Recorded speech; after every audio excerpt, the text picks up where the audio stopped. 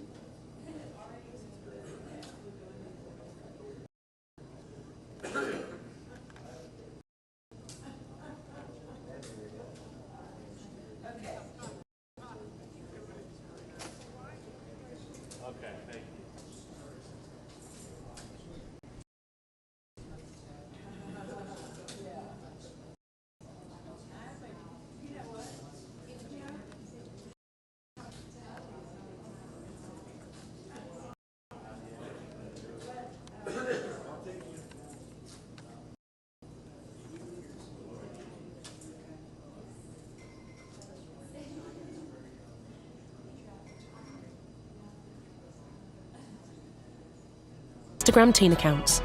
New built-in protections for parents' peace of mind. Learn more at instagram.com/teenaccounts. Angela Rippon, what are you doing here? I've come to tell you about using energy flexibly, Albert. Flexibly? Yes, smart meter owners could get rewarded for moving their energy use, like doing the laundry at off-peak times. So I don't need to do the splits? No, Albert. Nobody wants to see that. Get rewarded for using energy flexibly, only with a smart meter. Search Get a Smart Meter today. Eligibility and availability vary. Consumer action required. Reward schemes and tariffs available to selected customers from selected suppliers. Day morning for your indispensable briefing on the latest politics, business and sports news of the day. The clocks have changed and the nights are getting darker. This autumn, shine your light to make public spaces safe for everyone. Oh, is she okay? Maybe I should do something. What do I do? Head to unwomenuk.org to find support. All spaces should be safe spaces. If you see someone uncomfortable in the public space and it looks safe to do so, do something. Stop, support, report. Now, what will happen around this election when the result comes in? There are worries, serious worries, that there could be trouble. Few are expecting it's going to go, frankly, smoothly. And looming over this election, the memory of the violence that took place almost 4 years ago on January the 6th.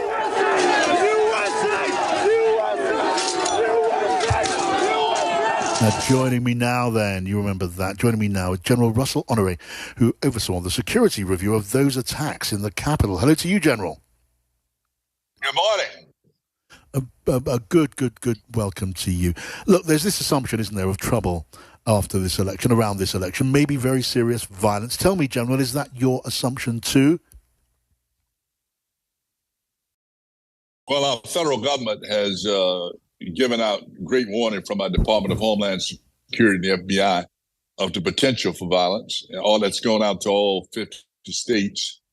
And in most states, appropriate actions have been taken. I think we've got 2 states with National Guard on standby, Oregon and Washington.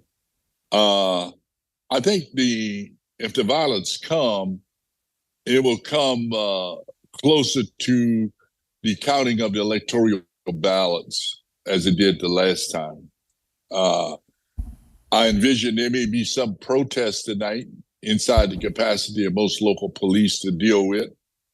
But my sensing is most governors and county officials have prepared their forces, meaning police forces, ready to try to maintain the peace. But I don't expect, other than some spotted celebrations happening tonight, I see more, whoever sides win by midnight, there could be some major parades and spontaneous, organic, unpermitted gathering of people in celebration.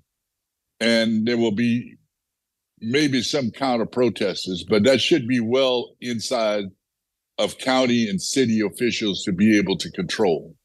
Right. Well, the hope is that whatever happens is able to be controlled. General, how far is it possible to plan to meet some sort of outbreak of disorder or trouble? How far can the authorities go to make things as safe as possible?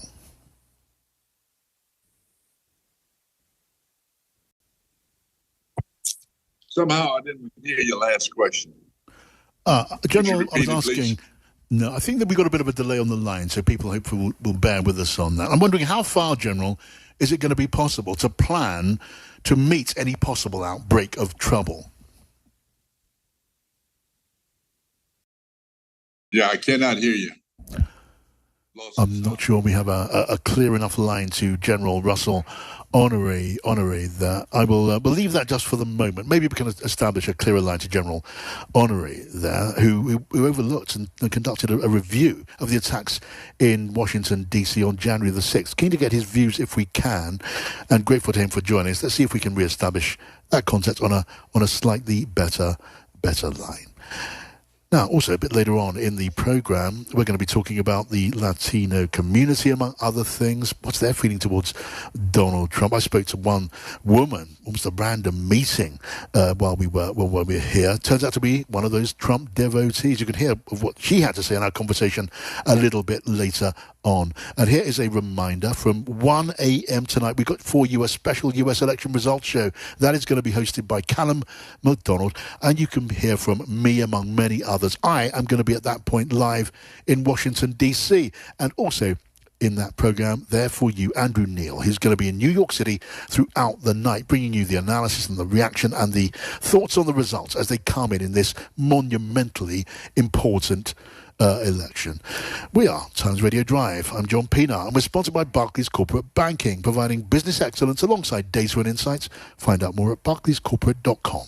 Carol Walker on Times Radio. We'll bring you the first exit polls that will give an early indication of whether Donald Trump or Kamala Harris will be the next president of the United States. We'll keep across all the latest developments with experts, insiders and commentators lined up to explain it all. And we'll take you through our usual look at the front pages of tomorrow's papers. Join us as we await the final result of the election, which will shape the future of the United States and countries and conflicts across the globe. Carol Walker, tonight from 10 on Times Radio. The Money Moment. It's time to get the ball rolling on another Terry's chocolate flavour. Ooh, I've always wondered what a chocolate orange would taste like without the orange. A Terry's chocolatey chocolate? Or a Terry's orangeless orange. Ooh, a chocolate orange without the orange is one of life's great mysteries. I suppose it would taste like, milk chocolate. Oh, that's ballsy. New Terry's chocolate milk ball! Deliciously unsquare. Is truly unique. When you gift a loved one an Ancestry DNA test, you're giving them the keys to unlock their own personal journey of discovery. And with our festive sale now on, you can save on a truly meaningful gift. Help them discover their heritage, learn about their ancestors, and make new family connections this Christmas. Visit ancestry.co.uk to give them a gift that is truly unique. Terms apply. Hey, it's Roman here. Have you seen the new iPhone 16? With its latest camera control, you can quickly access camera tools and take the perfect shot in record time. What's even better, now at Vodafone, you can get 6 months half price on your airtime. Plus, you can save up to £408 when you trade in an eligible iPhone. Go online or in-store today. Vodafone, the nation's network. Ends 2nd of December. Offer on unlimited max plan. Eligibility, credit and trade-in checks and terms apply. Verify claim at vodafone.co.uk/network. Listen to Times Radio on your DAB digital radio. John Pienaar at Drive on Times Radio. And we are live in Philadelphia, in Pennsylvania, USA. And I'm talking now to General Russell Honoré, who oversaw that security review of the attacks in Washington, D.C., the infamous attacks on January the 6th after Joe Biden's victory. General, welcome back. I think we've got a clearer line to you now. Can I put the question that I tried to put a moment ago, which is from your point of view as a logistical security expert, how far is it possible, General, to plan to meet the kind of outbreaks of violence which are possible in this case? Well, around the Capitol, they've already put what we call elephant fences back up. They didn't go up the last time until right before, in preparation for the inauguration. They have already gone up around the Capitol. So they've taken additional measures in our nation's capital to secure the Capitol and the Congress. So that's already happened.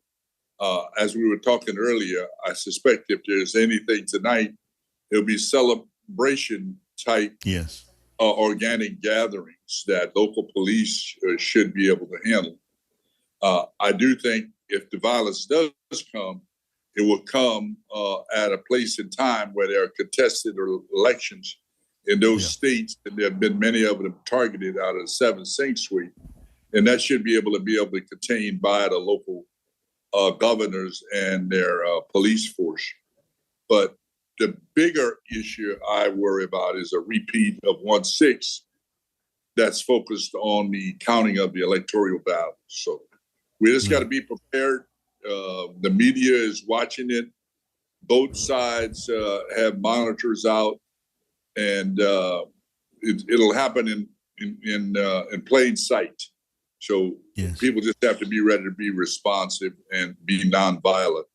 But the federal government has issued warnings that there's potential for violence following this election.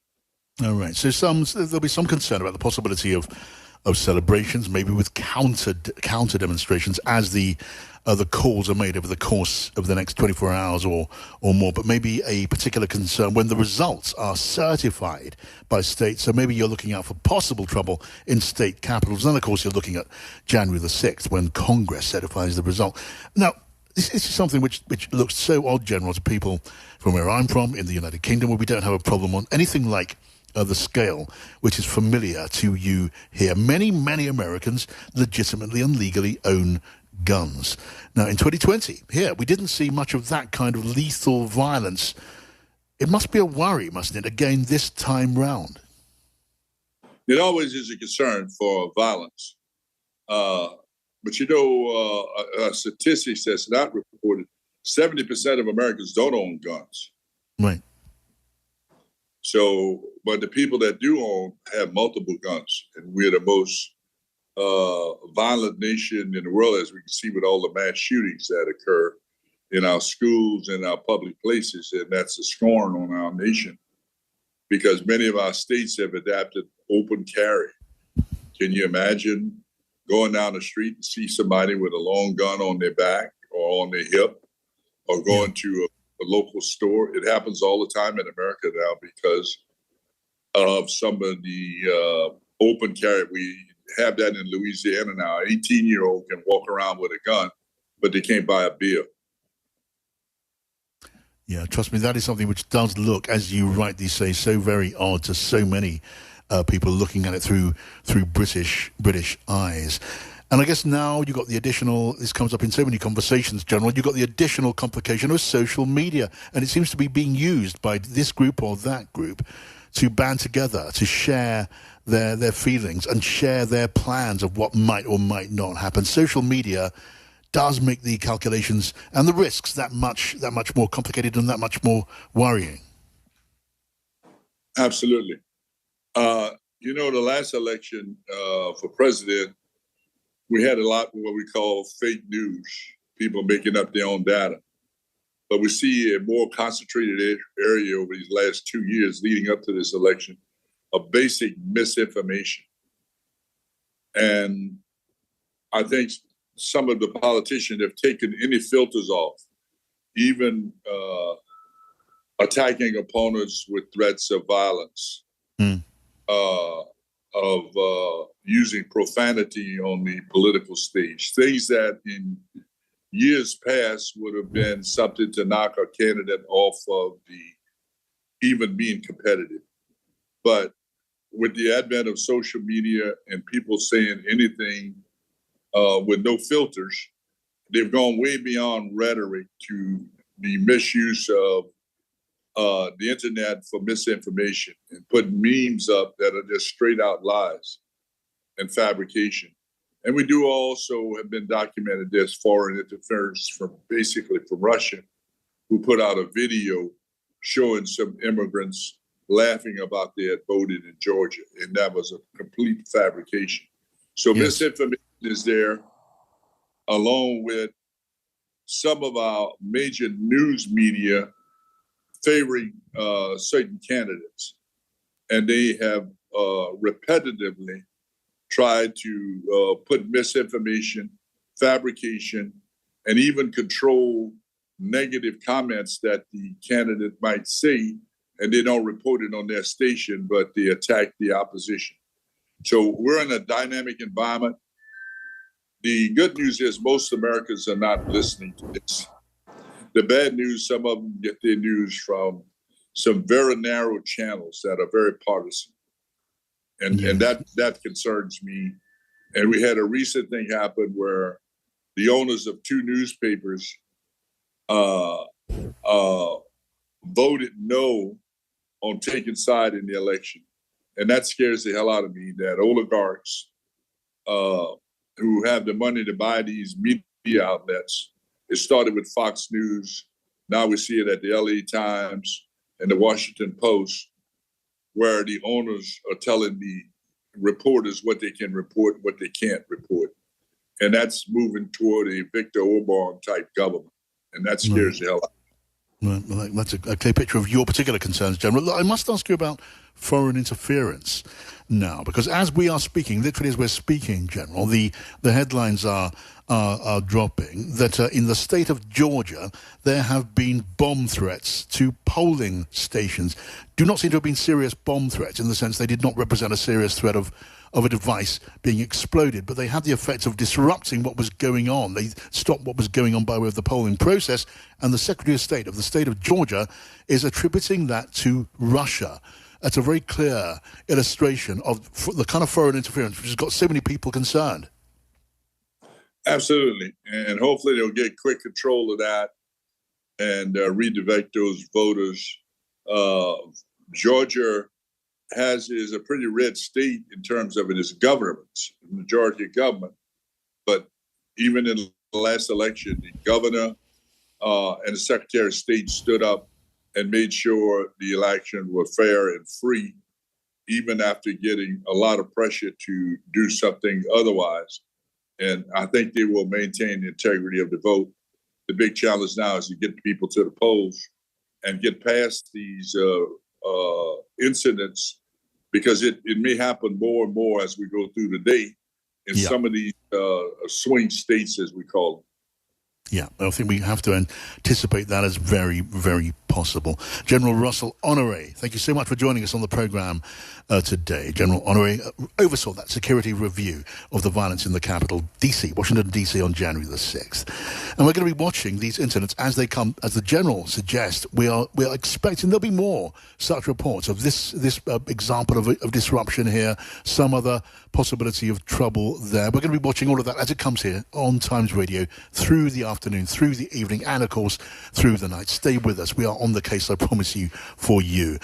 Now, let's catch up and look ahead with Stig Abel, who's going to be with asthma in the morning on Times Radio Breakfast. Hello to you, Stig. Hey, John, how are you? I'm very, very well. I mean, I'm immersed and steeped in this now, Stig. It's just coming at us from every possible direction. It is, well, if I told you I was fascinated, you wouldn't be surprised by that. No, but a bit of historical context, I think. I've been reading quite a lot of American history. America has a very, very awkward relationship with democracy, considering it is one of the great Western democracies. It has a history of violence and voter suppression and assassination attempts. Look at the 1960s. Look at JFK, RFK, MLK. You've got the 1860s, when there was an actual civil war when states seceded. Teddy Roosevelt was an assassinated attempt to stop him trying to run for president. There have been these claims of voter suppression and violence throughout the violent history of the United States of America. So one cautionary note might be they are used to it. This election is not that different to other elections in America's past. It can be very awkward and crude, sometimes bloody, sometimes violent, sometimes even unfair, but they tend to struggle their way through it, and democracy is upheld. And I wonder if that will be the lesson. Even if you throw in Elon Musk and social media, new things into the pot, this is the same American story, which is democracy has always been very rough-edged in America, and they've always somehow managed to cope. And I personally feel, for all the excitement that you're feeling and I'm feeling, that's also going to be a story of the next 24 hours. Yeah, well, I mean, I've got no problem with historical perspective and drawing whatever comfort can be drawn from that. I mean, the fact is that the concerns that are in the air now are real, they are acute, they are pretty widely felt, and no one can say they are without foundation. It is possible. I mean, perspective is always a very, very good thing. But the concerns we're seeing now are real. And when you say to people who are worried in this country now that, look back at the assassination of Lincoln or the American Civil War and voter suppression in the southern states and all that sort of thing, that's right there in the books. It's on the record. But the concern, though, I don't think is any less real for all of that. No, I think that's a very fair point, John. And it's going to be such an interesting night. We'll get into the office about 3 a.m. By the time we come on air at 6, nothing could be known. Everything could be known. We had 3 different presidential advisors on breakfast this morning. 2 went for Trump, 1 went for Harris. One of those said Harris would get it declared by 11 o'clock US time, which is about 3 o'clock in the morning our time. Yeah. Someone said Trump would get it declared at that time, but we could know nothing. Pennsylvania, which is one of the swingiest of swing states, it looks like that might be declared at 8 in the morning our time. So I think you'll set us all up, John. We'll hopefully even speak to you just before you go to bed very, very, very late tonight. And maybe we'll know something. Maybe we'll know everything. Maybe there'll be the first American female president. Maybe Trump will be celebrating what would be an absolutely extraordinary political comeback. Or maybe we'll be shaking our head and wondering how on earth America are going to get themselves out of yet another Democratic mess, because there's no one knows, and it's heading to the courts for the next couple of weeks. Everything's still in play. I can hear from your voice, John, how exciting it is. And I just want to reassure you that the excitement's going to carry on through the night, and we'll be there excited to pick it up again in the morning. I know that you will. Don't miss a moment. That's our advice to people listening, and you're with us tomorrow in the morning on Times Radio Breakfast with Asma Stick. Now right here, we've been talking a lot about different groups of voters, key, crucial groups of voters, the minorities, the African Americans, and of course the Latino, the Hispanic voters. Now, you probably remember that rally in New York City, which caused a lot of offense to a lot of Latinos, where there was a comedian so-called on stage insulting Puerto Rico and Puerto Ricans. Did that have an impact? Well, maybe with some, but not with everyone. I've been talking to people wherever I found people around this place, and one of them happened to be a Puerto Rican Uber driver, taking me from place to place during this short visit. Have a listen back to some of that conversation. Lovely to meet you. Marisol. Yes. Marisol, I'm just going to ask you, we've just been chatting. Tell me a little about what's going on in your mind right now. I mean, tell me how you're going to vote. Well, I'm going to just vote for my mind, for the lesser evil, because I am a Christian. So I have voted for Donald Trump the first time, and I haven't changed my mind. Okay. Yeah. The lesser evil. And you tell me you're a Christian, and you just told me a moment ago you are a non-denominational preacher. You preach on Sundays. Yes. So for you, is that a lot to do with why you're voting? Yes, it has a lot to do with my religion and pro-life and, just pretty much that. Okay, for you it's about the issue of abortion. Yes. And pro-life. Yes. Look, you clearly feel very strongly about that, and your religion has a good deal to do with that. I'm told again and again that a lot of women are against Donald Trump because of that issue. They think that he's anti-women. They think that he's rude about women, that he's in all sorts of different ways abusive. You know the background. Yes. The suggestions of sexual assault and so on in the background. Mm-hmm. I mean, you're a Christian and a devout Christian. How does that weigh with you? To be 100%, I'm not sure if that's his past. All I know is what motivates me now and what I see now, especially the immigration. The borders have been open. That's a little scary to see that the borders are open and allowing just anyone into the country. So when it's kind of like in your backyard, that can be a little bit frightening. Yeah. Now, as far as his background, before he was president, I'm not 100% sure. Okay, but that's not the big thing in your mind anyway. And when you talk about migration and the border, that is a big consideration for a lot of people in the Latino community, isn't it? Including your people. Puerto Rico, originally the family's from Puerto Rico. Yes. And the border matters a lot.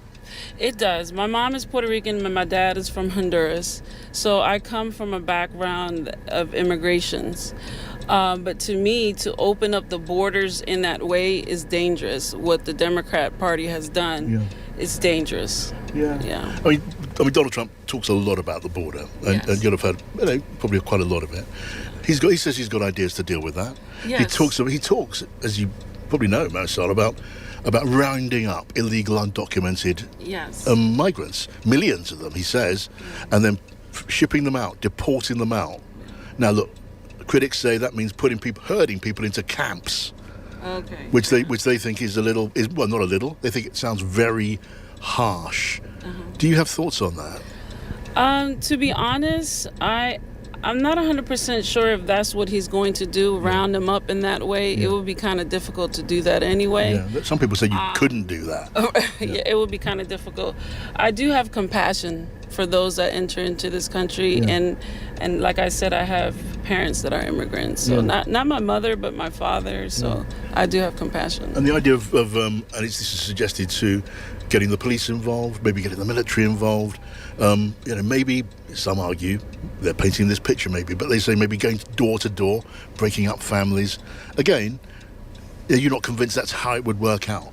But you know what I'm worried about now is that the children, there's thousands and thousands of children. When the borders have opened, they don't know where those children are at. So that's what I'm concerned about. Right. I don't think families are going to be broken up, but I am concerned about the lost children. So. Okay. Yeah, well, that's an issue. That has been for a while in the past. And you'll remember, Marisol, the famous rally, it's now famous, in New York City weekend or so ago, where we had that comedian telling obscene, racist jokes about, Puerto Ricans. He was talking about the breeding habits of Puerto Rican men. He talked about Puerto Rican, your family's, original homeland, as an island of garbage. I know. But clearly that doesn't change your basic idea. No, it doesn't. That comedian was very just ignorant. It wasn't funny. Yeah. And yes, it could be offensive, but it doesn't change who I'm going to vote for. And do many of your people, your friends, family, feel the same way as you? Well, I haven't really spoken to my mom about that, but I don't think it changes her views on who she's going to vote on. So just one conversation there with just one Puerto Rican. Happened to be a deeply Christian Puerto Rican woman, and she was all for Donald Trump on the single issue of abortion. She takes a conservative view, the more Republican-leaning view, if you like, on the right to stop and limit abortion rights. Do not, I guess is the lesson, beware of lumping all groups, demographic groups together in this election behind one or other side. Much more to talk about on this show before we finish just for the evening. Going to be talking to experts on both sides of the Atlantic, journalistic colleagues and commentators sharing our thoughts with each other and with you. Stay with us here on Times Radio. On DAB, online and on your smart speaker. News, national, international, and full coverage of Trump v. Harris 2024. This is Times Radio. It's 6 o'clock. I'm John Pienaar. Welcome to Pienaar and Friends, coming to you live from Philadelphia, Pennsylvania, USA. Tonight on Pienaar and Friends, we have our clusters of friends gathered on both sides of the Atlantic Ocean, looking at it from different angles, different members of our gathering today, taking their own views and sharing it all with you. What are you thinking? Tell me what you're thinking. Send me a text, send me a tweet. Join in the conversation and we can chat after the news with Rachel Jewell. Thanks, John. Good evening. There are long lines at polling stations as Americans vote for their 47th president. Election officials say they've resorted to extreme measures to keep themselves safe, including bulletproof vests and snipers. 40% of poll workers have had threats or abuse in an election that's still too close to call. Donald Trump has been out to cast his vote at Palm Beach in Florida. It looks like we have a very substantial lead. It looks like we have many more Republicans voting today than Democrats. So if you have a lead and we have a bigger vote, that means you're doing very well. But they have to call a winner. Pablo Ohana is a Democrat advisor working on the Harris campaign. He told us voters are tired of Trump. We're knocking on 1,000 doors in minutes here. We've got 150,000 volunteers. We knocked on over 3 million doors yesterday. Kamala Harris is going to win. It is going to be a good day tomorrow. And remember, from 1 a.m, Callum MacDonald will bring you a special programme through the night on Times Radio as America decides. The Queen has pulled out of a string of engagements, with Buckingham Palace saying she's unwell with a chest infection. Camilla's doctors have prescribed a period of rest, and the palace says she hopes to be well enough for Remembrance Sunday. The Times royal editor is Kate Mancy. It has been quite a busy year for the Queen, who stepped into the King's shoes, of course, when he was away from public duties as he was diagnosed with cancer. I think people will be kind of concerned to know how she's getting on and how that recovery goes. A Labour MP has urged people to be more vigilant after he was mugged for his mobile phone on his way back to his London flat. Chris Webb, the Blackpool South MP, says a group on bikes in balaclavas managed to catch him off guard last night. He says the police went above and beyond to help him. Planned strikes by London Underground drivers have been suspended. The walkouts by the ASLEF union were due to begin this week. Eddie Jones's tenure as England Rugby Union head coach is under the microscope after claims in a new book of a toxic environment under his stewardship Former scrum half Danny Kerr accused Jones of ruling by fear and claimed everyone was terrified of him. Alex Good, who was dropped by Jones despite being European Player of the Year, was asked why this wasn't dealt with at the time. I think if we're being realistic, he was getting the results, and I think a lot of things get kept quiet at that point. If you get the results and you're successful, then people don't need to look too far, and he was getting the results. So England were successful. We've won a Grand Slam, as I said. We got to a World Cup final. So while some of the bits and pieces and how he was behaving were a bit too far, I think a majority of that also came later on, as he probably got more frustrated himself with the results and more pent up about how things weren't going as well. The RFU has since said a system was in place to report concerns, but this didn't happen. As for Eddie Jones, he's back in England later this month with his Japan side for the last of 4 autumn internationals. And remember, the finest writers from The Times preview and review the week's football on the Game podcast. Across the UK, on DAB Digital Radio, on the free Times Radio app, and via your smart speaker. Times Radio Drive with Barclays Corporate Banking. Find out what big picture banking could mean for your business. It is really good to have you with us here on Pina and Friends, and out of good conversation in very good company this evening, because here we are at the US election, this consuming election in America. We've got a different shape to this part of the show today. We have friends in London, we've got friends here in the United States. We're going to split the hour between them, but you are very much a part of all of that. I want to hear what you are thinking. Send me a text, send me a tweet, join in the conversation.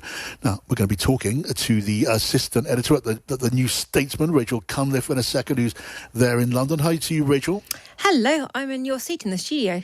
You're very welcome. Keep it. Enjoy it. It's a very comfortable chair. And Tim Montgomery. It is. And Tim Montgomery in a lesser chair, sadly, Tim, the Conservative commentator. Hello to you, Tim. Well, actually, I'm in Salisbury. Surrounded by fireworks. I don't know if you can hear any in the background, but of course, it's Guy Fawkes night tonight. So it's all kicking off here in at my cathedral city. There's something heartwarming about that going on back home. A different kind of fireworks to some of those we've been talking about right here. Tim, let me ask you first of all then, what's your thought for the day there in Salisbury? If I could be domestic, John, and it's lovely to be talking to you divided by the ocean, but I was sort of slightly disappointed by Kemi Badenoch's shadow cabinet appointments today. There are people on, Robert Jenrick ran her close. I think it's important that she brings the Conservative Party together. And actually, there are very few, sort of people who didn't support her in her top team. In a way, I'm worried there's something slightly Liz Trussy about her appointment. You don't make yourself strong by surrounding yourself with people who agree with you.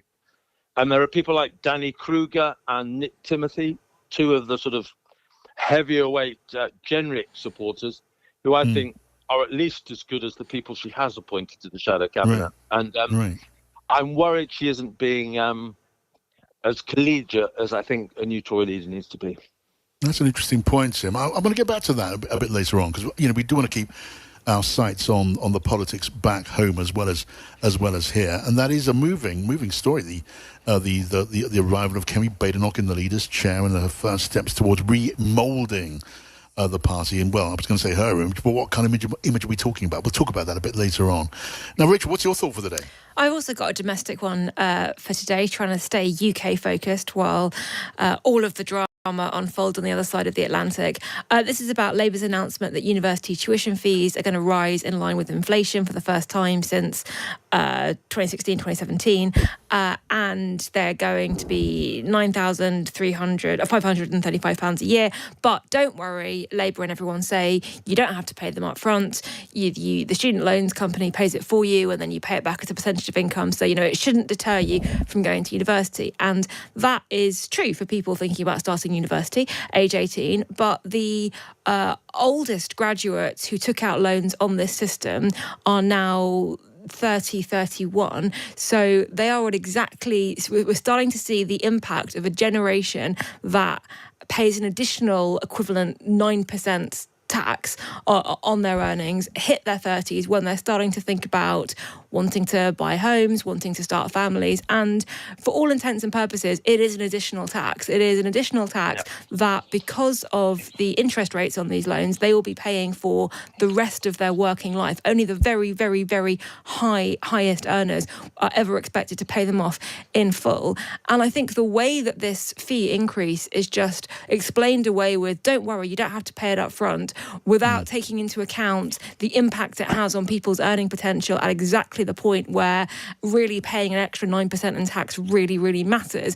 I don't think that has been fully discussed by either Labour or the Conservatives who brought this new system in. And I think it's only going to get more serious and more important as that cohort go into their 30s and it starts really holding them back. All right, it's good to get your thought on that, Rachel. I do want to come back to British politics and what's going on back there at Westminster in a short while. But, I mean, we're here watching the American election. I am keen to get your thoughts on that, maybe more particularly your feelings about that. None of us know what's actually going to happen here. For the confident predictions I keep seeing on social media and just about everywhere else now, we do not know. I want to know what you there are feeling. I'll start with you, Tim. It's fair, Tim, to call you a Trumpite, Tim, is it? I know you may not be the most enthusiastic Trumpite when it comes to the man personally. Maybe you've got some mixed feelings there, but just disentangle, Tim, some of those feelings for us now. Well, look, I think you can start to play a role, can't you, John, I think? And as the elections got closer, I've become more and more committed to my candidate. And I really will be very disappointed if he doesn't win. For me, I'm a conservative. I believe in control of immigration. I believe in parental choice. I believe in standing up to China. I worry about the crime in American cities. And I really do think this is a consequential choice. I think the Democrats and the Republicans are incredibly different on lots of issues.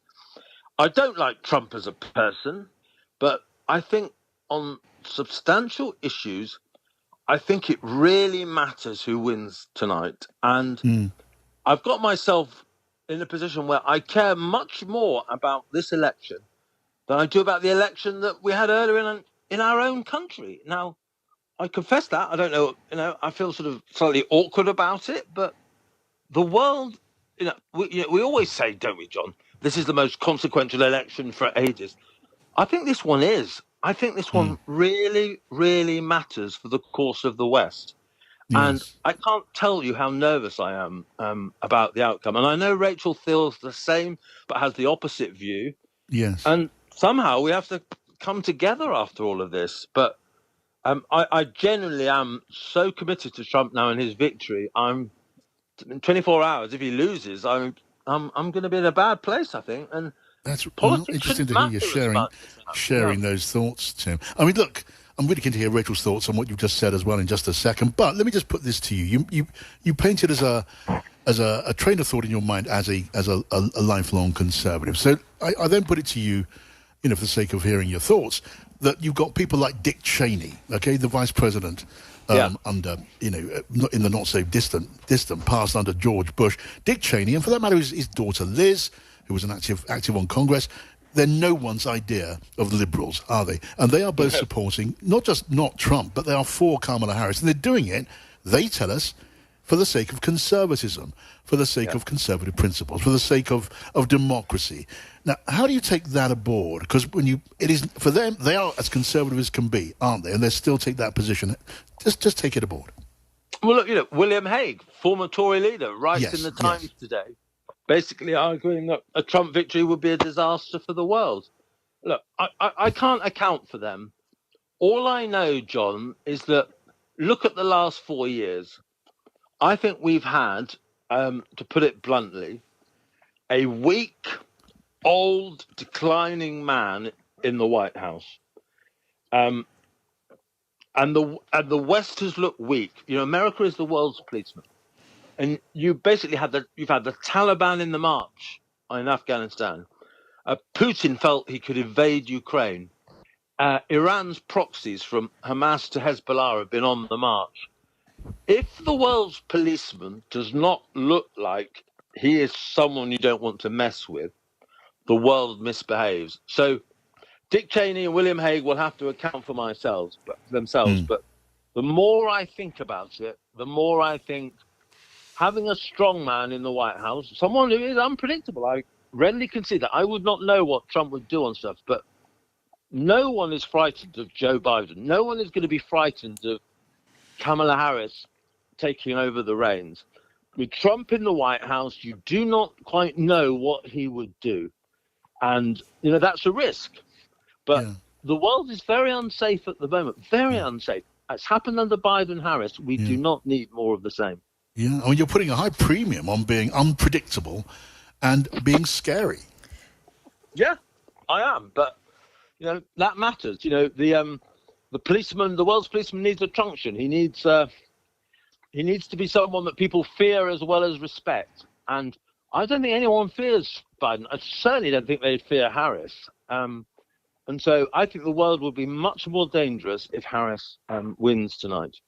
Okay. Rachel, tell me, what are you thinking? It's an interesting read of the situation, I guess, given that, Tim mentions standing up to Russia and Putin. Well, we know that one of the reasons that Putin felt emboldened to invade Ukraine was because America had taken a backseat during the 4 years of the Trump presidency, and Trump was being so equivocal on NATO, and is still being equivocal on NATO and the US's role there.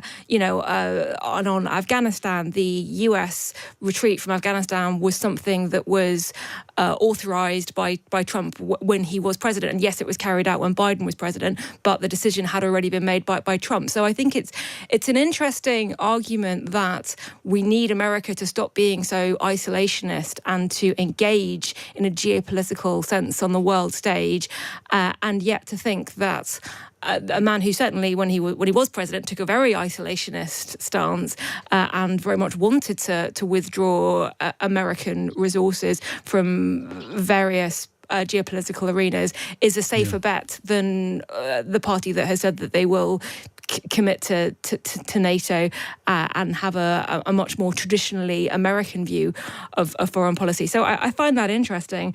On my thoughts. Interesting is doing a lot of work there, isn't it, Rachel? Okay, I take your point that a good and strong America would be beneficial in geopolitical terms, and I struggle to see how one can come to the perspective that Trump is a better bet in that direction than Kamala Harris. Is that a fair way of putting it? It's a very polite way, and I know you disagree with me profoundly, but the thing is, people keep saying that Trump wanted to abandon Afghanistan, etc. But there were very particular decisions that Biden took on Afghanistan, like rejecting the Pentagon advice that the Afghan troops should have air cover. Biden did a particular set of decisions that just basically meant that he wanted to get away out of there as soon as possible. Yes. It's far from clear that Trump would have made those decisions. And the fact that Biden took those, it looked like America wanted out of there. I think Putin saw that. And you say that Putin made his decision on the basis of 4 years of Trump. Well, he did what he did under Biden. He did what he did after the Afghanistan withdrawal. I just don't think chronology backs up your case. I mean, I think you've got to take into account the COVID pandemic that had left the entirety of the world quite distracted as a context for when Putin chose to engage. I think it's more that Trump's whole rhetoric on Russia and Putin is significantly warmer, more conciliatory, more even-handed. Let's get a deal which we know would involve, siphoning off bits of Ukraine and just handing them over to Russia. There's a very clear distinction in policy terms in how Trump has spoken about Putin's agenda in Ukraine to how Harris and Biden and the Democrats have. Who had the most sanctions against Russia? Was it Trump or was it Obama? The answer, of course, is Trump. Trump made more sanctions against Russia, took a tougher line on Russia, particularly after Salisbury, the city which I live in. He really ramped up sanctions against Russia. And I think the deal that needs, Ukraine is in a trench warfare, a World War I situation with Russia. There needs to be a settlement. I think, I don't know, that's the unpredictability of Trump, but I think what Trump will do to Russia is he'll force a settlement, but he will say to Russia in no uncertain terms, if you don't do a deal, you will have the fury of America against you. And I think Putin would just laugh at that. Well, if he laughs, if he really wants to bet that Trump, wouldn't, predicting what Trump would do is, I think, a very dangerous game. And I think, Putin doesn't want this thing to carry on. I would just mention, Tim, and I think, this has been pretty widely and authoritatively reported, that after the Salisbury attack, and yes, we did see some decisive American action under Donald Trump. He expelled, 60 diplomats and officials, but it was also subsequently reported that was done with a good deal of reluctance on the advice of some of those around him, not on his own initiative, and that he rather regretted doing that.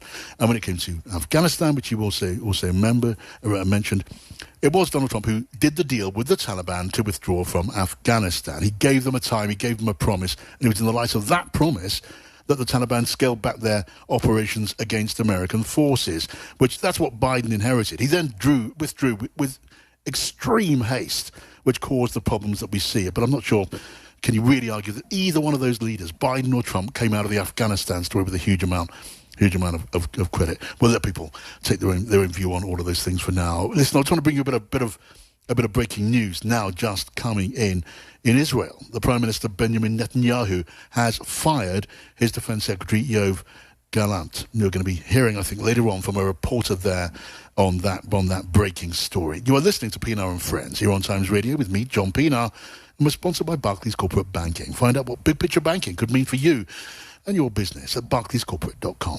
Kate Borsay, tonight from 7 on Times Radio. It's polling day in the US election and we'll bring you all the latest. I'm joined by Richard Burr, a Republican senator who voted to convict Donald Trump over the Jan 6th attack. Now he says he's supporting him. The Democratic strategist Peter Emerson also with us, and on UK-US relations, Penny Mordaunt is with us. She'll dissect what lies in store for the special relationship. And a very special panel for you. 2 US comedians, Lewis Schaffer and Dave Fulton, break down the day so far. Kate Borsay, tonight from 7 on Times Radio.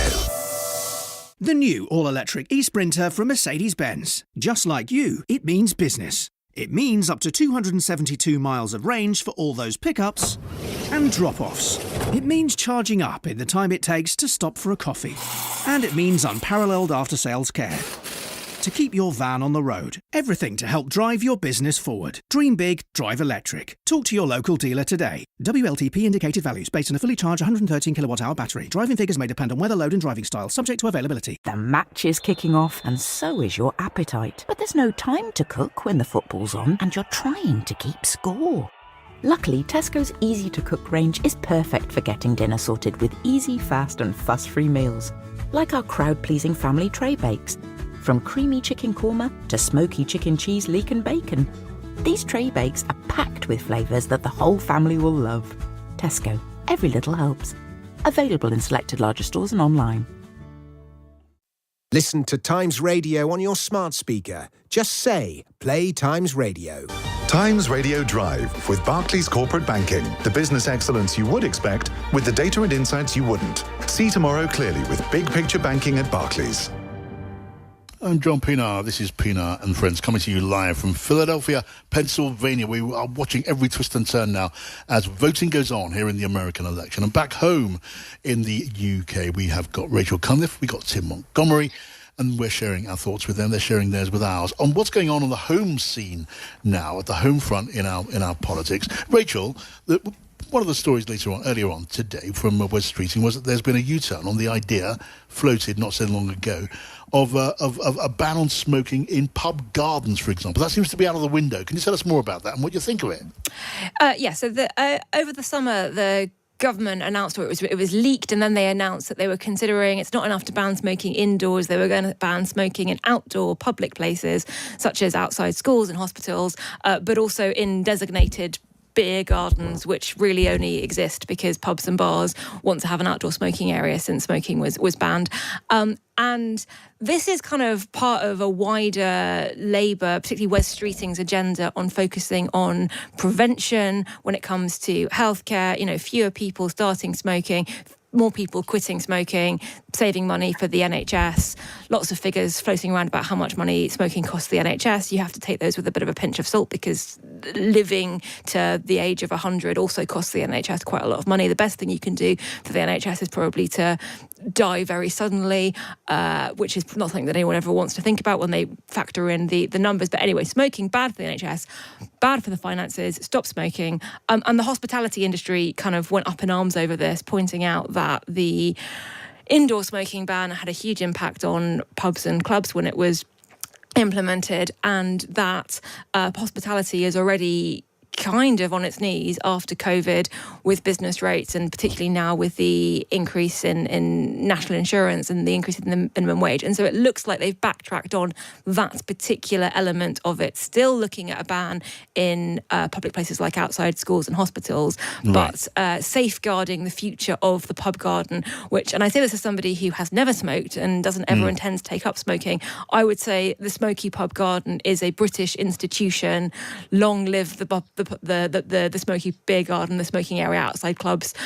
I know of numerous marriages where the relationship started off there, and I think that Labour trying to ban it when it's still got this image of being, anti-fun was never really going to wash. Right. Tim, what do you think about this? Look, policies are sometimes hoisted like kites and then dragged back in again when they don't fly so well. Is this such an example, or was this just not maybe well enough thought out? Maybe you could have anticipated there'd be a reaction to this idea. Yeah. I don't know the answer to that, John, but, I'm a Conservative. Wes Streeting is a Labour guy, but I'm impressed with him, I think we need more politicians who, look like when they're facing complex, divisive issues, look like they listen, look like they haven't just taken a position and they're going to stick to it regardless. If they hear alternative views, if they appreciate things that they perhaps hadn't thought of, that they move their position. And Wes Streeting, he's the health secretary and he's on the issue of a right to die. He's recently said he just thinks that we need to invest more in palliative medicine first. And until we have the palliative medical care system where it should be, he doesn't think we should go down the route of giving a right to die. I think we should care for people in their final months and years. And he's done, I think, the same on this issue. He's listened to people, and we say we want listening politicians. And I think it would have been very easy for him to stick his feet in the ground and say, "I'm not moving," but you don't want politicians who move all over the place all of the time and, have no sort of fixed world view. I think he has a fixed world view, but he's open to other people's views. And I'm never going to vote for him, but I salute him. He's sort of a kind of grown up I think we need in politics, and I really welcome today. All right, interesting, both of your thoughts on that. Now, I mentioned just a moment ago some breaking news coming in literally as we were speaking, that the Israeli Prime Minister Benjamin Netanyahu has fired his defence minister. With more on that, let's talk now live to Richard Spencer, Middle East correspondent for The Times. Hello to you, Richard. Welcome. Good evening. Richard, what more can you tell us about this? Yeah, so this came slightly out of the blue, although sometimes you have to say with Israeli politics at the moment, nothing completely comes out of the blue because it's a very fractious place where anything could happen. A statement a few minutes ago from Benjamin Netanyahu's office, the Prime Minister, said that he had parted ways with Yoav Gallant, who's been the defense minister since during the latest term of Netanyahu's time in power. He is a former general. He's another member of the Likud party, like Netanyahu. He's a mainstream right of center Israeli politician from a military background. He was a general in the IDF, and in Israel, that's often been a route into power, particularly via the defense ministry. But he's much more of a pragmatist. He's very much a security first, but much less ideological in the way he approaches Israeli politics and the security of Israel than Netanyahu. Gallant's unhappy with the alliance with the far right that Netanyahu's made, and regards them as a kind of distraction to the war on Hamas and the war of the longer-term strategy. He's clashed repeatedly with Netanyahu. He's stopped various Netanyahu's plans. He's advocated different policies from Netanyahu. So it's been a bit of a difficult relationship all along. He tried to fire Gallant last year, but failed. There was a big popular sort of protest about it, and he had to reinstate him. So on one hand, it was coming. On the other hand, it's obviously a unexpected and difficult time right at this point of where the American election could see things change a lot for Israel in the next few days or weeks. Right. So if the now former defense minister was at odds with the prime minister over military strategic strategy, what did that mean in terms of the conflicts underway, in terms of Hezbollah to the north or Hamas in the Palestinian areas? Where was Gallant seeking to guide policy? On what basis was he kicked out? Well, the reason he was kicked out is because he constantly makes it clear how unhappy he is with Netanyahu's leadership. And there's been a recent scandal. Exactly how this scandal plays into what's happened today is not clear, but there's been this scandal where members of Netanyahu's office have been investigated and even arrested in a couple of cases for allegedly leaking fake stories to the news, particularly a couple of Western media outlets, to further Netanyahu's personal agenda of avoiding a ceasefire, which would also, of course, mean avoiding, stopping a hostage deal. Gallant is much more in favor of a hostage deal. So that's how this is going to pan out.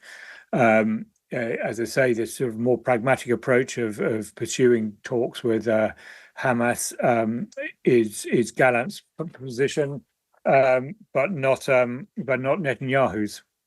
Okay. Now the new defense minister is going to be, it seems, the foreign minister Israel Katz. What's the significance of that?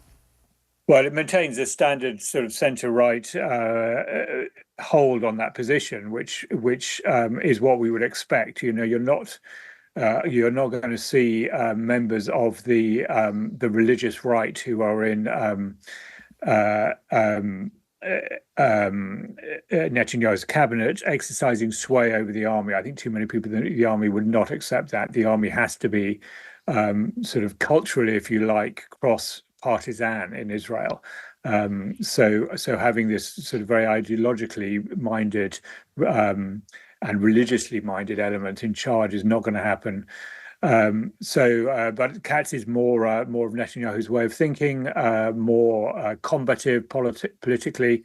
I think, this may be about aligning Netanyahu's cabinet more closely in the face of whatever comes after the US election. You don't want to find that America, which will be pursuing its own policies in the Middle East, after all, trying to use splits in the security cabinet to get its way, to get a hold over Netanyahu. Netanyahu is very, careful to avoid that sort of thing. Okay, Richard, really grateful for your update and for your analysis on this breaking story. Richard Spencer there, Middle East correspondent for the Times. And a big thanks to Rachel Cunliffe and to Tim Montgomery, our friends on PNAR and friends this evening. Right after the news, we're going to be back with some, American side friends. We're going to be talking to David Charter of the Times and Sarah Baxter and Molly Ball from the Wall Street Journal. Now, 6:31, so let's get the news with Rachel Jewell. Across the UK, on DAB, online and on your smart speaker. This is Times Radio. Good evening. Donald Trump is feeling optimistic in the race for the White House, telling reporters, "I think we're going to have a very big victory." As tens of millions of Americans head to the polls today, he's cast his vote in Palm Beach in Florida. No, I feel very confident. I have felt, we went in with a very big lead today. And it looks like Republicans have shown up in force. Well, Democratic vice presidential candidate Tim Walz has been addressing supporters in the swing state of Pennsylvania. This week, I could not be prouder to be on this ticket, to watch that contrast. One that is hopeful. Rule of law matters. Constitution matters. The American experiment matters. Our neighbors matter.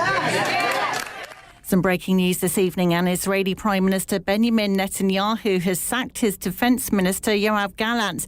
He says he has no trust in him over the management of Israel's ongoing military operations.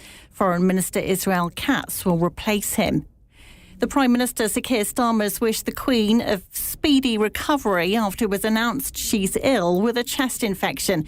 Camilla is said to be resting at home, but we're told she hopes to attend this weekend's remembrance events. And strikes by London Underground drivers over pay have been suspended. Members of ASLEF were due to walk out on Thursday and next Tuesday. For news when you want it, subscribe to our podcast, The Times News Briefing and The World in 10. This is Times Radio. Hey, it's Roman here. Introducing Instagram teen accounts with new built-in protections. Accounts are private by default, helping to protect teenagers from unwanted contact. Content and comments are automatically filtered to help ensure what they see is age-appropriate. And teenagers under 16 require parental approval to change these protections. Instagram teen accounts. New built-in protections for parents' peace of mind. Learn more at instagram.com/teenaccounts. BP Pulse's rapid and ultra-fast chargers help you keep up with your busy lifestyle. Like charging your EV for the big shop, Jane's party up north, weekend at Mum's, Steve's party down south, walkies with Tiddles, that away game, back home. Oops, forgot the dry cleaning. Keep up with the speed of life with our rapid and ultra-fast EV chargers nationwide. Download the BP Pulse app to find your nearest and available chargers. BP's here for your travel needs, mostly with petrol and diesel, but BP Pulse already has over 3,000 rapid and ultra-fast charging points. And listen to us wherever you are. I'm John Pienaar. This is Pienaar and Friends, coming to you from the Van Pelt Library at the University of Pennsylvania in Philadelphia, the key battleground state of Philadelphia. Much more to talk about in the time we have left, and, well, as the night goes on, more and more to share with you, to talk about as this story starts to take shape, however quickly, however slowly. You miss nothing with us, I do promise you that. Now, right after this show at 7 o'clock, Kate Borsay is going to be with us, and she's here now. Hello to you, Kate. Hello, John. Bringing all the fun of the build-up of the US election. We can't wait to bring our listeners, not just are we going to be hearing from reporters in every single swing state this evening. We're going to be joined by Josh Glancy, the former Washington bureau chief, in the studio for the first hour as we break it all down. We've got debates between a former Republican Party chair and a comms consultant for the Democrats. We're also going to hear from the former Republican senator for North Carolina, Richard Burr. He voted to impeach Donald Trump after the Jan 6 insurrection, but is now backing him for this election. We ask him why change his mind and what he thinks the outcome will be. And Penny Mordaunt, former cabinet minister, joins us as well.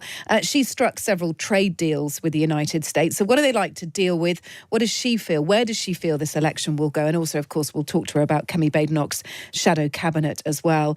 We're joined at 9 by two US comedians on opposite sides. We'll find out what they make of this election campaign so far and what their thoughts are throwing ahead. We'll go to Harris HQ. We'll go to Trump HQ. We're here, there and everywhere, buzzing around as we build up to the polls closing. Polls close at 11. We'll get exit polls as well, of course. We'll start to get some indications probably after we leave you on the show, but we'll build up to all of that tonight, and we'll start to get polls closed in some of those swing states. The first one, midnight UK time in Georgia. So there's loads to build up to. We're super excited to bring that to the evening edition audience tonight. All right, looking forward to that, Kate. Take over right after this at 7 o'clock here on Times Radio. And right now here on Pienaar and Friends, got a new group of friends, always very happy to say. Sarah Baxter, Director, Mary Colvin Centre for International Reporting, sitting here right at my right hand, where it's good to have you, Sarah. Thanks for coming back. David Charter, Assistant Editor in the US for The Times, is on the line live from New York City. Hello, David. Hello, John. How's it going over there? It's going. It's moving along, David. I'm keen to hear how you think it's going in just a second from your perspective. Likewise, Molly Ball, Senior Political Correspondent at the Wall Street Journal. He was on the line from Arlington, Virginia. Hello to you, Molly, and welcome back to the show. Hi, thanks for having me. Great to be here. Happy Election Day. Happy Election Day to you too, Molly, and to all of our American friends listening into the programme today. Let me ask all of you. I mean, look, we're still early days on this election day. There's a long way to go as far as voting is concerned, but there's a lot of stories washing around on what's been going on. I wonder what's been striking you so far in this election day so far. Sarah? Okay, so we're all living off vibes and fumes at the moment, but I would be concerned for the Democrats about the in-person voting today, that a lot of the queues seem to be majority men. And now I've seen a lot of Trump supporters posting photographs of that. I wouldn't necessarily just believe them because, that's also propaganda. But my husband, a photographer, was out this morning at polling stations and said there are a lot of men out voting. Now, we know women went in with a big advantage on the early mail-in voting. So, and we know there's a huge gender gap between Harris supporters and Democrats. So I would be worried on the Democrat side that men are showing up to vote for Donald Trump. But of course, we don't know that for sure. We don't even know who they're voting for. Yeah. Some of these men are saying, well, I'm voting for my daughters to protect their rights in the future. But we know from polling that there is this large gap. Yeah, look, at this stage of the day, we're looking for straws in the wind, however flimsy they may or may not be. And we know that when it comes to the support for the Democrats, the women support in this country, they generally, on balance, lean more towards the Democrats. Does that mean if there are more men queuing up to vote in person, have the women predominantly in support of the Democrats, have they had their say, cast their votes by mail, voted early, and we're seeing it somewhat corrected by the other side now? We don't know, but that's what you're watching for. No, that's a concern, I think, for the Democrats. That said, I've also seen Charlie Kirk, who's one of the major organisers of for the Republicans in charge of the on-the-ground operations, trying to urge his supporters now to come out and vote because I think an early surge is drying up. Interesting. The straws floating this way and that. Some bumping into each other. Some cancelling each other out. Molly Ball, just at this stage, just from what you've seen so far, early days on this election day still, what struck you, if anything? We are seeing lines at the polls about in line with what I would expect. I think we're about on pace to hit similar turnout that we saw in 2020. I don't know that we can say that helps one side or another. Unfortunately, at the risk of being boring, I think this is a really close election, and we're going to have to count the votes to know who wins. We are hearing both sides project confidence. Donald Trump just went to his polling place in Florida and cast his ballot, said he was feeling very confident. The Harris campaign has also been projecting confidence based in large part on their ground game, which I think it's fair to say is better organized and more robust than the Trump campaign's ground game. But that only gets you so far. And the real question where we all want to answer is not just who all these people are who are voting, but what votes they are casting. And in just a few hours, when the polls start to close, we will start getting an idea of which way this is going to go. Right. Molly, believe me, you are never boring. David Charter, what has stuck in your mind so far at this early stage? Well, actually, a slight correctional, perhaps, to Sarah. I was quite struck by the long lines that are being tweeted out of students at universities in Pennsylvania. And that's interesting to me because the early data that's compiled by a university in Florida nationally showed that there was a really low early turnout among the under 30s and especially the under 25s, like first-time voters. And they were supposed to be all fired up. Well, it seems that they are now, and they're all getting in line. And I just wonder if that is part of this this whisper that's going around, I guess, that there's a late surge for Harris following Trump's Madison Square Gardens rally, and the rather vulgar speakers and comedian at it, that came just when people were really starting to pay attention. It was very bad timing for the Republicans. So much has gone down, and people always say, well, how can people contemplate voting for Trump after January the 6th? Well, in 2021, a lot of that's faded into the memory, and then you just get a few news events in the last week, 10 days that suddenly catch the eye.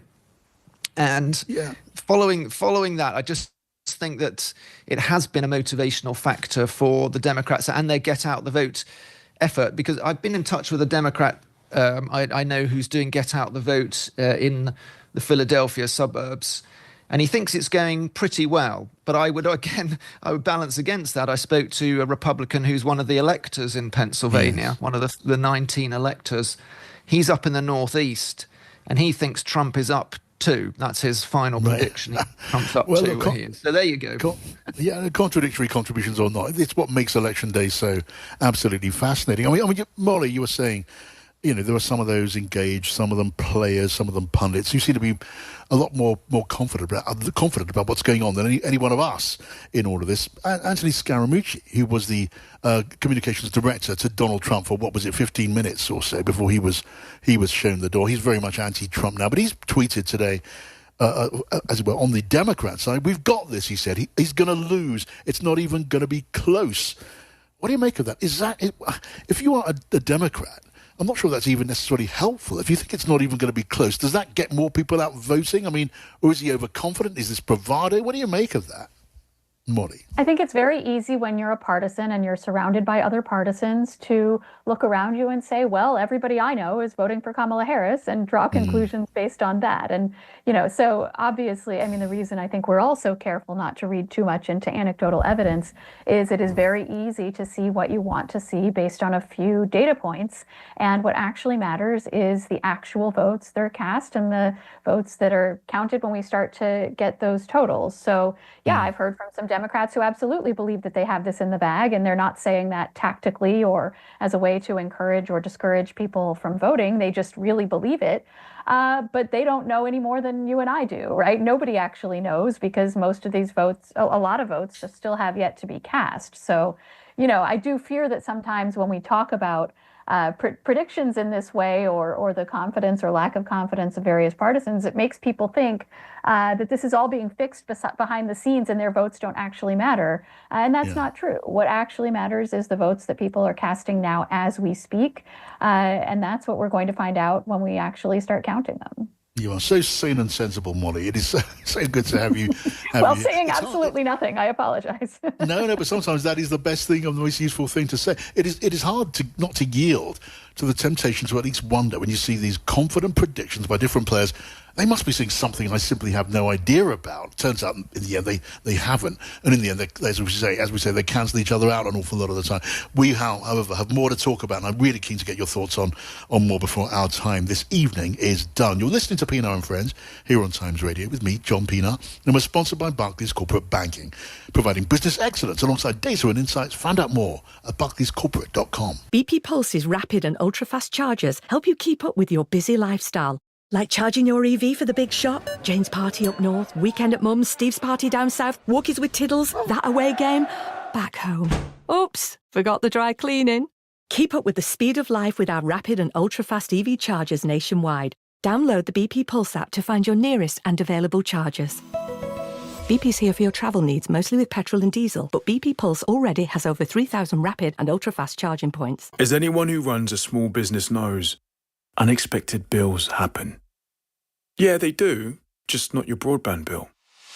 Because when you've got Virgin Media's business broadband, you won't get any unexpected mid-contract price rises. The price you signed up to is the price you pay. So now you can stay in control of your cash flow with business-ready broadband. Search Virgin Media Business Broadband. Virgin Media. See what you can do. 36-month contract. Virgin Media Fibre areas only. Legal stuff applies. Tonight's Euro Millions jackpot is £91 million. Now that calls for a dance. Do I have to? You can limbo. That's it. With these moves, I might just hit the jackpot. Very good. Get that Euro Millions feeling tonight. Euro Millions from the National Lottery. Play on app. Estimated jackpot. Account terms, rules and procedures apply. Players must be 18 or over. Get the day's politics, business and sport every weekday in breakfast from 6:30 a.m. John Pienaar on Times Radio. And here on Pienaar and Friends, coming to you live from Philadelphia, Pennsylvania. We are, our friends this evening. In this part of the show, David Charter, the assistant editor in the US for The Times. We've got Sarah Baxter right here with me in the Pennsylvania University Library. And we've got Molly Ball on the line, who is on the line from Arlington, Virginia, of the Wall Street Journal. So, look, when we talk about this election, we talk about the polls, which we have been talking about ceaselessly, unendingly, and generally the last line of the conversation is we don't know. They are just so tight. They are neck and neck on national polls and on those vital swing state polls. We also throw in the observation that a great deal has to do, or will have to do, with the undercurrents to those numbers. The bits where water's flowing in different directions, whether it is among the black community or the Hispanic community or among women in particular or men in particular. I mean, David, how far is it possible to read that up to this point? We know that there are polls which give us an indication. Is it possible to be really scientific about how, let's say, the black vote is splitting, how the women vote is splitting? Well, it's not possible to know what goes on in each individual's head, is it? And it is a little dangerous to try and make judgments about enormous groups of millions of people. But, based on historical precedent, the black vote is very heavily Democrat. So as we've seen Trump in successive elections take a little bit more votes, from the black Americans, it is interesting for me when I've been out there in swing state areas to find that when I have conversations with young black men, yes, a lot of them are for Trump. They like Trump. They don't think the Democrats have done a lot for them, and they like Trump's bold policy ideas and his appeal. And it's sometimes surprising to see that, because you're used to hearing about all these big demographic blocks like they're just all going to go and do the same thing. So you've got to guard against too much of that. But then again, at the end of the day, we will be looking out for why did one candidate win it. Balanced against that will be the abortion appeal, which has been absolutely central to Harris. I would argue it's totally revived her career. In fact, because she was going nowhere as vice president until the Supreme Court abolished access to abortion, and she latched onto that issue, became a leader of it, and very effectively, actually, because it whereas she wasn't known to have a following in the Democrat Party, a lane, if you like, in the Democrat Party, she suddenly found that lane, galvanizing reproductive rights. Yeah, and this has come all the way through the midterms.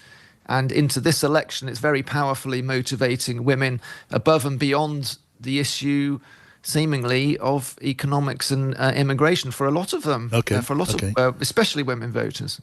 Well, just focusing on that question of the African-American community, maybe especially men. I mean, you found what you found over long experience, an awful lot of conversations and a great deal of travel. I found traces of that in my very limited time here, just since I landed in America. Just have a listen to this. We travelled me and my team, up to Allentown, Pennsylvania, an important swing district in this swing state. And there I chatted to two black men, both of them in the past, strongly supportive of the Democrats. Now, in different ways, not so strong in that loyalty. Have a listen back. Tell me your name, sir. Naquan. Naquan, yes. You are Charles Rockmore. Charles Rockmore. And you, Naquan, you work sort of a charity around here? Yes. Sort of youth facilities, this basketball court? Okay, let me ask you both. Let me just ask you. You both know this neighbourhood. What is this? What do you call this neighbourhood? This is the Valania Park neighborhood. The Valania Park. And this is an African-American bit of the Valania Park neighborhood. I'm going to ask you, first of all, how are you going to vote? What are you thinking? Well, personally, my thoughts is, it was kind of up in the air because, I work for the city of Allentown, so the non-tax on the overtime, that's when, the working America can really see the money. But I'm very big on how men treat women. You understand me? So who is a man to tell a woman what to create and what not to? Okay, so you are leaning Harris on the issue of pro-choice, of abortion. Yes, and I'm kind of skeptical with Harris is because she wants to take my hard-earned tax money and have transgenders transition their life with my money. So it's kind of up in the air. It's kind of, topsy-turvy. I have to figure out which one is the best suit. Okay, on this issue of trans identity, you're kind of with Donald Trump on that one. Yes. Do you think she crosses the line into being, too liberal on trans rights and that sort of thing? Yes. I mean, she claims that's all propaganda, that it's not true. I mean, personally, I think that's just so she could get more votes. Just like him with the non-taxes. It's just a strategy. Okay. What about you, like I was saying before, it's up in the air with me because, you know, I'm on the business side, but then I'm on for the people's side too. So I'm still figuring out who I'm going to vote for. How have you voted for in the past? Democrat. Always Democrat. Always Democrat. And what's changed it this time? It's a big decision, a big switch, right? Since I you know, started my business is booming better, you know, so it gives me that, you know, want to vote for Trump, you know, because of all those breaks I've been getting through the years. So that's pretty much okay. I mean, someone might say inflation is now pretty much back to normal, interest rates going the right way, unemployment, that's been getting better. So why are you not voting the way you've done before? Maybe not the way you have before. And I don't know too much about Kamala. Yeah. You know what I mean? I don't really know too much. So to be honest, I don't know. Okay. So both of you guys are African-American voters in an African-American neighborhood in a really important swing state of Pennsylvania. And your decision as voters is going to be really quite important. So when people tell me, and on the Democratic side, they say, Donald Trump, they call him a racist. They say that's basically a big part of who he is.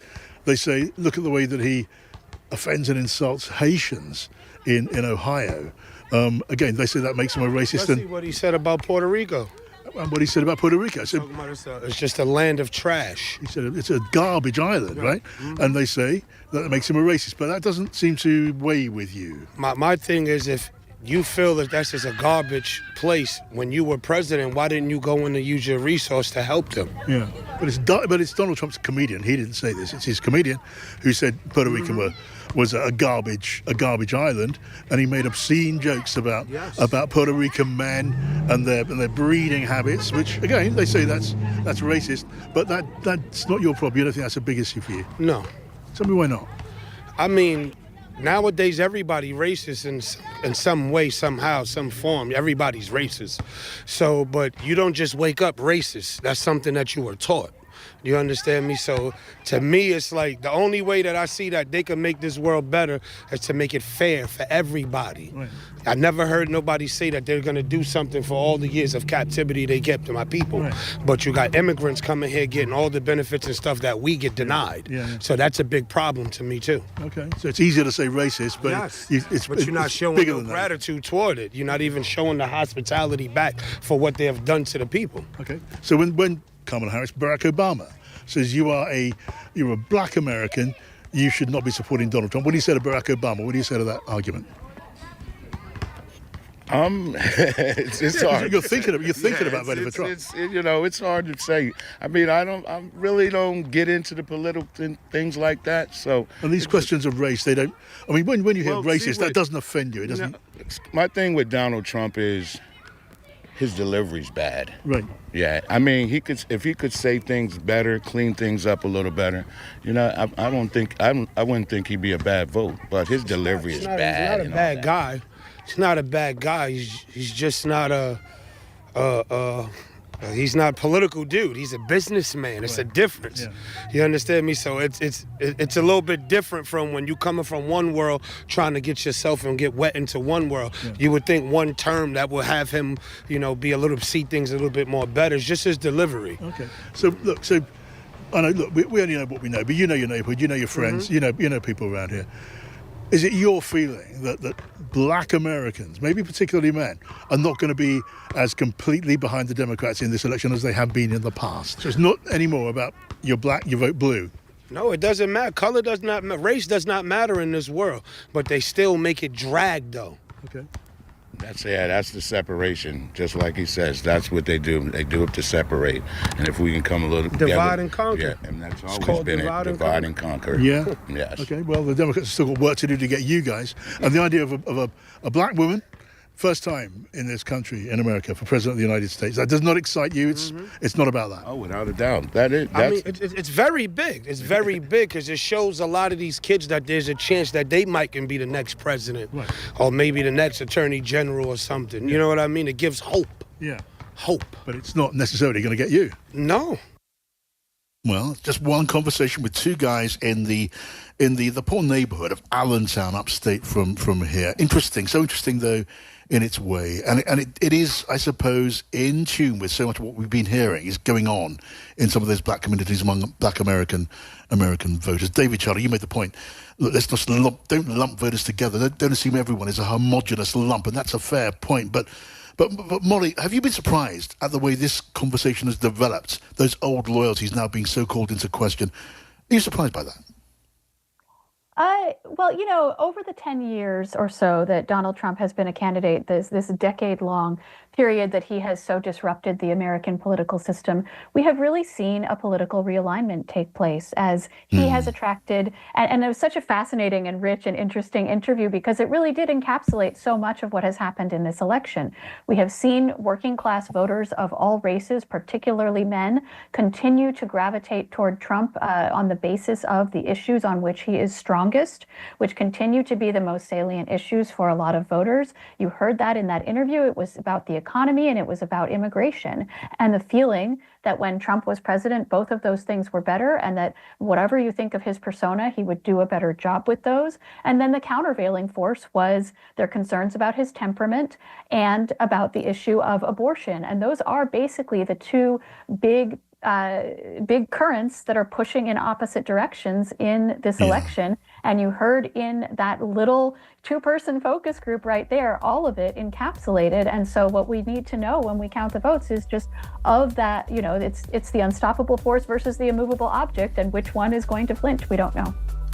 Molly Ball of the Wall Street Journal, such a pleasure to have you with us. And thanks again to Sarah Baxter and to our colleague David Charter. That is it for us for this evening in Pennsylvania. Next time we talk to you, we're going to be in Washington, D.C. We're grabbing our bags, our wires and microphones and heading that way right now. And we will have more and more hard news to share for you at that point. Can't wait to rejoin you later on. Our producers were Emily Leahy and Sandra Glab. Technical operators, Lloyd Davis and Isaac Marley. Talk to you soon. This is Times Radio and Kate's next.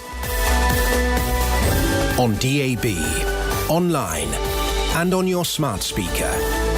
News, national, international, and full coverage of the race to the White House. This is Times Radio.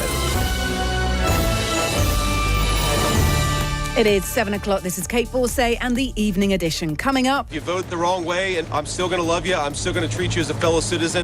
America is voting across the pond. Millions of Americans will be heading to the polls today to decide who they want to be their next president. I'll be with you to bring you all the latest as it happens. Plus, I'm joined by a stellar cast of guests, including Republican Senator Richard Burr and former senior Conservative Party Minister Penny Mordaunt. And we'll be live to the swing states where every vote really matters, including North Carolina, Michigan and Pennsylvania. This is the Evening Edition with our US election special. Let's go to Rachel Jewell for a full news update. Thanks, Kate. Good evening. Kamala Harris says she's finishing her campaign with optimism, energy and with joy as people continue to vote in the US presidential election. Millions of voters are choosing between the Democrat and her rival Donald Trump. The Republican candidate cast his vote in Florida earlier, saying he was confident of victory. It looks like we have a very substantial lead. It looks like we have many more Republicans voting today than Democrats. So if you have a lead and we have a bigger vote, that means you're doing very well, but they have to call a winner. Doug Sosnick is a former senior advisor to Bill Clinton. He told Times Radio it might be a Trump win. I've been doing politics for over 40 years.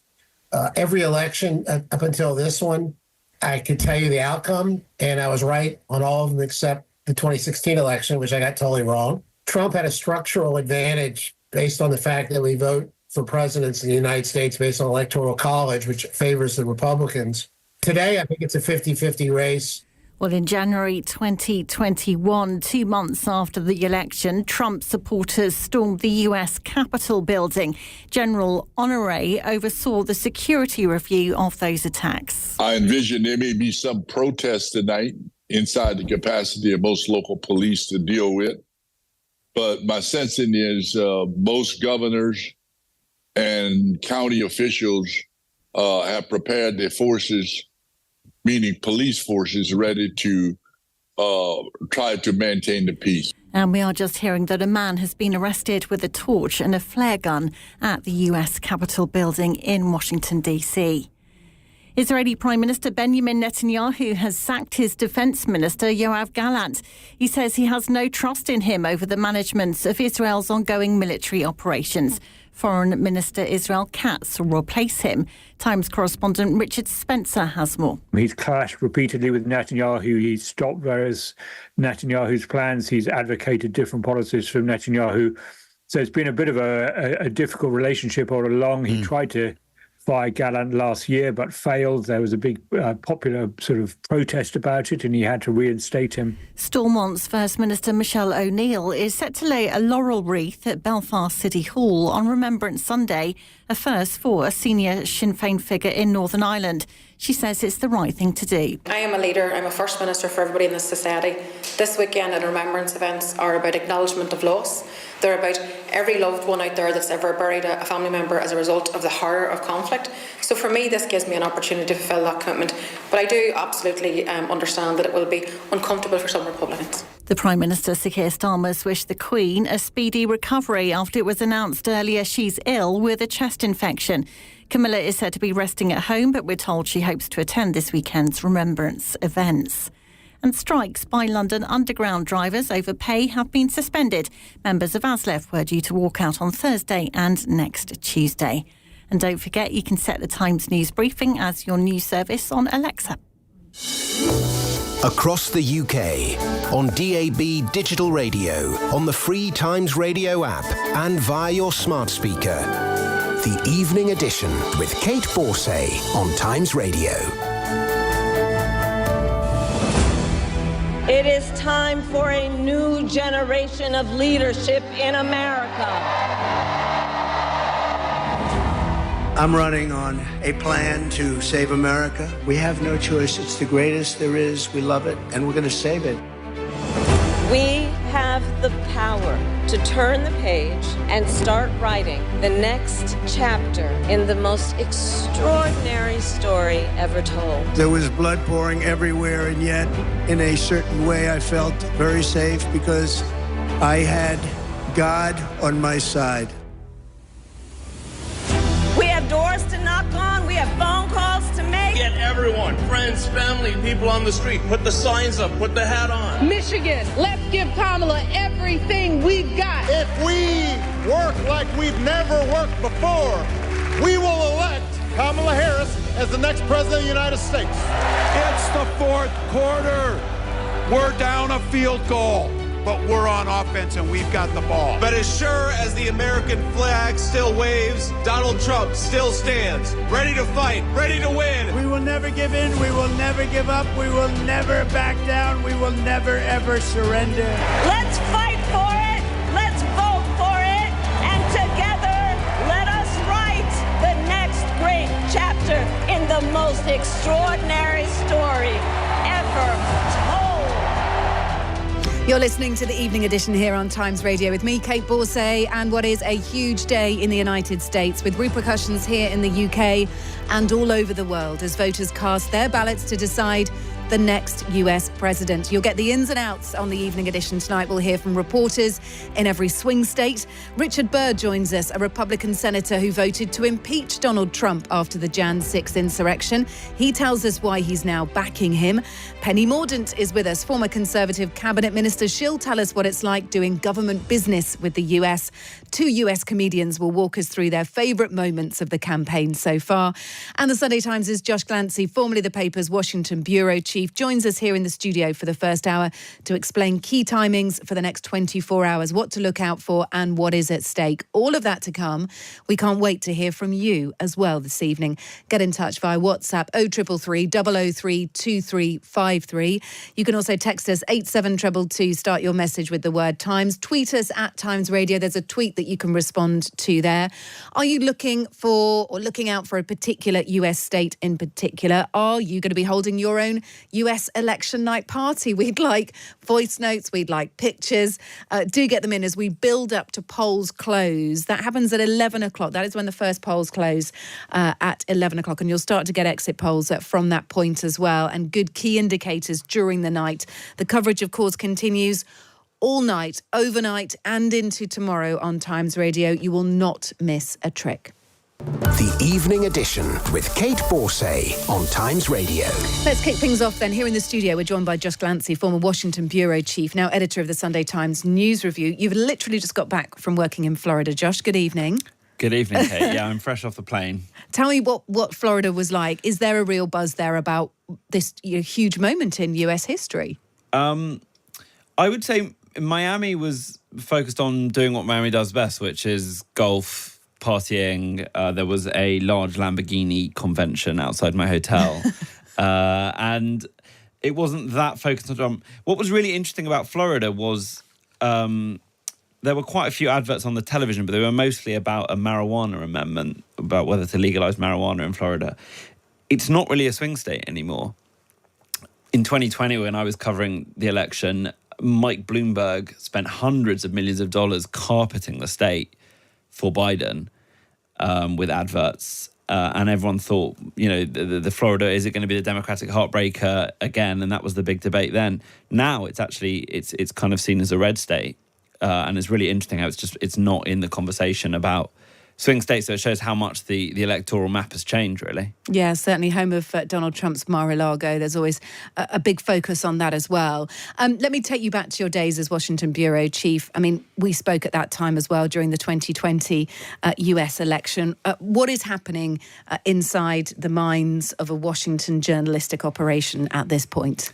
I think it's the nicest day of the year, actually. I remember I went for a lovely long liquid lunch at La Tomate, which is a famous old watering hole and an Italian restaurant in Adams Morgan in Washington, because there's nothing you can do today.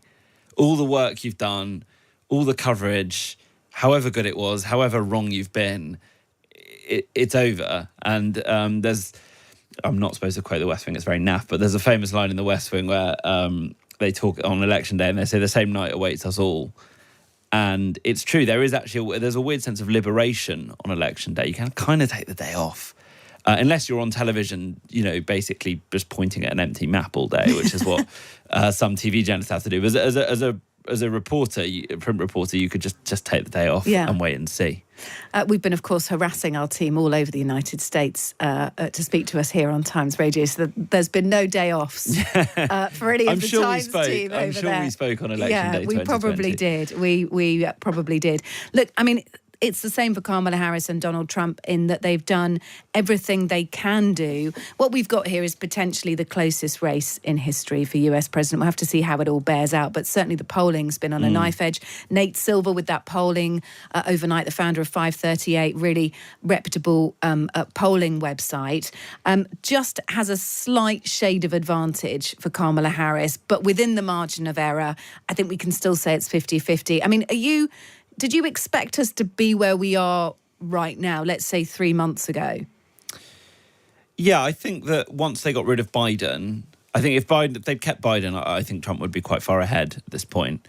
I think once they got rid of Biden, the natural equilibrium of the race reasserted itself. And that meant that Trump's weaknesses came back to the fore. He's erratic. The Republicans have got an issue around abortion. Trump's just very unpopular for a lot of people, particularly a lot of women in the suburbs of some of the important states like Pennsylvania and Michigan. So Harris was able to reset the table for the Democrats. I did expect it to be really close. I mean, the polls, I covered 2016 and 2020. They were dead wrong in both.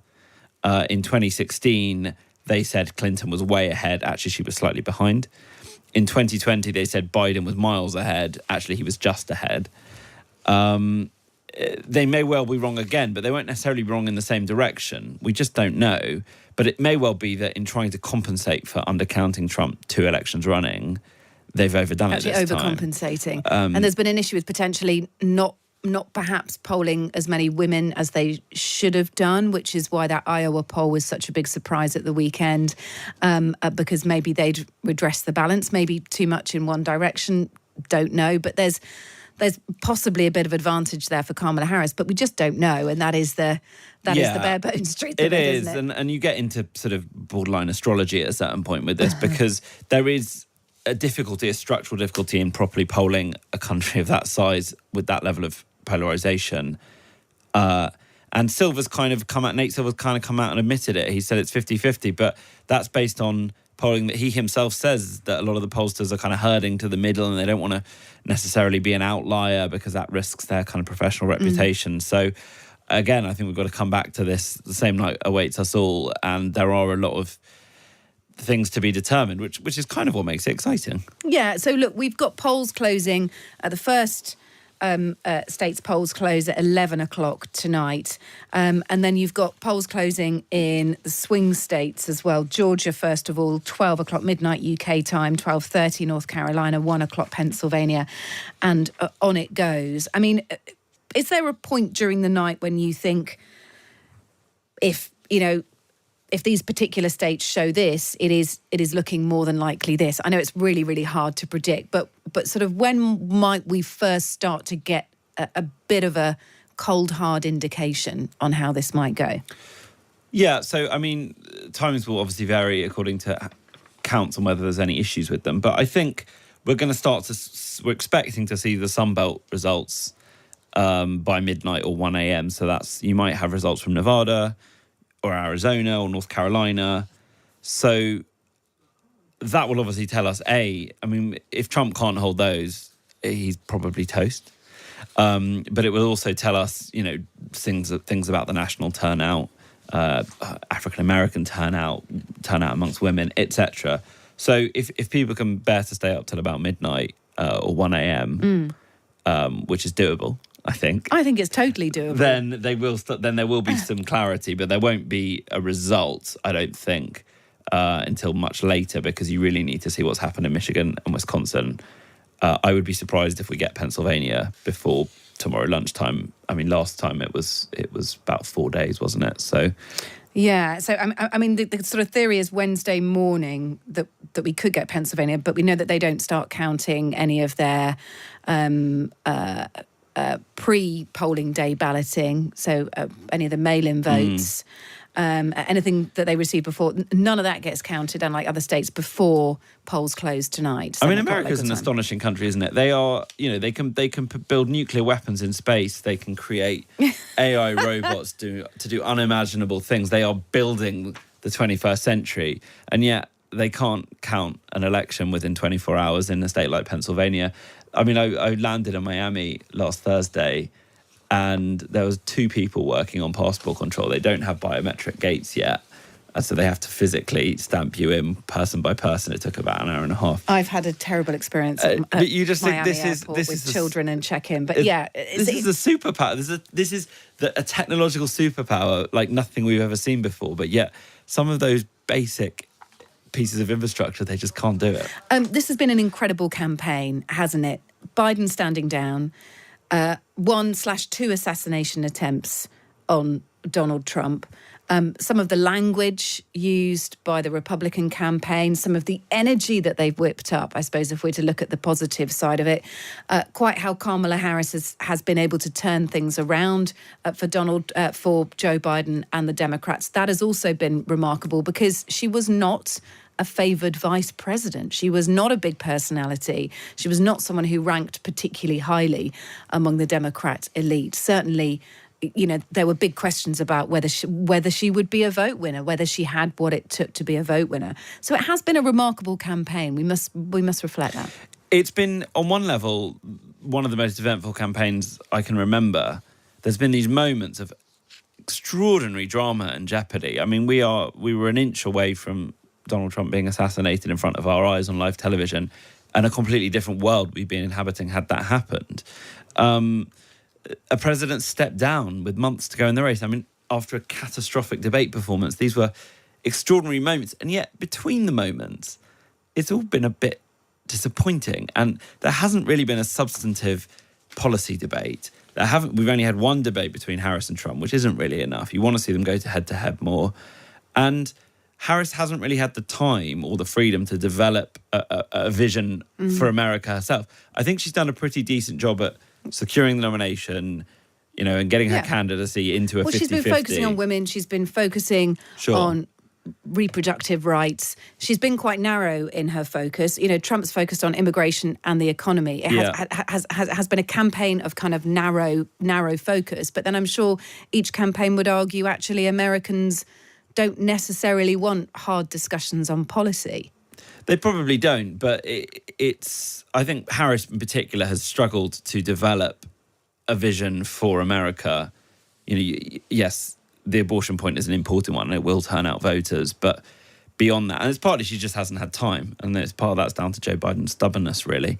But if you don't really feel like there's two clear tribes and two clear identities being offered to the electorate, but you don't really feel like it's what kind of vision do they have for American leadership in the world? Partly we haven't had the debates, which is when you get to actually properly see them Talk go head to head on that stuff. Let's speak to not only a former Republican Party chair, but also a Democrat strategist. We'll just dig into some of this a little bit further. Both Donald Trump and J.D. Vance cast their ballots today in Florida and Ohio, respectively. Here's Donald Trump. Let's hear from him reflecting on his campaign. This is outside the polling station earlier. You always have regrets. I can't think of any, to be honest, to use her expression. I can't think of any. I ran a great campaign. I think it was maybe the best of the three. We did great in the first one. We did much better in the second one, but something happened. And this was the best. I would say this was the best campaign we ran. Here's Kamala Harris last night making a final pitch to voters in Pennsylvania. I have lived the promise of America. And today, I see the promise of America in everyone who is here. In all of you. We are the promise of America. We are the promise of America. Well, I'm joined now by Chad Connolly, a former Republican Party chair in South Carolina. Good evening to you. Hello, how are you today? Very well, thanks, Chad, for being with us. And Spencer Critchley, a comms consultant and Democrat strategist who worked on the Obama campaign. Good evening to you, Spencer. Good evening. It's really hard to tell where each campaign is at the moment. Can I just gauge your confidence, honestly, on this one? I just simply want an out of 10 from each of you. How confident are you feeling? Chad Connolly? Yeah, I'm feeling pretty confident, to be honest with you. The early vote numbers are significant. That's what we're watching the most. Democrats have underperformed in the early vote. And let's face it, our side told people for a long time, don't go early vote. But to be neck and neck in North Carolina, to win 14 out of 14 days in Nevada, to only have a deficit of about 383,000 early votes in Pennsylvania, when just 4 years ago it was about 1.3 million, those are significant numbers. And I think what we're seeing across the country is those low propensity Republican-leaning voters are coming out, and they're coming out for Donald Trump pretty big. Spencer, your mark out of 10, how confident are you feeling? I'm tempted to reflect the polls and say 5, because everything down to the vote in Dixville Notch, New Hampshire, where I think they counted 6 votes at midnight, has been split. And in Dixville Notch, it was 3-3. I will say, though, if I were forced to choose, I do lean towards Harris, and that's not just because of my partisan leanings, I don't think. I recognize there has been a lot of low propensity vote response, a lot of response among males for the Trump campaign, to my horror, frankly, as a fan of democracy. But the level of enthusiasm on the Harris campaign recalls the Obama campaigns of 2008 and 2012. That's the only thing I can compare it to. Something like 800,000 doors knocked in a day. I'm in contact with many Obama veterans who have volunteered for the Harris campaign, and you can't fake enthusiasm like that. But as I say, with the polling, I really don't think we know. And I think at this point in the history of polling, polls are essentially a black box, and we have to look for other signs and omens to try to read and trying to predict the future. What do each of you think turnout will be like today, polling day? I wonder if we've got any indication on that so far. Chad or Spencer, whoever wants to take this. What do we know about who is turning up today? We know we've had record levels of early voting, but what about engagement today in terms of, queues, turnout? Yeah, Spencer, you want to go first? Or you want me to? No, I suspect, Chad, it sounds like you're more on top of the minute-by-minute results than I am today. I am getting some good county information from, we're taking a look at about, 25 counties. And I think Spencer's totally right about the polling. And I think there's got to be a real reflection on some of the polling, quote-unquote, experts after all of this, because I think Donald Trump has shown a real propensity to bring out those people who don't normally vote. They're not the known voters. So what we're seeing across the country is a really rare voter coming out. Donald Trump's McDonald's fry station, the riding in the garbage truck after the unfortunate comments by Joe Biden, he's capitalized on things like that. And then the Joe Rogan endorsement, just yesterday, those are big deals for people. They're watching that. And so I think there's a real degree of people who don't normally vote. You know, Spencer and I talk about the 4 out of 4s and the 3 out of 4s. I think we're probably seeing people who don't vote 1 out of 5, 1 out of 6 times who are turning out. And that's the early numbers I'm looking for and I'm looking at in the individual states. All right, more from Chad Connolly and Spencer Critchley in just a few moments' time. Josh Glancy as well remains with us here in the studio. We'll keep the debate going. Back in a minute. Andrew Neil, tomorrow afternoon from 1 on Times Radio. As the US wakes up, I'll be live from New York with all the very latest news and results from the race for the White House. I'll speak to correspondents across the nation for the state of play in the crucial battleground states. I'll hear from Republicans, Democrats and analysts of their reaction and what happens next. Andrew Neil, tomorrow afternoon from 1 on Times Radio. Remember the good old days of business? It's time to get the ball rolling on another Terry's chocolate flavour. Ooh, I've always wondered what a chocolate orange would taste like without the orange. A Terry's chocolatey chocolate? Or a Terry's orangeless orange. Ooh, a chocolate orange without the orange is one of life's great mysteries. I suppose it would taste like, milk chocolate.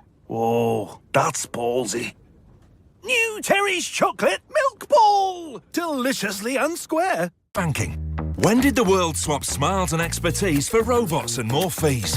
That's why Alica delivers business banking how it used to be. Just better. Giving you a dedicated relationship manager, over 4% AER and instant access business savings, all with no monthly fees. Try Alica, the no-nonsense business bank. Alica Bank is authorised by the PRA and regulated by the PRA and the FCA. Alica Bank savings accounts and business current account products are regulated by the FCA and the PRA. T's and C's apply. As anyone who runs a small business knows, unexpected bills happen. Yeah, they do, just not your broadband bill. Because when you've got Virgin Media's business broadband, you won't get any unexpected mid-contract price rises. The price you signed up to is the price you pay. So now you can stay in control of your cash flow with business-ready broadband. Search Virgin Media Business Broadband. Virgin Media. See what you can do. 36-month contract. Virgin Media Fibre areas only. Legal stuff applies. Download the free Times Radio app from the App Store or Google Play today. The Evening Edition with Kate Borsay on Times Radio. It certainly is. We are building up to polls closing in the US election. There's so much to look out for. We're building you up all the way. We'll take you through some of the main news lines of the day, tell you what to look out for. I've got plenty of guests to bring you, including 2 Chads. We're just particularly pleased with ourselves that we've managed to find 2 all-American Chads. So one of them we'll speak to again in just a second. Chad Livingood is our next guest, which I feel is a name fit for US election night, isn't it? Absolutely. I'm joined in the studio by Josh Glancy. He's the former Washington bureau chief for the Sunday Times, former New York, Washington correspondent. Chad, let's welcome you back. In fact, Josh, I'm going to hand over to you with a question for Chad Connolly, former Republican Party chair in South Carolina. Hi, Chad. Yeah, I was wondering, I mean, I just spent sort of 3 or 4 days in the US and the sense there was, certainly among the many people I spoke to in Florida, that there had been late momentum for Harris. And there was a feeling that the Madison Square Garden rally from a couple of weeks ago and the fallout from that, and there was obviously that poll in Iowa over the weekend, and there was a feeling that, you know, the abortion issue was going to drive a lot of women to the polls and that the suburbs were going to look good for Democrats. And we have seen a little bit of a movement in the polling and the modelling to reflect that. Not huge, but I wondered what you make of that. I mean, do you think there is a sort of a late break for Harris? Well, it's a great question, right? And all the modeling is difficult to read. That Iowa poll, I believe, is an outlier because of her methodology. I think you're going to see that to be proven to be pretty wrong. But, you know, for the late breaking stuff, I looked at the history. And this is what we need to do, right? Look at trends. Hillary Clinton was up 3.2 points 4 years ago right now. Joe Biden was up 6.2 points 4 years ago. Hillary was up, that's 8 years ago. Kamala Harris is up 0.1%.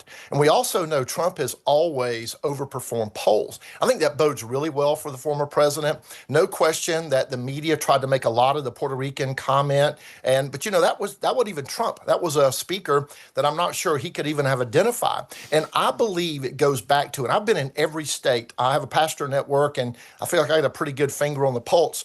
People from every demographic, every stripe you can name. Here's what I kept hearing. Moms are scared for their children in the cities. Moms are scared for their kids because of the illegal immigration crime. It's rampant.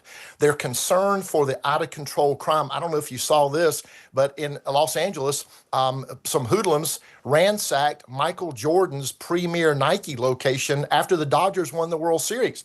Washington, D.C. is boarding up, and everybody knows that's not to prevent from Republicans who are upset. That's Democrat voters who are upset. Well, so I think what you're seeing is a little bit of a desperation from the Harris campaign. Oprah seemed desperate when she spoke last night. It just seems like a Hail Mary to me. I think Donald Trump's going to pull this out. And let's face it, 60-something million Americans had voted before the Madison Square Garden event last week. That's a big deal. They'd already made their decision by then.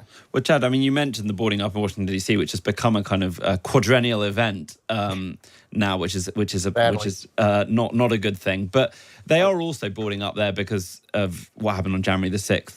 2021, and there is obviously a concern. We hear it a lot here in the UK that Donald Trump won't accept a narrow defeat, that he won't concede. I mean, he struggled to do so last time.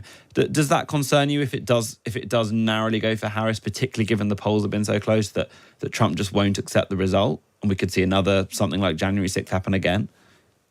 Well, you got to keep in mind, we had 200 cities burn in the George Floyd riots, and those were largely Democrats. CNN called it mostly peaceful protesting. The only person I've heard say out loud that they would not accept the results was Jamie Raskin, a congressman.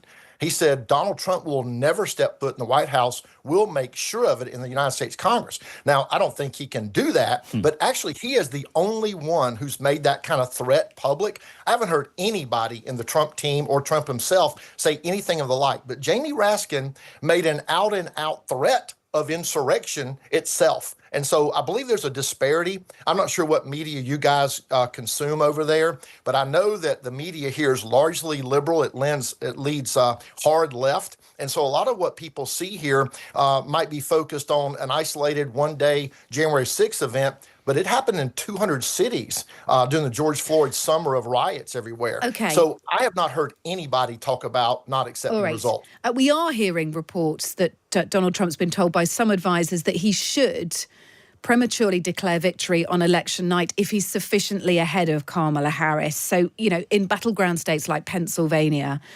the consensus view we hear is that Trump has nothing to lose by claiming that he's won if he has kind of several 100,000 vote advantage in Pennsylvania, for example, although it won't be official, it won't be fully confirmed. We're being told that he may be being advised to just call it. He's got nothing to lose by calling it early. Would that be your advice to him as well, Chad? Would you go along with that? I've not heard any of that. Here's what I would tell you. Think about Pennsylvania. So in 2020, Joe Biden had banked over 1.3 million votes ahead of Donald Trump in Pennsylvania. This year, the margin is 383,000 was the last number I saw yesterday afternoon for early voting. So Trump has cut into that early vote in Pennsylvania by 1 million votes. I'm really hopeful, y'all, that this is called tonight or early tomorrow. I think people don't trust a system that looks at a Florida that's a large state that reports results that night. And it just seems like the same states that are blue or purple take a lot more time to count votes, and it creates distrust. So I'm not sure what the president's being told, but I think he has a room for a lot of confidence going into election night. But if it's like 80% sure, if his team are 80% sure, it's not conclusive, should they just go and call it anyway? Should he be punchy, do you think, in that way? A, to kind of stake his claim, I suppose, but also B, to stop it from dragging out unnecessarily for an unnecessary length of time. Should he call it early? I like the word punchy. That's good. Look, I'd tell him to be confident, but I don't think he needs to be punchy. I think that there's a lot of reason for optimism. Did you see the Georgia numbers, y'all? I think they're indicative too. Typically, when Democrats do well in the state of Georgia and nationally, the percent of the black vote, early vote, is about 31, 32, even 34%. Right now, it's around 26%. So that doesn't bode well for Democrats nationally as well. But I don't think he needs to be punchy. I think he needs to be confident. Okay. All right. Listen, Chad, thanks so much for being with us. Former Republican Party chair in South Carolina, one of our evening edition US election watchers. We'll speak again really soon. Chad, thank you for being with us. Yes, ma'am. Cheers. Josh Glancy also with us here in the studio. When we come back, we're doing a swing state bounce. What on earth is a swing and a bounce? Well, it means that we're going round all of the swing states. We'll be live with reporters in the majority. We'll also hear from via voice notes from other reporters as well as we cover some of these crucial swing states. We'll find out what you need to know, what we need to know on this huge, huge day in American politics. It is Kate Borsay. It's the evening edition, our US election special. All that to come. Let's get a full news update first from Rachel Jewell. Across the UK, on DAB, online and on your smart speaker. This is Times Radio. Good evening. There are long lines at polling stations as Americans vote for their 47th president. Election officials say they've resorted to extreme measures to keep themselves safe, including bulletproof vests and snipers.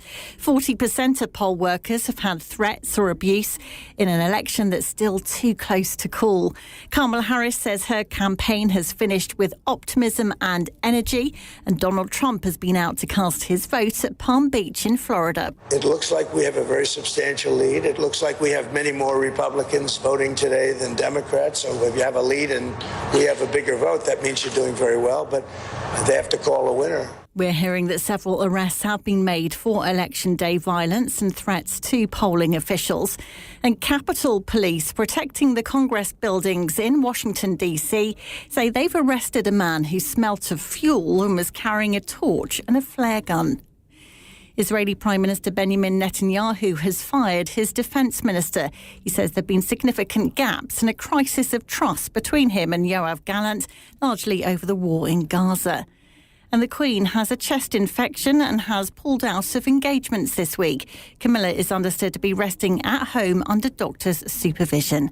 And for a news bulletin when you want it, search for the Times News Briefing on any podcast platform. This is Times Radio.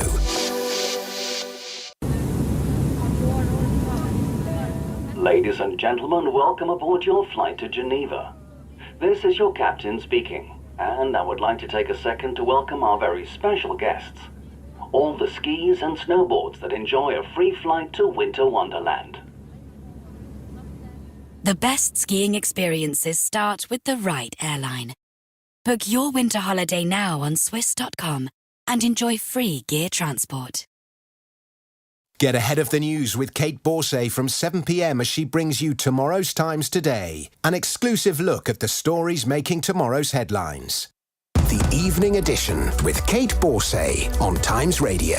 We're streaming live to YouTube, I was about to say. We're streaming live to YouTube. So if you've ever wondered what it looks like with a host that can't speak properly, and poor Josh Glancy, who we're just throwing into the presenting position here on Times Radio, please do tune in. Head to Times Radio YouTube and you can see all the action here in the studio. We've got graphics behind us. We've got a myriad of paper and technology in front of us. We're going to be doing our little whiz round the swing states, these really important marginal states that are the key indicators, really, as to who will take this election. A reminder that from 1 a.m. tonight, it's our special US elections results show hosted by Callum McDonald. He'll be speaking to Times Radio's John Pienaar from Washington, D.C., Andrew Neil, who's in New York live throughout the night as well, bringing you analysis. Daryl Morris is with you on top of every news line and everything you need to know as it comes into the studio. And Rosie Wright is at an election watch party, or parties, I think. So you've got a full evening. We've got Times reporters all over the states as well to bring you. So all night we'll be with you on Times Radio doing what we love to do, which is bring you live news, breaking news as we get it. So let's take our little bounce around the swing states. This means that we're going to be going to 7 different states. In alphabetical order, they're Arizona, Georgia, Michigan, Nevada, North Carolina, Pennsylvania and Wisconsin. So let's begin our whistle-stop tour in North Carolina. We're actually going to hear from the former Republican senator for North Carolina, Richard Burr, just after 8 o'clock on this show, by the way, so stay tuned for that. Tom Newton-Dunn is there right now reporting for The Times in the town of Nashville, not the one in Tennessee, but the one in North Carolina. Good evening, Tom. Hey, Ken. Yeah, they're quite big on that. They say they're the original Nashville, not to be confused with the upstarts in Tennessee. All right, well, we will give them that because I know no better. So they can absolutely have that. Tell me what the atmosphere is like in North Carolina. Well, I'd say it's pretty peaceful and happy, actually. I mean, it's a glorious sunny day here. If you're watching on YouTube, you can see that. 26 degrees centigrade in North Carolina today, and that's warm. It's November after all. There has been a cloud in the sky. A lot of people have been coming to the polling places. They call them that rather than polling stations. Huge numbers. We were up at 6:30 a.m. when the polling places opened, and there was already quite a long line in Raleigh, which is the capital of the state. And it's been celebrational. That's what election day is in America. They do celebrate their democracy no matter what side you're on. And so far, it's going peaceful. Look, they row about things all the time, and certainly there'll be probably a row after this result. But today, mood's pretty good. Tom, it's Josh Glancy here. North Carolina has been a bit of a Democratic heartbreaker over the years. I mean, they won it under Obama in 2008, but one often hears of them making great ground in North Carolina and it's about to turn blue, and it never quite seems to. Do you think we're maybe in for that again this year? Oh, have we lost Tom? Got a slightly okay, dodgy... well, I think we might be in for that again this year. You can probably tell from my very leading question. Let's just see if we've got Tom Newton-Dunn back. We lost you briefly, Tom. It's all that excitement over in Tennessee, North Carolina. Tom, are you with us? I'm with you. Yeah, Josh was obviously asking me some horrific question I had to escape. Josh, go on. Yeah, Tom, I was just saying, do you think, I mean, North Carolina has been a bit of a Democratic heartbreaker over the years, as sort of, they've often thought they were going to get it, but usually don't. Do you think that might be the case again? I really can't call this one. I really think it's very, very close indeed. Do you know, you talk to some Democrats, you talk to some Harris supporters, as we've just been, and they're absolutely buzzing and full of enthusiasm. They'll tell you that all their people have already turned to vote and tons more have early voted, so they're going to win it. You then talk to some Republicans and they say, yeah, there's been a really strong showing. It's really, really time. It's a fascinating state because it's gone Republicans who say repeatedly, the last time I voted Democrat was for Obama, and then before that it was Jimmy Carter. So it's a red state. But they've had a Democrat governor for all that time as well. So they flip quite a bit. They quite like to sort of play the cards a little bit. And where we are now, which is Nash County, that's the tightest of all the counties across the entirety of the state, all 100 counties in the state. And it goes with the winner of the presidency. It's a bit like a Pennsylvania, if you like, every single time. And all I can tell you, it is very, very close and the mood is very, very tight. You speak to the first person who voted this morning at 6:30 a.m. She queued for 55 minutes to get into the polling place in Raleigh this morning. We spoke to her, she came out and she said she was queuing, she was voting for the first time and she really wanted to see a woman president. And she got up at the crack of dawn before then to do that. But Trump supporters are equally optimistic. So, I mean, all I can tell you, Josh, is that there will be heartbreak one side or other, but it will be incredibly tight. And I can't see this state being decided by more than maybe even the tens of thousands of votes tonight. Goodness. OK, Tom, thank you. Great to speak to you. We'll touch base again soon, I'm sure. Tom Newton-Dunn there, reporting for The Times in the town of Nashville in North Carolina. Let's go to Pennsylvania now. Kamala Harris last night rounded off her campaign there. We know that Trump also visited too, a sign of just how important the state might be. It carries the most of the electoral college votes of these swing states. So there's, really is the maximum amount to play for. Let's hear from Philadelphia. We have an opportunity in this election to finally turn the page on a decade of politics that have been driven by fear and division. We're done with that. We're done. And we're exhausted with it. America is ready for a fresh start. Love you, sweetheart. Well, that was Kamala Harris in Philadelphia. Let's go to Katie Mayer, a government reporter and editor at Spotlight PA. Katie, good evening to you. Thank you so much for being with us. Look, Pennsylvania has been flattered by several visits from both Donald Trump and Kamala Harris. It's probably the most purple state of them all. Could go red, could go blue, and there's so much to play for there, isn't there? Oh, absolutely. Yeah. Philadelphia, where I am, is a very blue state, or a very blue city, a repository of votes for Democrats. But the state's extremely diverse politically. So there's very rural areas. There's more than one blue city. It's just a lot going on. Okay. And tell us a little bit about what you've been hearing from people. Are there any indications at all about how this might go?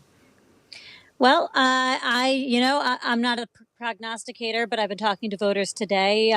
Again, I'm in a blue area at the moment. A lot of voters I've spoken to have felt very, very strongly about abortion. And that's an issue that Democrats obviously have been running on, but they're not sure how well it was going to resonate. So hearing that from lots of voters, I think, is a strong indicator for Democrats that it's still something that drives people to the polls. One thing we're watching here in Pennsylvania, too, is just how long it takes to count ballots. It was a center of a lot of conspiracy theories in 2020. The state does take a little longer to count ballots in recent years. And so it's likely that it'll be a little faster this year, but there will probably still be delays. Katie, there was a lot of debate when Kamala Harris was picking her VP candidate about not choosing Josh Shapiro, the governor of Pennsylvania. And there was this sense that if it really does come down to Pennsylvania and it's extremely close, which is obviously very possible, that might prove a mistake. Is there any sense that might Shapiro have helped her in this sort of fiercest and most competitive state of all? It's an interesting question. I mean, Shapiro is very popular here in Pennsylvania, but I will say, a lot of polling has indicated that vice presidential candidates don't really move the needle that much in terms of outcomes. So, they don't see huge bumps, for instance, when, in a vice president's own state. So I think it's anybody's guess. Pennsylvania is a crucially important state. So I'm sure there will be a lot of, thoughts about that if Harris does lose the state. And Katie, are you prepped for this to go long in Pennsylvania? Have you got supplies for the week? I've got my groceries. Yeah, we are prepped for it to go long. We don't know how long. It was about 4 days in 2020. I think it'll be shorter this year, but it's anyone's guess. Yeah, fingers crossed. Brilliant. We'll round it off there. Thank you so much. A quick question here from Peter Lockwood, who's been in touch to say, why don't all states count their postal votes first as other countries do? They will have them by late morning. Their systems seem designed to allow legal objections at every stage. The whole thing is a charter for lawyers to earn huge fees. Have they ever thought of federalising the 3 US Congress votes, presidents, senators and representatives? Same rules everywhere. Peter in Leeds. Josh, any suggestions? It is just the way it is? You're relying on my constitutional expertise here. I mean, yes, because America is a state-first system. And so all of these rights and customs and traditions and processes have evolved separately according to state governments. And each state is entitled to run its own election. But yeah, it's obviously a complete basket case and is a sort of recipe for complete disaster. So, all right. Will it ever be modernised? Will it ever be changed? Hard to say, because that I'm sure would involve a huge constitutional process. Let's go to Wisconsin. We are at the moment whizzing around all of our swing states. These are the key states, the deciders, the 50-50s. Some of them will indicate from early on really how this election may go. Republicans held their national convention in the biggest city of Milwaukee in Wisconsin, where Trump received a hero's welcome after the first assassination attempt days before. Harris held her very first rally here in July. Here is a Harris voter who sent us this message. Hey, this is Mackenzie from Oregon, Wisconsin, which is right outside of Madison. There are a few things I think feel a lot different from this election, notably the fact that in 2016, Hillary Clinton did not come to the state of Wisconsin, and Kamala Harris has made it a huge point, alongside Trump, to come to the state of Wisconsin. Attending her rally earlier this fall was incredible and inspiring. In many ways, I feel a repeat of how I felt in 2016, very confident voting for Hillary Clinton and very confident that she would win. And it feels a little scary to know that my ballot is out of my hands and I've done what I can do, and now we just have to sit and wait. Well, that's Mackenzie from Oregon, Wisconsin, talking about how nervous she is. Again, another really tough one to call. First vote results will largely be ballots cast early. Large populations in Democrat strongholds may take longer to count in this one. Look, I mean, the thing about Wisconsin is it's a big mix of cities, small towns, large rural areas as well. It is a hugely contested state. Should we have a look at what might come in when, just in terms of timing of these swing states, before we turn our focus to a little bit more of them? So the first one to come in will be Georgia. That is when polls close in Georgia at midnight. Josh, then at midnight, North Carolina, 1 o'clock polls close in Pennsylvania and Michigan. We've already said Pennsylvania. We may not know the outcome in that one for a long time. 2 a.m. UK time, polls close in Wisconsin and Arizona. And then 3 a.m. Will be Nevada. And right upon polls close, I mean, do Americans strictly have the same as an exit poll, or the same emphasis on exit polls as we do here in the UK? Or because you've got so many different states closing at different times, does it just become a lot more difficult? You don't tend to get that kind of very definitive exit poll, which has become more of a feature of UK elections in the last sort of decade, hasn't it? Where the exit poll is really the result at this point, almost in the British election. You don't get that one definitive moment, but you do get some states are pretty ready to call early. I mean, the big one in 2020 was Arizona, when our Fox News called Arizona for Biden, which was a hugely controversial and fascinating moment. They went very early. They were proved right. And that was the beginning of the end for Trump in 2020. So you do sometimes get you have these decision desks. The Associated Press will have one, Fox News will have one, NBC will have one, and they often end up calling it before anyone else does. Which is sort of hard for us to get our heads around here, that you've got news outlets calling election results as a reliable way of doing it, right? Yeah, I mean, it speaks to the kind of scale and power of the big corporate media companies in America, that they have these desks that are that well staffed and resourced to actually make these calls. But they are usually borne out. That big Arizona call was correct in 2020, but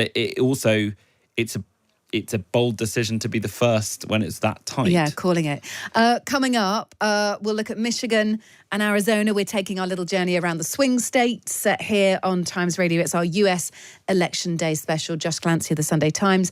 Myself, Kate Borsay, here with you throughout the night, actually. We are on air continuously now until what must be 1 a.m. tomorrow morning, Thursday morning, right? That's not just you doing that. That's not just me doing that. No, Callum McDonald has the big job of taking us through the night and then on to the usual shows tomorrow during the day. All of that to come. Stay with us.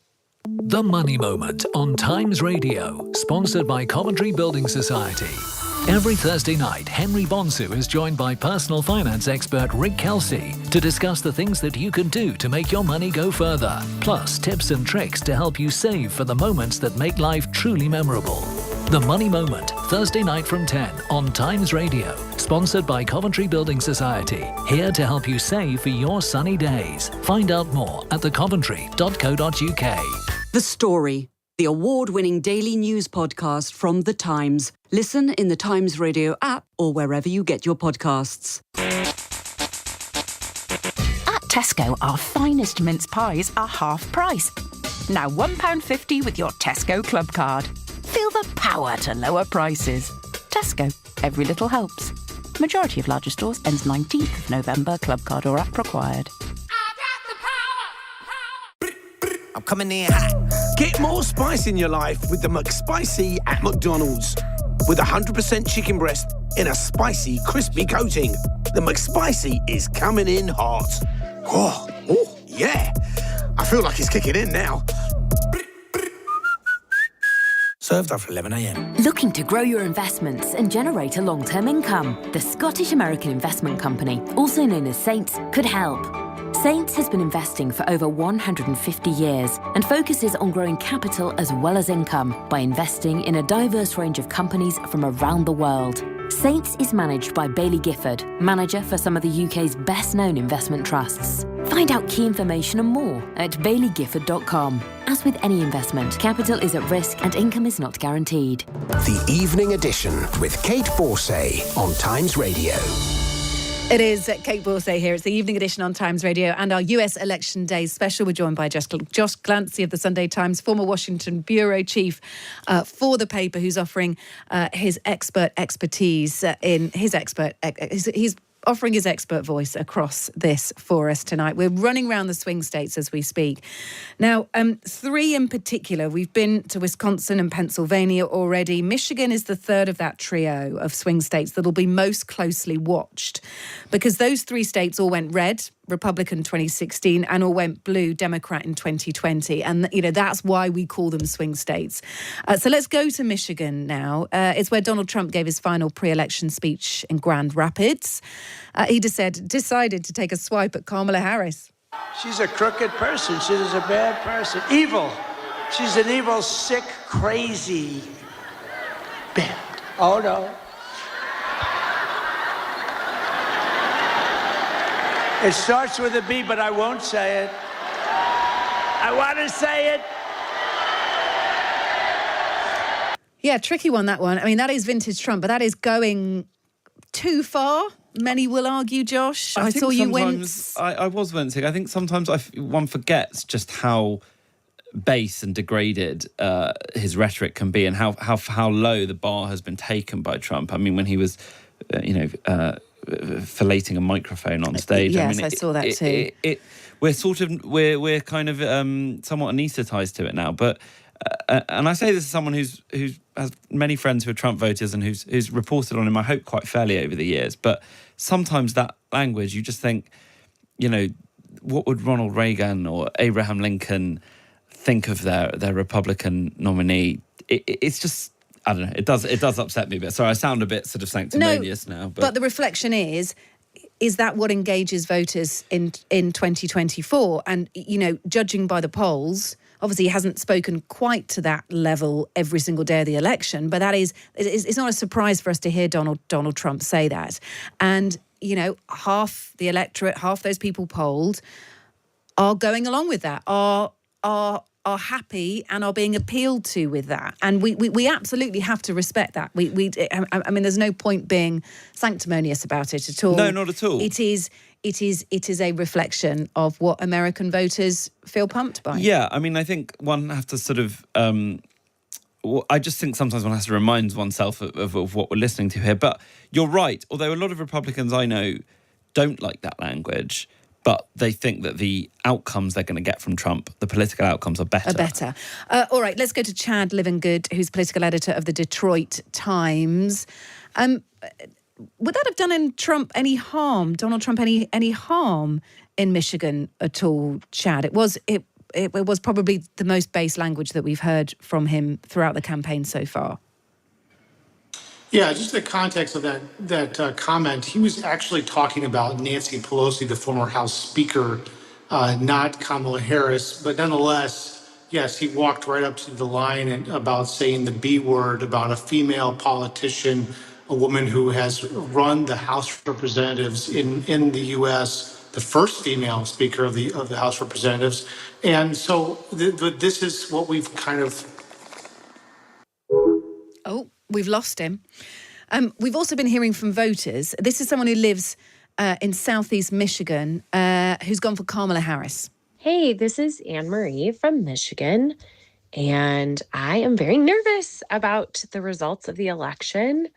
It's very purple here in the state of Michigan. What that means is even our historically Republican or Democratic areas are quite mixed. And walking down the road in my neighborhood, there's no clear indication of who as a community we all support. It's a little nerve-wracking. I'm very worried about the results and what it means for me and the safety of my family. That was Anne Marie, who lives in southeast Michigan, going for Kamala Harris. I'm going to go to Arizona. We've got our next guest with us. If we can go back to Chad, we will do. But let's jump right across to the southwest of America now, to Arizona, where Zach Buchanan is news editor for the Phoenix New Times. Good evening, Zach. Hello. Tell us about local engagement with this. Arizona's a swing state. Are people engaged? Do people feel, I guess, pumped by the important part that they play or may play in this? I think pumped and also exhausted. Being a swing state is a pretty new phenomenon for us. This has been a solidly red state for decades, and it flipped in 2020. That was a weird election year. There wasn't a lot of in-person campaigning, a lot of mail ballots because of the pandemic. And so this year it's been the biggest barrage of political ads and high-profile visits from both sides of the aisle, trying to get people energized to vote. And we're all like relieved for it to be over and nervous as to how it's going to turn out. We're still a very heavily mail-in ballot state, so a lot of people have already voted early before polls even opened today. And so a lot of the activity here politically over the last week or so has been really engineered about turning out those last few undecided voters, or those last few voters who haven't voted before or don't vote very often. And so it's both parties are really just trying to get whatever's left out there on the playing field to swing to their side. Zach, we're often told from 5,000 miles away that Arizona is a place we should look out for election denialism, that there's quite a sort of active stop the steal movement from 2020 in Arizona. But what's it like on the ground? Is that something you're really concerned about, or do you think there's a little bit of too much sort of hype and anxiety around that? No, I'm concerned about it a lot. I mean, the Republican candidate for Senate is Kari Lake, who is still suing to try and become the governor from an election she lost 2 years ago. Our Maricopa County recorder, who is one of the more high-profile election officials in charge of voter registration here and early voting, is a Republican who has fought back against these claims very steadfastly. He lost his primary to someone in his party who is much more close with the far right wing, who is into the election denialism thing. So it is a big issue out here. The Secretary of State revealed a week or so ago that he wears a bulletproof vest to go into court, just because of all the threats that they get from people claiming that they stole the election. I believe that Maricopa County in Arizona is prepared for that kind of thing this time around after dealing with it 4 years ago. But we really are, it seems like, ground zero for that kind of misinformation. Look, thanks so much for being with us, Zach. We'll have to leave it there for time. That is Zach Buchanan, news editor for the Phoenix New Times in Arizona. 11 electoral college votes won by Biden by 10,000 votes in 2020. These are swing states. We just don't know. That is the point of them. Josh Glancy, a huge pleasure to be joined by you. Thank you for offering your expert voice across this. I feel like we've not covered half of it, but that's why there's the rest of the show to go. Stay all night. Thanks for your time, Josh Glancy. This is the evening edition. It's our US Election Day special. Stay with us. We'll hear from a former Republican senator indicted Trump in 2021, now wants us to back him. Online and on your smart speaker. News, national, international, and full coverage of the 2024 US presidential election. This is Times Radio. It is Kate Borsay. It is our US Election Day special here on the evening edition. Times Radio with you, broadcasting continuously now through until 1 a.m. on Thursday morning. I think I've got that right. Anyway, you will not miss a trick with us here on the show. Plenty to come. We'll be speaking to the former Republican Senator for North Carolina, Richard Burr. He voted to impeach Donald Trump in 2021 and now asks you to back him. Why has he changed his mind? All that on the way. And we'll have Penny Mordaunt as well, former cabinet minister. She'll be telling us about trade deals with the US, what they're like to deal with, and also what she makes of politics a little closer to home as well. That is all on the way. Do stay with us. Let's get a full news update first from Rob Malarkey. Case, thank you. Good evening. Police in the United States have arrested a man at the US Capitol's Visitor Center in Washington, D.C. as the nation goes to the polls today. A spokesperson for the US Capitol Police said the man smelled of fuel and was armed with a flare gun before he was apprehended during its screening process. The FBI also says there have been bomb threats to polling stations in several states and that many appear to originate from Russian email domains, but it said none of the threats have been determined to be credible thus far. Vice President Kamala Harris says she's finished her campaign with optimism, energy and with joy. Millions of voters are choosing between the Democratic candidate and her Republican rival Donald Trump.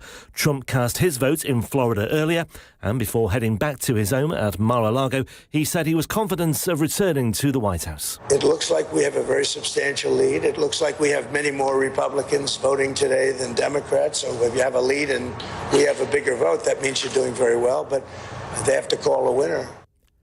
Israel's Defence Minister Yoav Gallant has been dismissed. Prime Minister Benjamin Netanyahu said he had no faith in Gallant's management of Israel's ongoing military operations. He'll be replaced by the nation's Foreign Minister Israel Katz. The Times correspondent is Richard Spencer. He's clashed repeatedly with Netanyahu. He's stopped various Netanyahu's plans. He's advocated different policies from Netanyahu. So it's been a bit of a difficult relationship all along. He tried to fire Gallant last year, but failed. There was a big popular sort of protest about it, and he had to reinstate him. Stormont's First Minister Michelle O'Neill is to lay a wreath at Belfast City Hall on Remembrance Sunday, a first for a senior Sinn Féin figure in Northern Ireland. While acknowledging it will be uncomfortable for some Republicans, she said it's the right thing to do. I am a leader. I'm a First Minister for everybody in this society. This weekend and remembrance events are about acknowledgement of loss. They're about every loved one out there that's ever buried a family member as a result of the horror of conflict.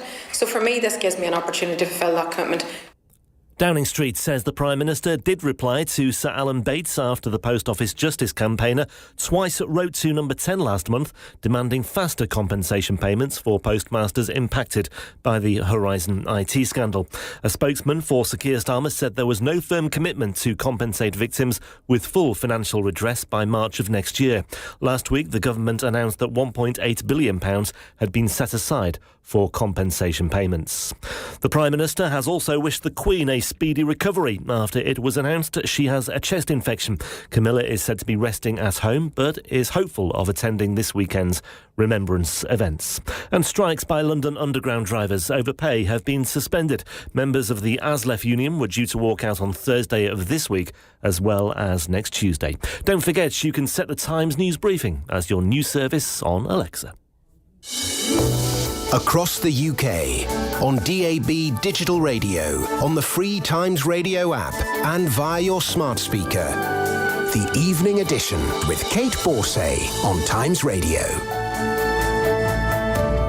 Good evening. You're listening to Kate Borsay. It is Times Radio's Evening Edition. It is our US Election Day special. Still to come. And make no mistake, we will win.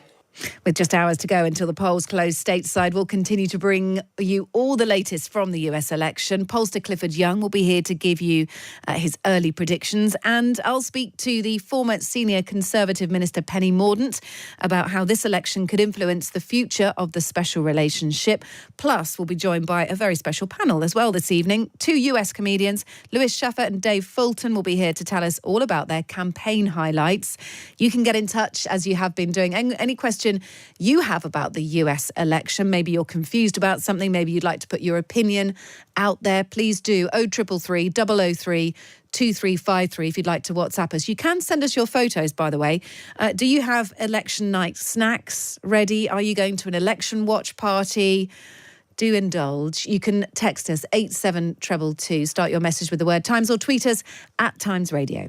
The Evening Edition on Times Radio.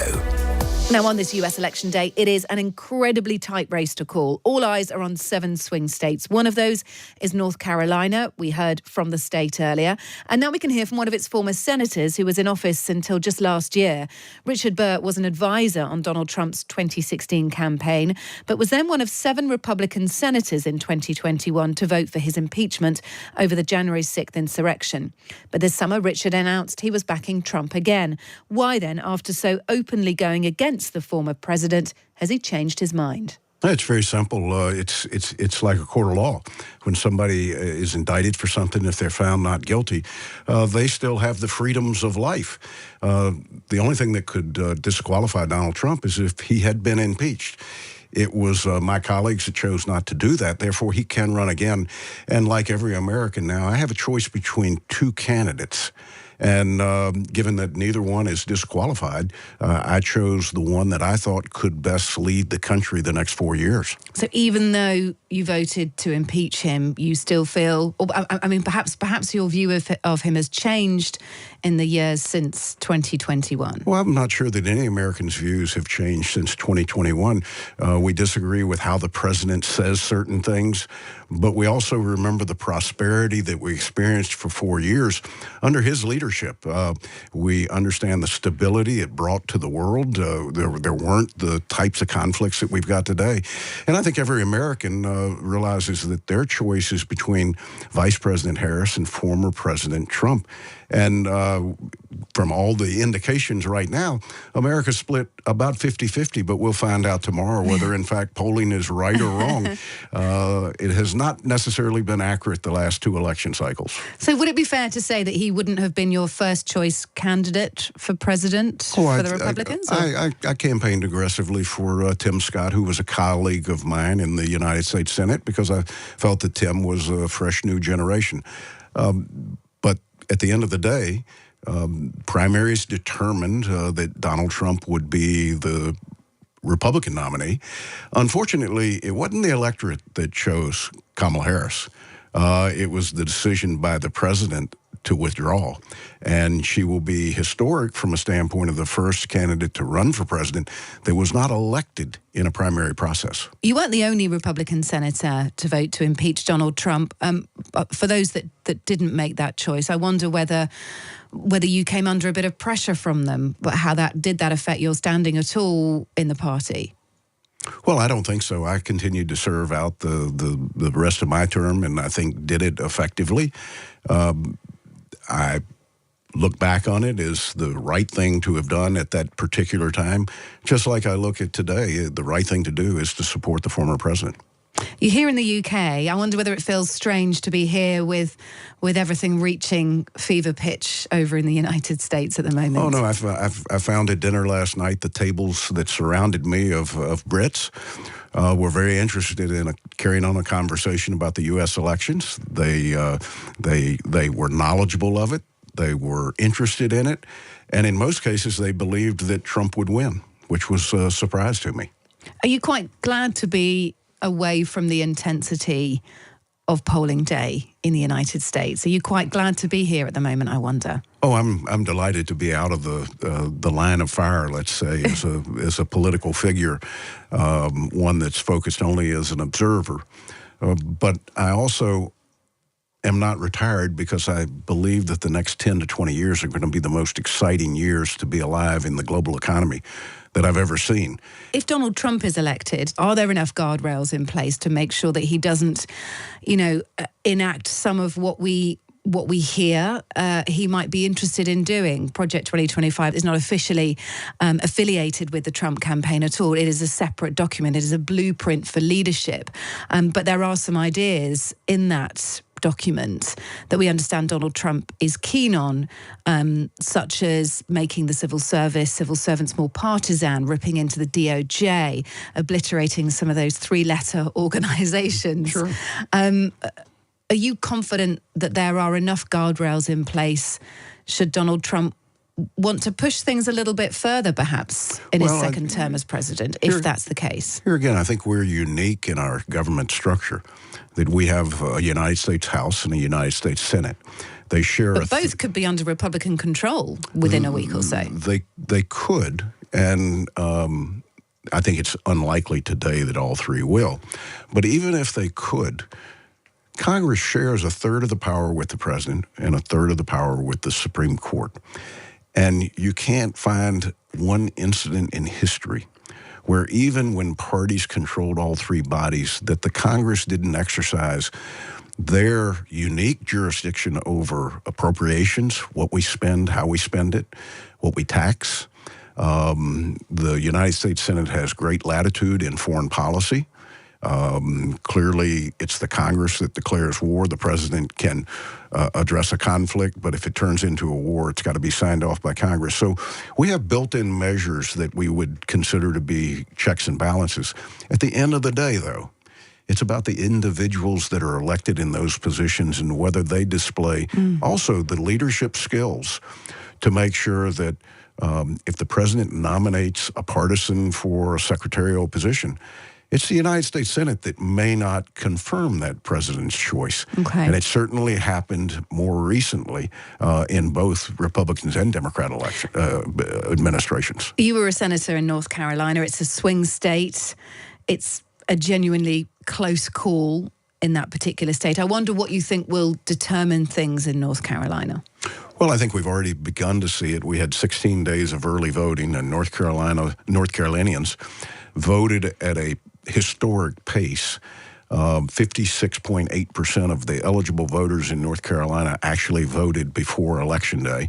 And if you looked at it and actually purged the voter files for people who have moved, it would actually be closer to 65%. So in a country like the United States, where it's historic to get about 72% turnout in an election year, there are not too many people left to vote today, Tuesday in the United States. So it may be that early voting might be a bigger indicator as to how the elections are going to turn out, at least in those states where early voting has been a very heavily used tool this year. Yeah, so Trump carried North Carolina in 2020, but did so by just over 70,000 votes. It is a purple state, could vote red, could vote blue, winnable by either side this year. Yeah, I'd also remind you, North Carolina is represented by 2 Republican senators.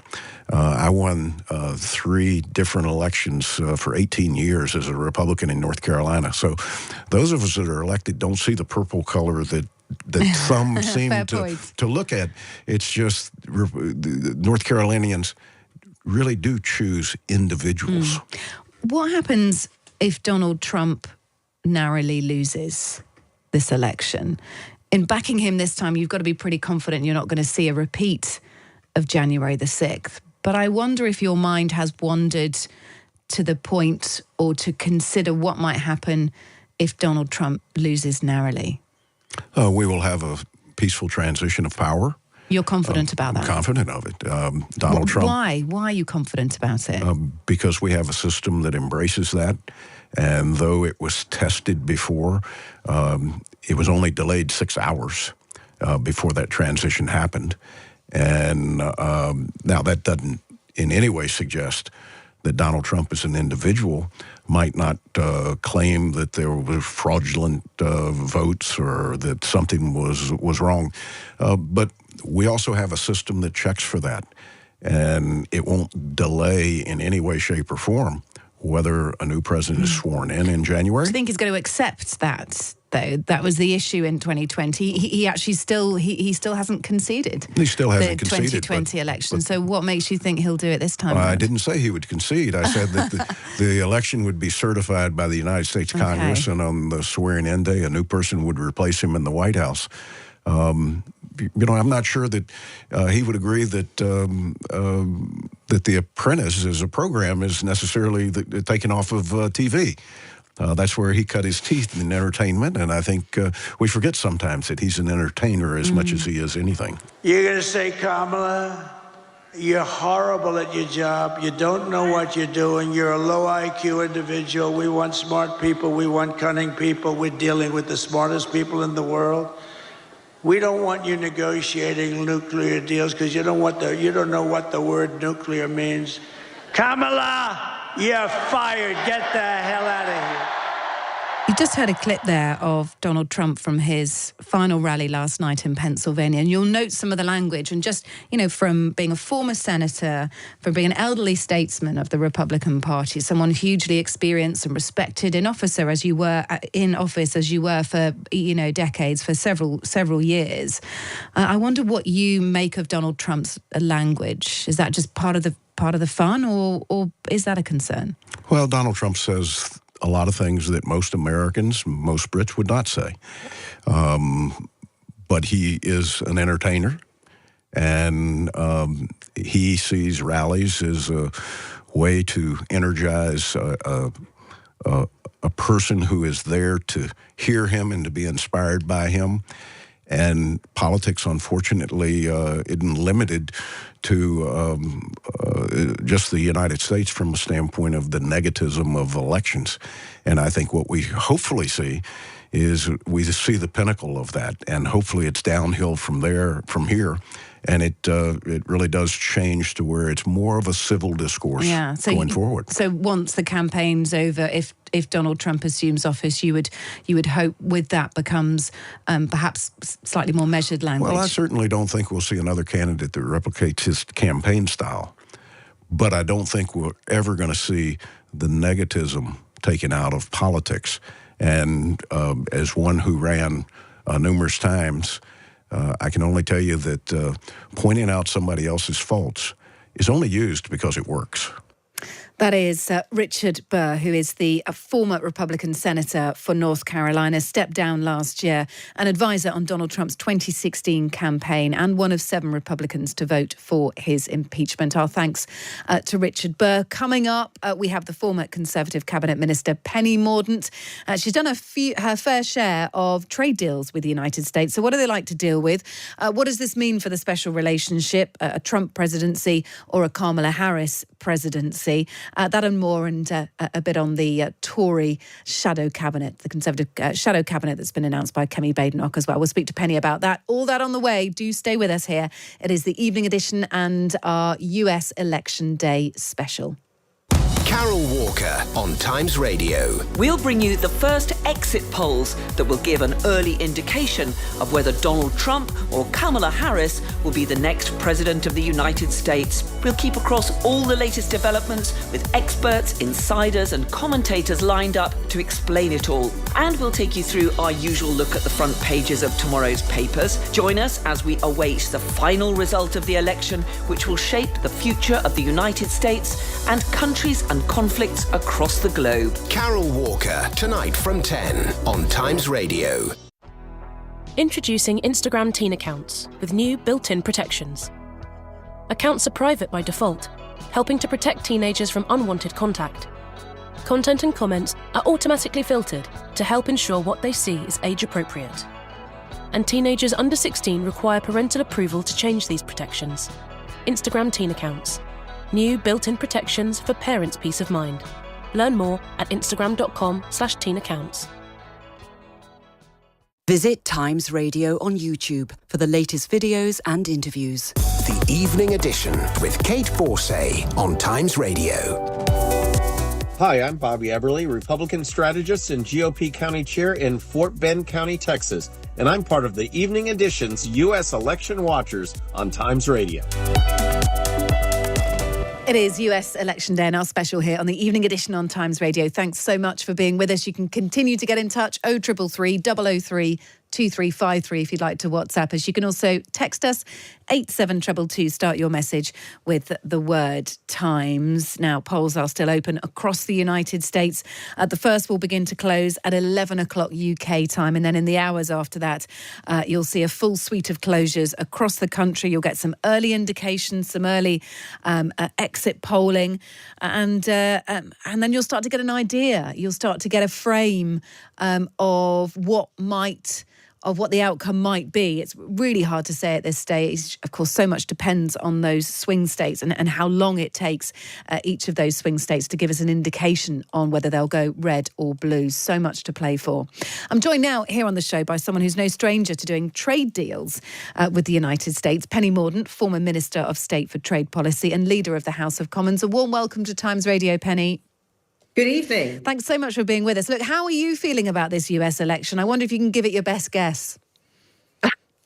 Well, I have to say, I used to work for the Republican Party. I was head of foreign press for George W. Bush's first election. And I'm having flashbacks to that night because obviously we started the evening thinking at some point we would know who the president was going to be. And at the end of the evening, we didn't.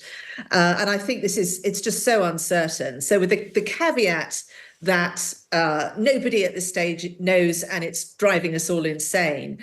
I've been speaking to people that I know in both camps on the campaign trail, and I think all the indications are, and the logic of how elections should play out, say that Harris will just do it. I mean, that's the sort of what I have picked up. But who knows? I mean, it's incredibly exciting for people that really follow this closely and are political animals. It's going to be the most dramatic night. So I'm very excited and want it to be dawn. Want us to know who's going to.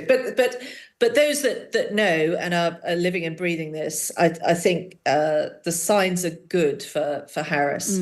I love that we've got Penny's polling here on the show. It's not a huge, band of numbers. It isn't scientific, but that's what Penny's polling tells us. Look, you've worked on... It's the best gauge at this stage, I can tell you that, for having done many an election campaign. You've done, I know, worked on lots of trade deals with different states in the United States. I wonder what your thoughts are in terms of trade, because there is no big shiny trade deal between the UK and the United States, no matter how long it's been on the agenda for. I wonder whether it looks better to that point under a Harris or a Trump administration. So look, we're talking about a federal deal, and there are things that you can only do in a federal deal, tariffs, for example. So it would be wonderful if the UK and US could get together and have that kind of deal. And I think a lot of the work that we did in the last government, I mean, I literally went state by state around the US, and everywhere I went, I called on the agriculture commissioners. I did a lot of work to really make sure we understood what was in the interests of our farmers, for example, what the opportunities in the US market was for them, what was the appetite, and how could they be supported by those agriculture commissioner offices. We've got a lot of work that has been done on things that could help us get a really good federal deal. So that would be wonderful. But we started what we called the MOU program, which was focused where all the regulation sits, which is at state level. So that's things like mutual recognition of qualifications. So it will be easier for an accountant in Edinburgh to work on a project in Ohio than it would be for an accountant in the state next door. Real meaningful things that will give us, and particularly our technical professions and our services, a larger share of the US market. And so we've been working through those. We've done a number of them in the first 6 months of the program. Half the states in the US were indicating that they wanted that arrangement. And what that does, it commits us to annual economic dialogue, which opens up all sorts of other things as well. For example, airline routes and things that really help fire up our respective economies. So there's lots to be gained by continuing that programme. I don't know whether the Labour government is going to do that or not, but they should. And that will also help us gather good ideas and quality input for a federal deal as well. And I hope we do get one, but there are difficulties with either camp on that front. Okay, all right. So neither camp has the advantage. I mean, look, I think the word special relationship, it often makes me wince. It is overused. But in terms of what bonds the United States and the UK together, whether you want to call it an alliance or a special relationship or just a friendship between two countries, will that be in a good condition? Will that be maintained under either Donald Trump or Kamala Harris? Is there a particular candidate there who worries you in terms of the strength of the bond between the UK and the United States? So I think the thing that worries me is, whoever the president is, what is our own government going to do? And there are already indications in terms of its foreign policy, its development policy, and to some degree its defence policy, that it's looking elsewhere to have as the foundation for our policy, our foreign policy, and our doctrine. And I mean, particularly in the development space. And I just think we need to keep that link with the US so strong. It has historically been the programs and the work that we have done together that has had the most beneficial impact on the world, that has led to more lives being saved, the progress of humanity, all of those things. So I think that I would encourage our own government to keep that relationship with the United States at the heart, at the forefront of everything we do. I think whoever is the president, they are going to expect us and Europe to be doing more of the heavy lifting in our own neighbourhood. I think that is likely. And I suspect you'll see in our defence review a focus on our own geography and the north. But I think, our relationship has withstood all kinds of challenges over the years, and I'm optimistic that it will stay strong. I wonder what it's been like for you, Penny, over the last couple of months. You lost your seat at the election. How does it feel to be away from frontline politics? You had your own go at being Conservative Party leader, of course. I'd imagine it's quite a different gear change for you. Well, it's been very nice having evenings and yes, a slightly different timetable than I was used to in the House of Commons, but I've done my level best to support people through the leadership contest. I wanted to remain neutral so I could do a piece of work for the then party chairman to enable whoever the new leader was to come in and have some options to re-engage with the country.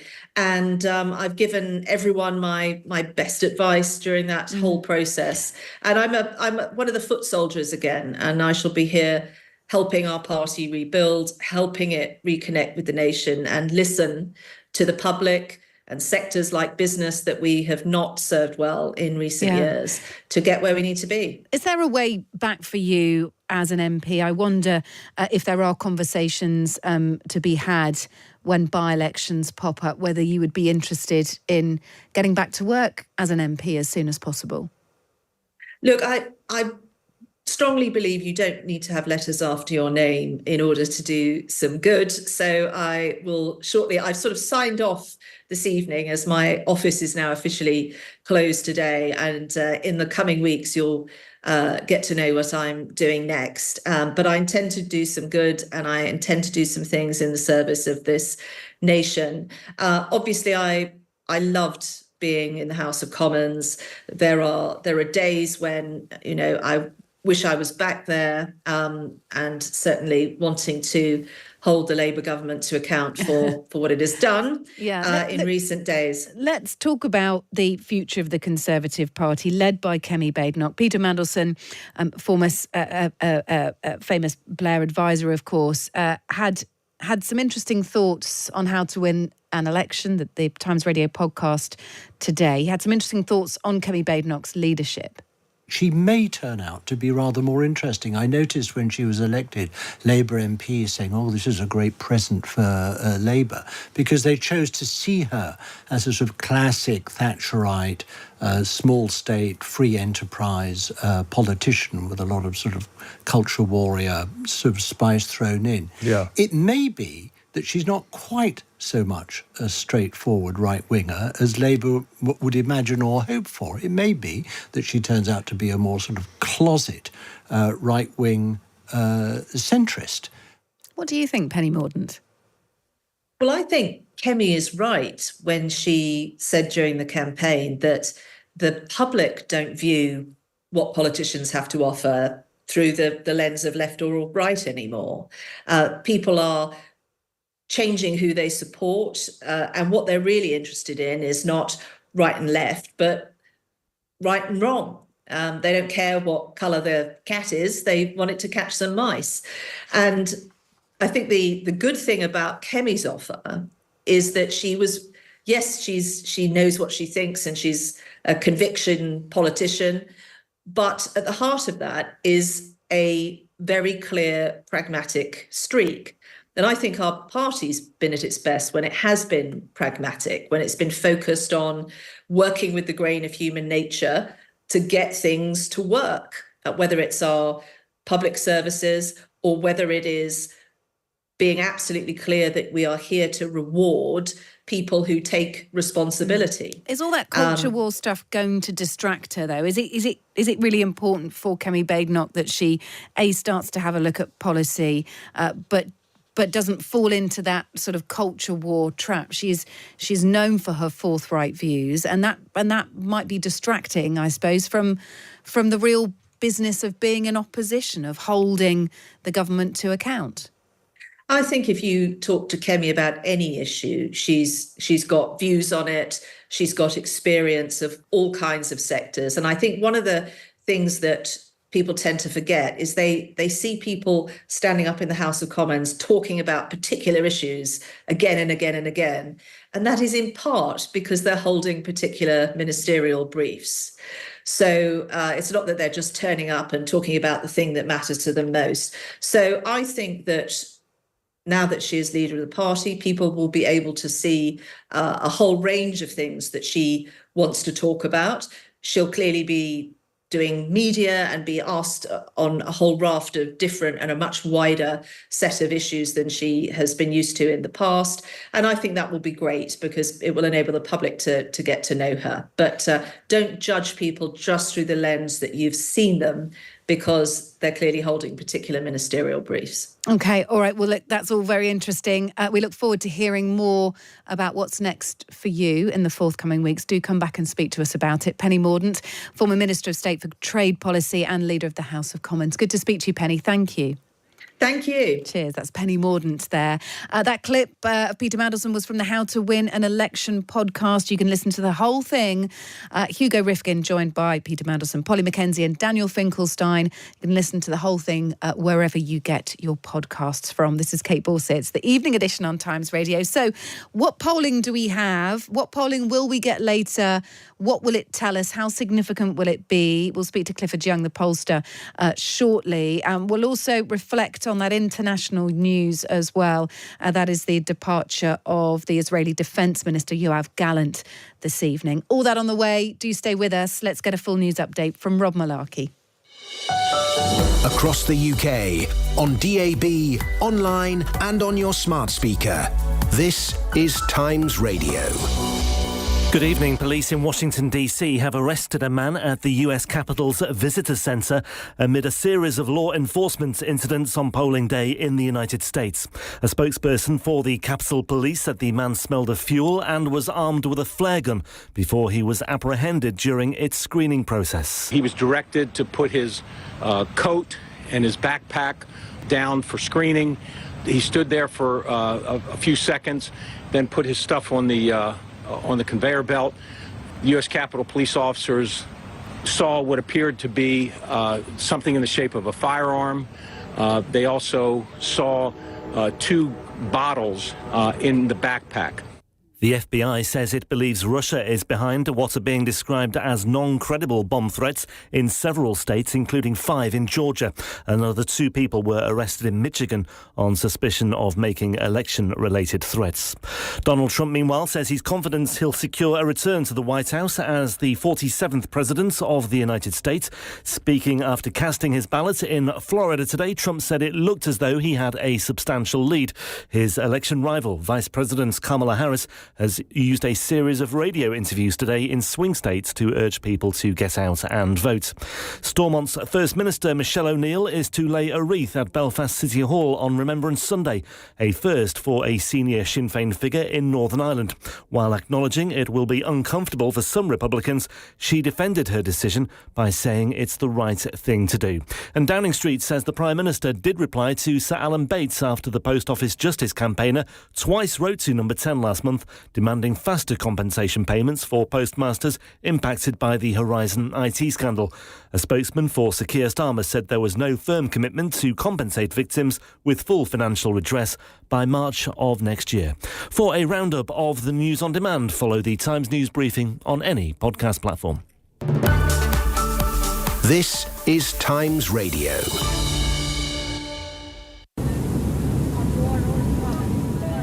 Ladies and gentlemen, welcome aboard your flight to Geneva. This is your captain speaking, and I would like to take a second to welcome our very special guests, all the skis and snowboards that enjoy a free flight to Winter Wonderland. The best skiing experiences start with the right airline. Book your winter holiday now on Swiss.com and enjoy free gear transport. We all want to enjoy food that tastes great and is sourced responsibly. But it's not always easy to know where your favourite foods come from. McDonald's works with more than 23,000 British and Irish farmers to source quality ingredients. Sophie Bambridge grows quality potatoes for McDonald's iconic fries in Norfolk. I think McDonald's are one of the biggest supporters of British farming. They have a real commitment to British potatoes. The Sustainable Fries Fund is a collaborative investment by McCain and McDonald's to help us understand and try different growing techniques for potatoes so that we can understand what we can do to help reduce our impact on the environment but still produce a good quality potato. It helps enable us to try things without having the risk and cost of potentially it going wrong. The support from McCain and McDonald's is really useful to us. Change a little, change a lot. Find out more about McDonald's Plan for Change on the McDonald's website. Listen to Jane Garvey and Fee Glover's unique perspective on the day's stories every Monday to Thursday afternoon from 2. The Evening Edition with Kate Borsay on Times Radio. If you haven't downloaded it, by the way, why not try the Times app? It's a great way to join the conversation about all the big stories of the day. Tell us what you think in the comments section. Share the ones that most interest you. And you can use it wherever you are on your smartphone or tablet. Go to thetimes.com/subscriber to sign up. And actually, if you want a taste of that before you sign up fully, the paywall has been dropped or will be dropped, I think, this evening on the Times website. So go to thetimes.com. And I believe it is from later on this evening. I'll have a quick check for you now. But the paywall will be dropped for the next few days on the Times website, thetimes.com. So your chance to read it for free over the next few days. Now, it is finally election day in the United States. It looks like the outcome, well, it is. It's on a knife edge. The election's too close to call right now. But what do the polls suggest? Have we got anything from those swing states, those crucial swing states that could go either way, that are the deciders in these big elections? Does that help us at all with indications? I can now speak with Clifford Young, who's a pollster and president of public affairs for Ipsos in the United States. Clifford, good evening. It's great to be here. Are we still talking knife edge territory, or some of the whispers around Kamala Harris clawing back a tiny, tiny bit of the lead? Are they credible? I think we're very, very close. I think it's very difficult to say. That said, over the last few days, there was a slight, soft, but discernible improvement for Kamala. I wouldn't call it wishful thinking, but it's difficult to say right now if it's going to materialize in actual results at the voting booth. Tell me what your job involves over the next 12 hours or so. We know that the polling stations close from 11 o'clock our time here in the UK onwards, and over the next few hours, then all of them will close. What is your job as a pollster? What data do you start to gather? When do you start to deliver it? Yeah, and so our job is actually to provide context and meaning based upon the pre-election polling, what it all means, and putting it together. We also specifically will be talking about the states and sort of like how they progress, more specifically, their demographic profiles. And then when the exit polls come out, Ipsos doesn't have an exit poll, but the industry does, we'll begin to comment on that. So it's overall, it's providing context and understanding about what's going on as the data comes in and as the day unfolds. Okay. What are we specifically looking for here? If we're to give our listeners a guide, we know that the first polls to close are in the pro-Trump states of Indiana and Kentucky. I suppose, look, if there's anything that suggests anything other than a strong Republican win in those counties, then maybe we read a bit into that. But what are you specifically looking for? Are there particular states that are really crucial to look at during the night? Yeah, we obviously want to look at the swing states, those 7 key states that will ultimately define the election: Michigan, Wisconsin, Pennsylvania, Arizona, Nevada, North Carolina, and Georgia. They're very important. But any of these states, as they come in, will actually be looking at what are the results by county. If they're trending more Trump, trending more Harris, we'll compare it to past elections. It usually gives us an indicator as to how the night will unfold. And so we'll be looking at those things specifically. So everything's important, obviously, as I'm saying. We'll be looking at those trends. But more specifically, we'll be looking at the trends in the key swing states. Okay. We've also got the Senate and senators being voted on as well. The general thought there, and correct me if I'm wrong, is that the Democrats will lose the Senate as it stands. Yeah, the way it's set up, this electoral cycle is not in the Democrats' favor.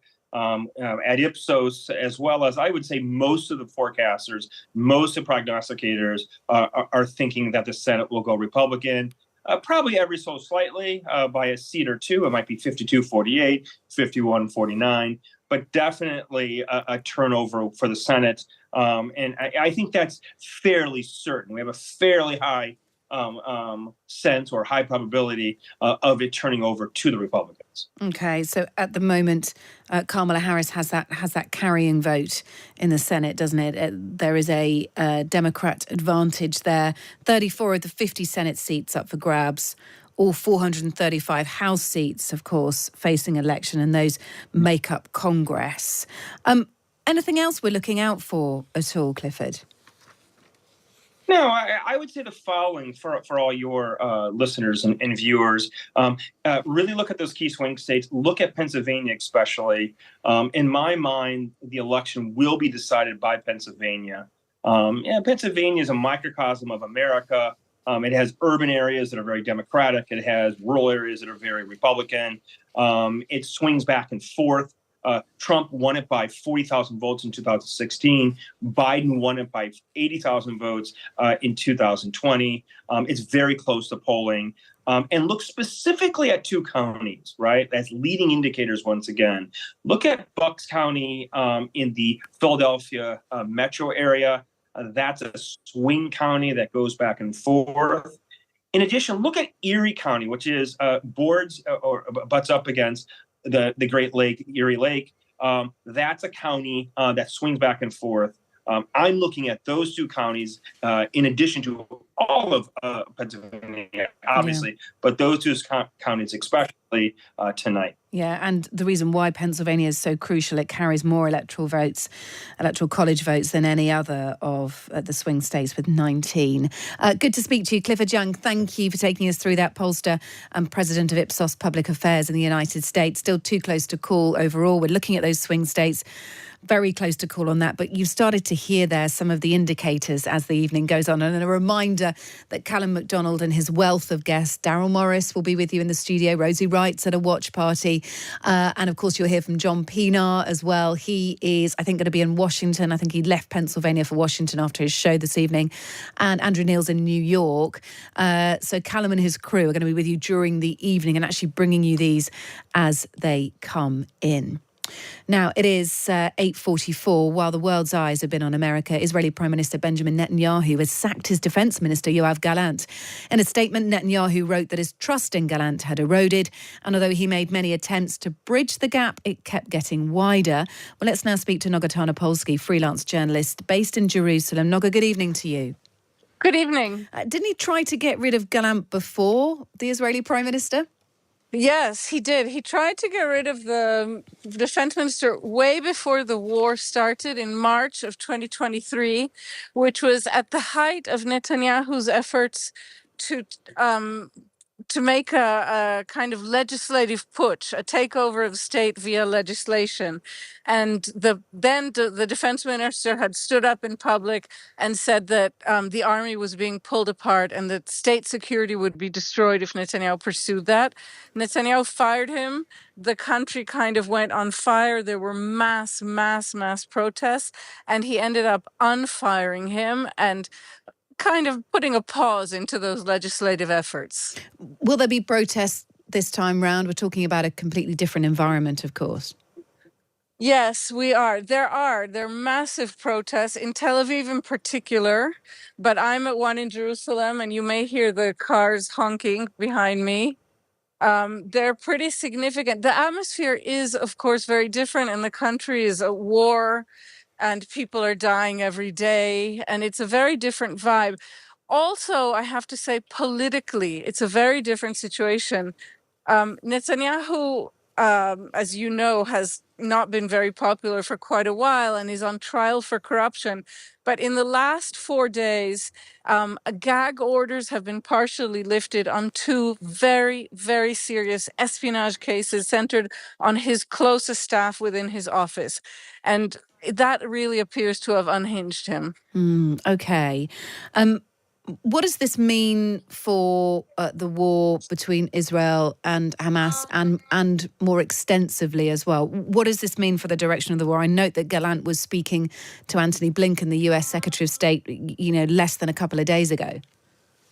In fact, as far as I know, he was speaking with the White House even today. Right. He was the point person discussing negotiations for a ceasefire in Lebanon, in another front of this war. And my understanding, my very close understanding, is that the White House, the Americans were in shock and had absolutely no knowledge that this could happen. Gallant is giving a statement right now as I speak to you, so I don't know what he's saying. But in terms of the war, what we know is that the Israeli army and Gallant as defense minister were trying to find a way to wrap this up. And he was advancing these ceasefire talks regarding Lebanon, which the Americans very much hoped would then kind of in a chain reaction bring about the possibility of a ceasefire in Gaza.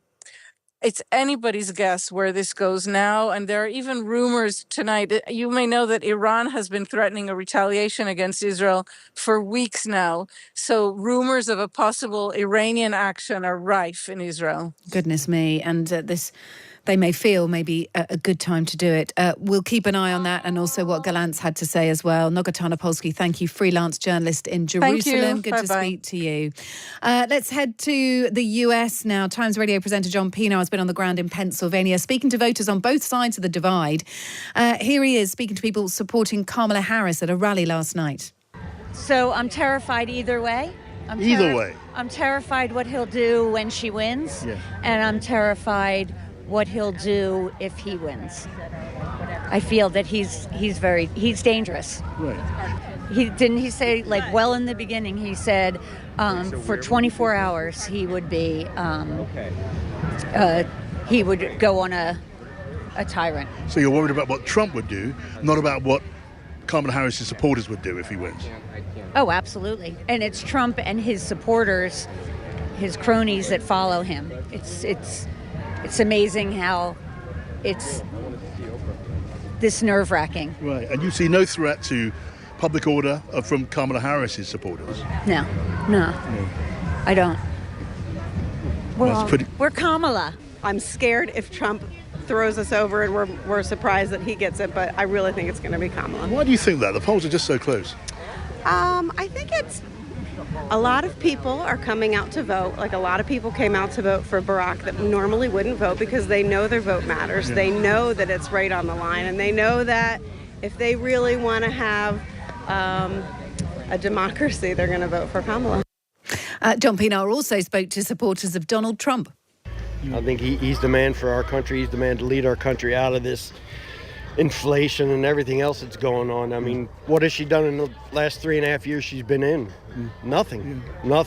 Capped insulin. I mean, that's great for certain people, but that's not enough. I mean, Trump is on the issues that need to be focused on, and I just, Plus, he's willing to give his life for this country. Yeah. He's proven that many times. Why do you say that? What do you mean? Because, the 2 assassination attempts on him, and he just is all-American, and that's what I appreciate. What does Kamala Harris stand for? Well, in my mind, socialism. If we want socialism, go to Cuba. They can't even keep the lights on. As simple as that. Socialism does not work. You can try it over and over again. It does not work.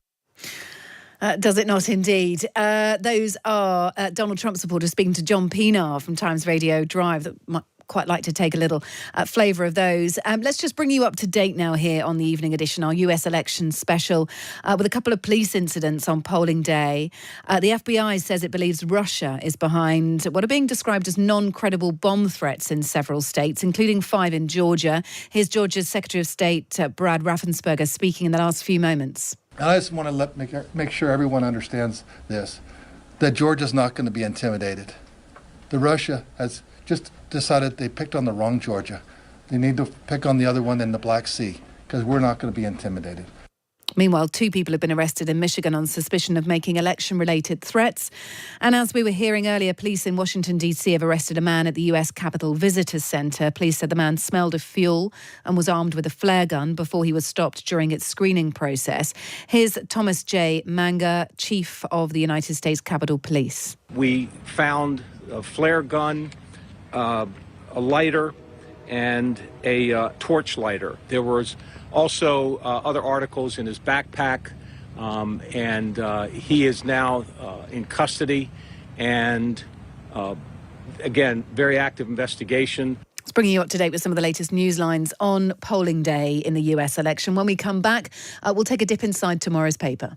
John Pienaar on Times Radio Drive with Barclays. Tomorrow afternoon from 4, join broadcasting powerhouse John Pienaar for an expert debrief of the daily news agenda. What's happening behind the surface? Are there tensions and doubts? From international events on the world stage to issues closer to home. And I'm going to give people a bit of time and space to tell us what they think. Get well-informed debate, insight and analysis that brings the big political picture sharply into focus. Times Radio Drive with Barclays Corporate Banking. Find out what big picture banking could mean for your business at barclayscorporate.com. Listen to Times Radio on your DAB digital radio. I'm coming in hot. Get more spice in your life with the McSpicy at McDonald's. With 100% chicken breast in a spicy, crispy coating. The McSpicy is coming in hot. Oh, yeah. I feel like it's kicking in now.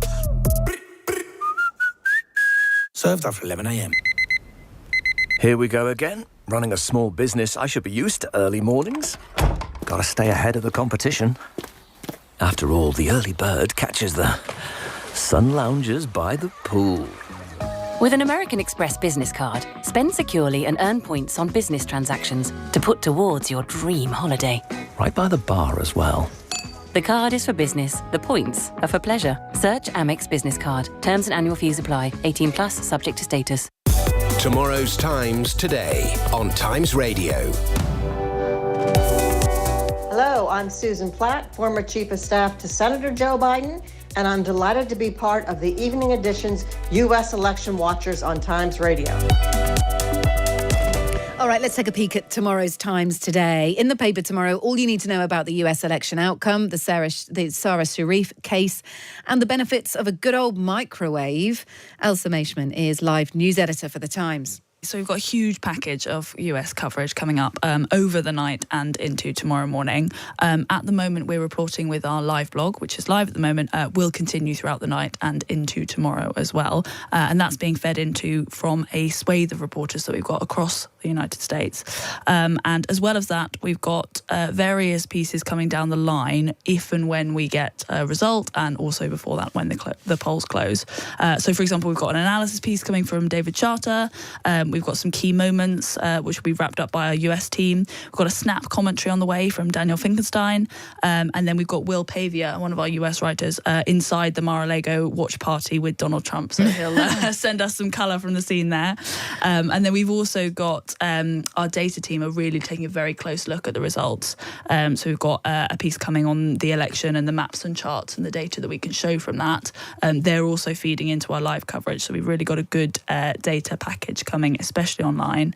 And then finally, we'll take a look at what it means for Britain. So we've got Ollie Wright, one of our lobby reporters in the UK. We'll be looking at that. And then we're also, we've got a sketch coming from our sketch writer, Tom Peck. So there's a huge package of things on the way for you. So just looking at the website now, there is a special US elections section. You have already got there the 270 Electoral College seats there to win. And of course, you'll be counting them by one. Donald Trump on one side, Kamala Harris on the other. So there's that sort of headlining the election section. As you say, a live blog. There's even a quiz that you can take, which I've started to have a go at, but got a bit distracted by a lot of the prep that I've got to do. Which president would you prefer is the interactive quiz.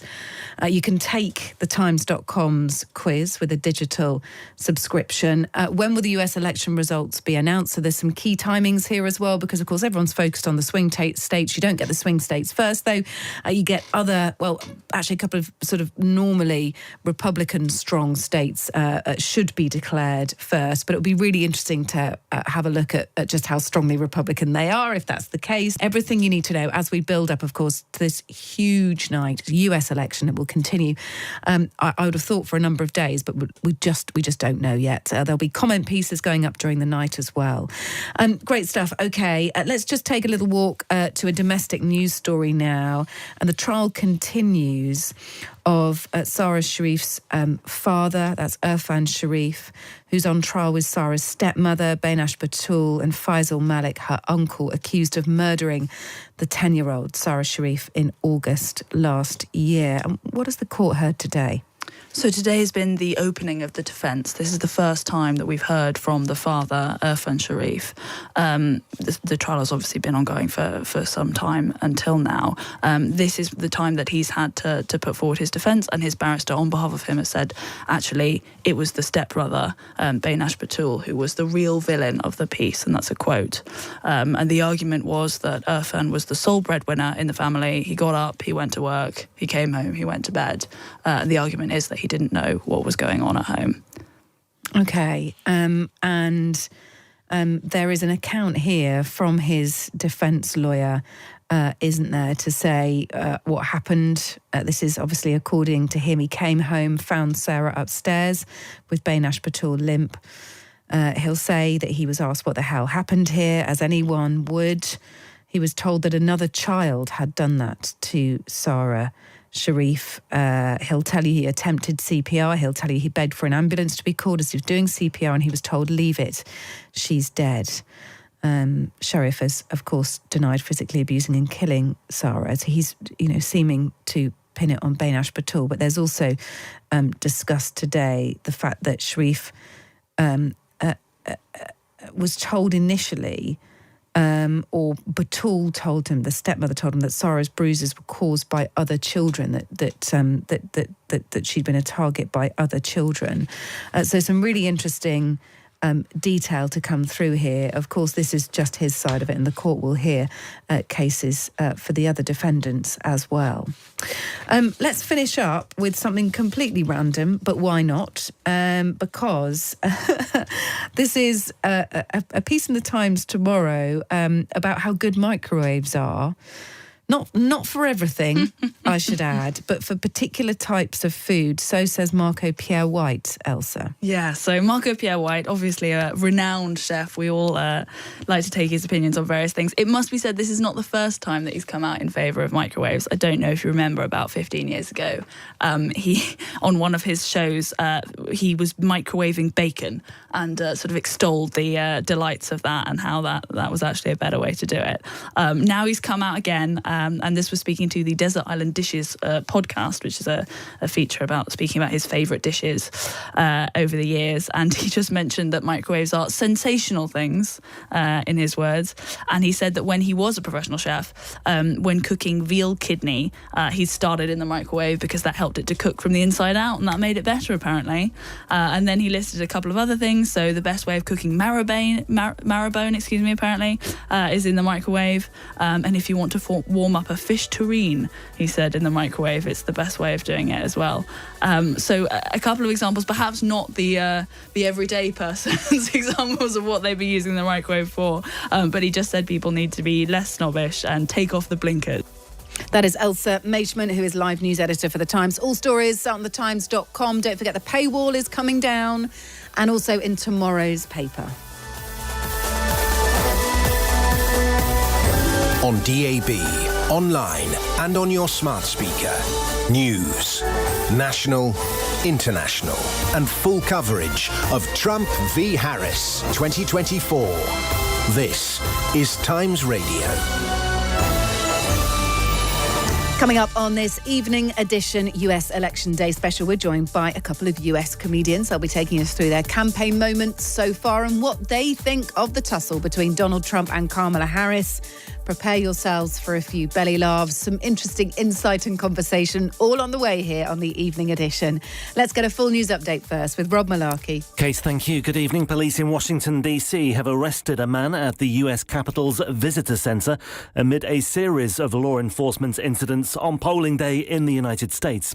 A spokesperson for the Capitol Police said the man was armed with a flare gun before he was stopped during a screening process. One of the officers noticed a faint odor of gasoline, and when they pulled the backpack off the conveyor belt, they noticed a much stronger scent of gasoline.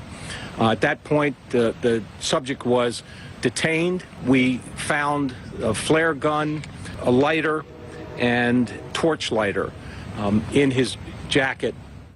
The FBI says it believes Russia is behind what are being described as non-credible bomb threats in several states, including 5 in Georgia.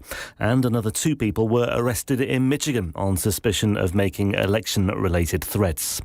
Donald Trump says he's confident he'll secure a return to the White House as the 47th president of the United States. Speaking after casting his ballot in Florida, Trump said it looked as though he had a substantial lead. His election rival, Vice President Kamala Harris, has used a series of radio interviews today in swing states to urge people to get out and vote. Speaking to Kate Borsay on Times Radio this evening, Chad Connolly, a former Republican Party chair in South Carolina, said he too was feeling confident about Trump's chances. The early vote numbers are significant. Democrats have underperformed in the early vote. And let's face it, our side told people for a long time, don't go early vote. But to be neck and neck in North Carolina, to win 14 out of 14 days in Nevada, to only have a deficit of about 383,000 early votes in Pennsylvania, when just 4 years ago it was about 1.3 million, those are significant numbers. Israel's Defence Minister Yoav Gallant has been dismissed. Prime Minister Benjamin Netanyahu said he had no trust in Gallant's management of Israel's ongoing military operations. The country's Foreign Minister, Israel Katz, will replace him. Downing Street says the Prime Minister did reply to Sir Alan Bates after the Post Office Justice campaigner twice wrote to Number 10 last month, demanding faster compensation payments for postmasters impacted by the Horizon IT scandal. A spokesperson for Sir Keir Starmer said there was no firm commitment to compensate victims with full financial redress by March of next year. Last week, the government announced that £1.8 billion had been set aside for compensation payments. Stormont's First Minister Michelle O'Neill says she knows her attendance at a Remembrance Day event will be uncomfortable for many Republicans, but that it's the right thing to do. The Vice President of Sinn Féin is to participate in a wreath-laying ceremony at Belfast City Hall on Sunday, the first time a senior figure from the party will take part in such an event in Northern Ireland. I'm a Republican, I have my worldview of things, but that I can be a First Minister for all. And I also very clearly give a very direct message to those of a British Unionist identity that I will represent them. And I hope that this weekend that people will see that this is a fulfilment of that commitment and that I am actually very true to the pledge that I made to represent everybody in our society. And I think, given our history and where we've come from, I think this is a very important time to do that. And the Queen has been forced to withdraw from her engagements this week because of a chest infection. She was due to attend the opening of the Field of Remembrance at Westminster Abbey on Thursday, but will now be represented by the Duchess of Gloucester. The Queen has also cancelled plans to attend a reception for Olympic and Paralympic athletes. Remember, our news podcasts are on the Times Radio app. Just look for the Times News Briefing and The World in 10. Across the UK, on DAB digital radio, on the free Times Radio app, and via your smart speaker.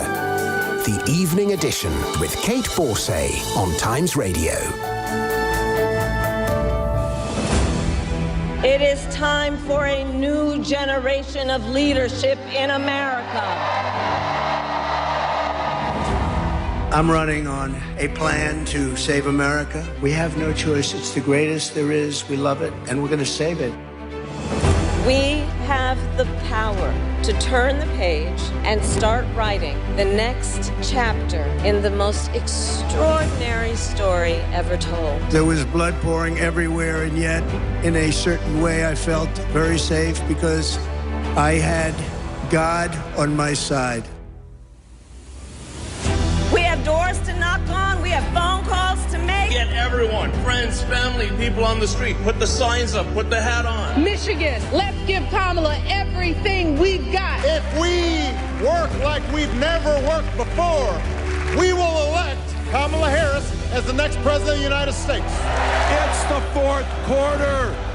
We're down a field goal, but we're on offense and we've got the ball. But as sure as the American flag still waves, Donald Trump still stands, ready to fight, ready to win. We will never give in. We will never give up. We will never back down. We will never, ever surrender. Let's fight for it. Let's vote for it. And together, let us write the next great chapter in the most extraordinary story ever told. It is US election polling day. It's Kate Borsay. It's the evening edition here on Times Radio. We are broadcasting now live continuously through until at least 1 a.m. on Thursday morning. Polls close at around 11 o'clock this evening. Over the next few hours, then, polls across states all over the United States will close and you'll get some early indications. You'll then start getting good indications of what will happen during the night. Callum McDonald with you, along with a whole team ready to bring you the ins and outs during what is an absolutely crucial, nail-biting election. Now, we couldn't do this here on the evening edition without a couple of comedians, without bringing a little bit of jollity to the airwaves, because we're in that really awkward bit of time where we're waiting for exit polls, where people have turned out mostly, people who are going to vote are there, people have done it. And in fact, you've had a huge amount of early voting as well, a historic amount of early voting in this US election. So we're at that tense point at the moment. So it seems like the right time to bring two American comedians into the studio. Lewis Schaefer, who's clapping himself. Yeah, somebody has to Congratulations, Lewis. Wow. Lewis Schaefer from New York. We're just going to say, Lewis from New York. Yeah. And Dave Fulton from Idaho. That's right. Hi, Dave. Hi.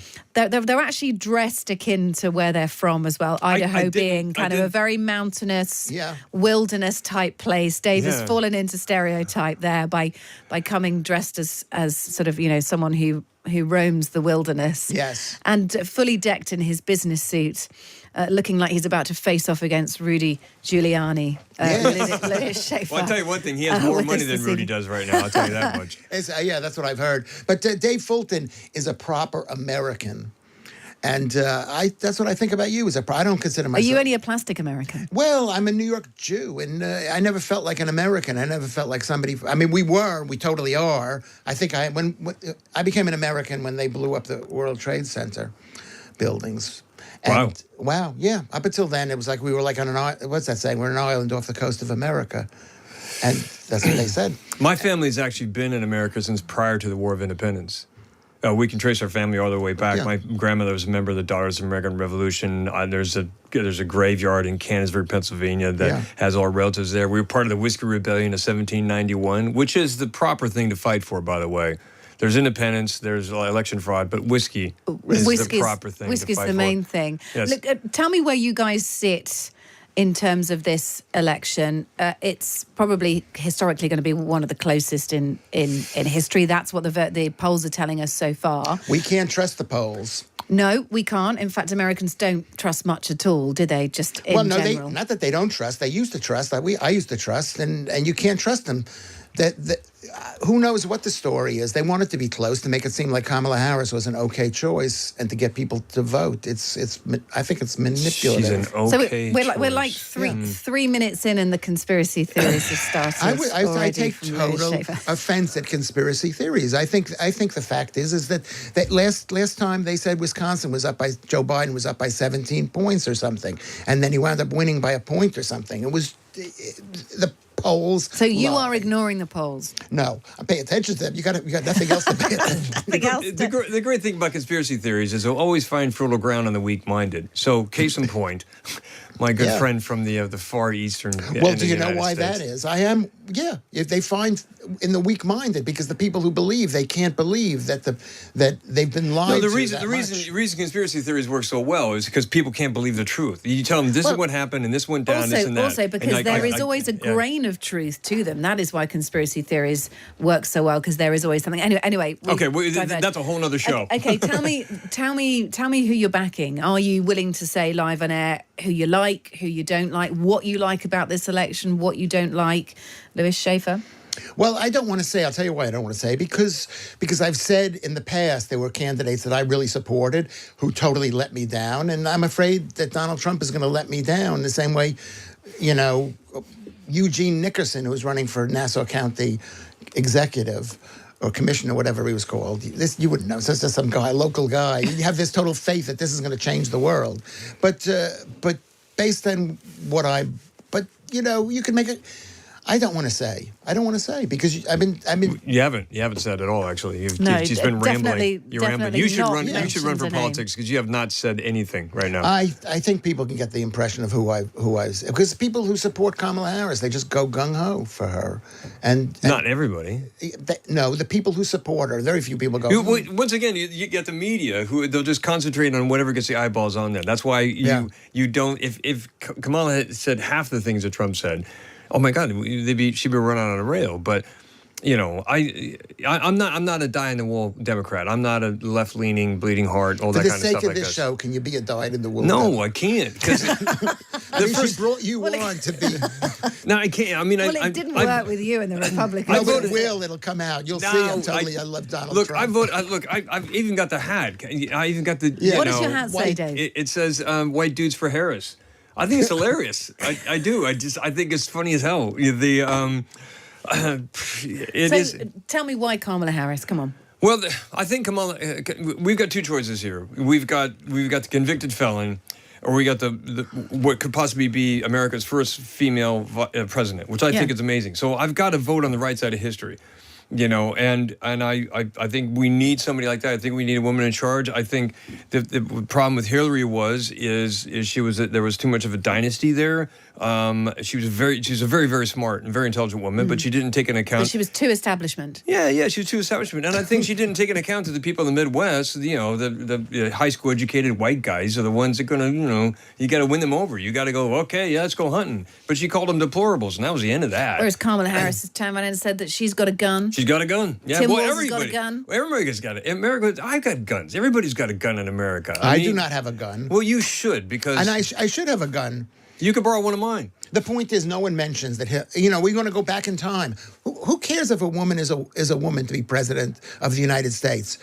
If she were good, but she can't be good because... Why can't she be good? Come on. Look at the alternative. Look at the alternative. You got the convicted I'm not going to say felon. why she can't be good, but I will say why she can't be good for political grounds is that everything that she stands for, and she does stand for something, she's Canadian. She's not even an American. Oh my God. She spent most of her life in Canada. Her parents were not really American. That doesn't matter. She was born, thanks to the 14th Amendment, she's an American. She was born in America. There's only one thing that makes you Canadian. It's the same thing that makes you British. There's only one thing. Cheese? And that's, do you Gravy. love America? Gravy. If you love America, you can And so you think Kamala Harris doesn't love America? No. She's a hate. She loves America. She's had great opportunities. She's done extremely well. Okay. She's not born. I think between but if her wealth, but her and Tim Walz combined are probably the poorest officials we've ever had come up for president and vice president. Whatever the reason she hates America, and Tim Walz was like in the arms of some Chinese. Possibly, I don't know. We got to be careful. Now he's stirring up the. Yeah. Okay, well, how about dealing with the facts? The fact that Trump never paid the people. He's got over 4,000 non-payment cases pending in the courts because he wouldn't pay his subcontractors because he thought it was cheaper to take him to court than it was to pay him. I knew people in New York who never got paid. I know people in Scotland never got paid for the golf course. Okay, These are cheap. Just as it makes you feel uncomfortable that Kamala Harris has spent a lot of time in Canada and doesn't love America, according to you. No, she doesn't love America. I want my president. That's what I am. Okay. Does it concern you that Donald Trump is a convicted criminal? Does it concern you what he says about women? Does it concern you that he's been involved in a libel case? The roundup of 11 million assaults, immigrants, loads of court cases pending. Does I mean, fair enough if it doesn't. There are plenty of people who are happy to just sit on that. That's absolutely fine. What about you? No. I mean, it does. bother It you. kind of does. It's like the same thing with Kamala. She's an incredibly weak candidate, but she is the leader of that team. And it's the same way in this when we fought in this war, Americans to save the British people, and we brought over. Wow! And we brought over. Wow! Well, you got to see how great. Look, the only reason the Nazis were defeated is because the Russians kept throwing people at them at a regular basis. And I will say this. And so we brought over these tanks. These tanks are called Sherman tanks, and they were so poor quality. No, you know what the great thing about the Sherman tank was from somebody who actually works on stuff like that? 50,000. Because of all the parts were interchangeable. Yeah, that was the great thing about them. And they made 50,000. Yeah. And the Tigers were really hard to maintain, but they were way better tanks. Yes, exactly. So you fight with the tank that you've got. And Donald Trump is my tank. I am his, whatever it is. And it is. And just like Kamala Harris, people are saying, "Oh, Kamala Harris is this, and Kamala Harris is this." It doesn't matter. It matters that she's on their team. This is this guy's team. Yeah, look. One interesting thing about Donald Trump is there are plenty of Republicans out there who don't particularly love Donald Trump, but they do like what he did for America during his first term as presidency, which they see as strengthen the economy, stop wars, and at least have a strong stance on immigration and a plan and a wall and all the rest of it. No matter what you think about it, he did have a plan for those areas. You speak to him about that. But, I'm on but your what side. I'm saying is, people don't necessarily think they have to love Donald Trump. They just don't want Kamala Harris, and they would quite like to see a Republican back in office after 4 or 5 years of Joe Biden. Kate, it has nothing to do with Kamala Harris. It has nothing to do with Donald Trump. A little bit, maybe more to do with Donald Trump. He's a revolutionary thinker, but this would have happened anyway. He's a moron. You can call him a moron, but he's my moron. And he's my moron. Right. And he's fighting for... No, he's fighting for the one percenters. He increased he is not. Yes, he is. Maybe he is. Let's hope he isn't. Well, you're not. You're a wannabe one percenter. That's why you've got him going for it. That's what it's going on to that. But there are a lot more than 1% supporting Donald Trump. Yeah, because that's a problem. America is a nation full of people who still think they're all going to be millionaires one day. All right, Lewis Schaefer, Dave Fulton. Let's get your moment of the campaign so far. I'm going to kick off with a starter, the beginning of the end for Joe Biden. It has been a long campaign, hasn't it? Joe Biden, of course, began the campaign as the Democratic nominee, but in the first debate back in June, well, it proved a disaster for him. And I'm going to continue to move until we get the total ban on the total initiative relative to what we're going to do with more Border Patrol and more asylum officers. President Trump? I really don't know what he said at the end of that sentence. I don't think he knows what he said either. He initially seemed to be resisting calls to stand aside. However, he did in the end. Lewis, let's come to you. That is one of my moments of the campaign. What about you? What about that? Or you want me to talk about what? I just thought everybody knew he was losing it, and everybody, and nobody did anything. And then Barack Obama and Nancy Pelosi walk in there and say, "You're getting out." And he goes, "Wait a second, I'm the president of the United States." He says, "We don't care. You're not going to have a library unless we're going to indict you. Something's going to happen." And so he basically left. He's got a lot of bad will for those people. That's what Democrats are all about. You're so evil. Evil. You know what the great thing about the Republican Party? I said this is the great thing about the Republican Party is they will pick one guy, no matter how bad he is, and they'll put their shoulder behind him and they'll back him 100%. And the problem with the Democratic Party is you got a round table of people who are all very smart, who all have an idea to fix everything, and they can't let one person take control of that. That's a lie. All light people are just all they got their hand up going, I can do it. But they throw their weight behind Trump. And then it's one man all the way. Who wants to do roundup to people, who wants to... And one of the problems, by the way, with immigration is not Trump or Biden or the rest of the hee-haw gangs. In fact, we have not upgraded our immigration system since 1990. So we have a backlog of people who are legal immigrants who are still trying to get their immigration status updated. What does that have and to do with open borders? And it has nothing to do with open borders because we can't even process the people who are coming across illegally. We can't even process the people who are seeking asylum. And by the way, the majority of the violent crimes in America are not committed by immigrants. Who mentioned that? Who mentioned anything? I didn't know. You think that I'm thinking? This is the thing. Immigrants responsible for more new businesses. They pay more taxes, and all the violent crimes are done by Americans. But fentanyl is brought in by Americans. But meanwhile, the average British person American person who I don't care about. I don't care about people like you and I in Idaho. I don't care. But the average Trust me, people American, in Idaho don't care about anybody in New York either. Yeah, and we know that. But the point is that when you let in 20 million immigrants, we did let in 20 million immigrants. 10 million, whatever. It wasn't even 10. It is way more. We have 11 million immigrants in America right now. The fact that there's an open border. There's no open border. All right, chaps. When we come back, I'm going to get your moments. This is supposed to be a lot more funny than this. It is amusing for us. Okay, because thank God we're not involved in this. When we come back, we are going to get your moments of the election campaign. So for me, it was the demise, the quick demise, really, in retrospect of Joe Biden and his replacement as Democratic nominee Kamala Harris. Lewis, Dave. So Dave Fulton with us, US comedian. Lewis Schaefer, another US comedian. We are talking through the campaign so far and finding out what each of our funny men think about it and Election Day. I've sold you up there, haven't I? Yes, sold you up a flagpole. Yeah. You can say it for Dave. Dave is funny. Lewis Schaefer is just a schlep. Well, the thing is, I'm still working as a comedian, and Lewis is, what are you doing now? You're pushing a broom in Nunhead? You know what? A job is a job. And that's what that shows about the Democrats, that they have no respect for a God. I'll let them continue to argue during this. So back in a minute.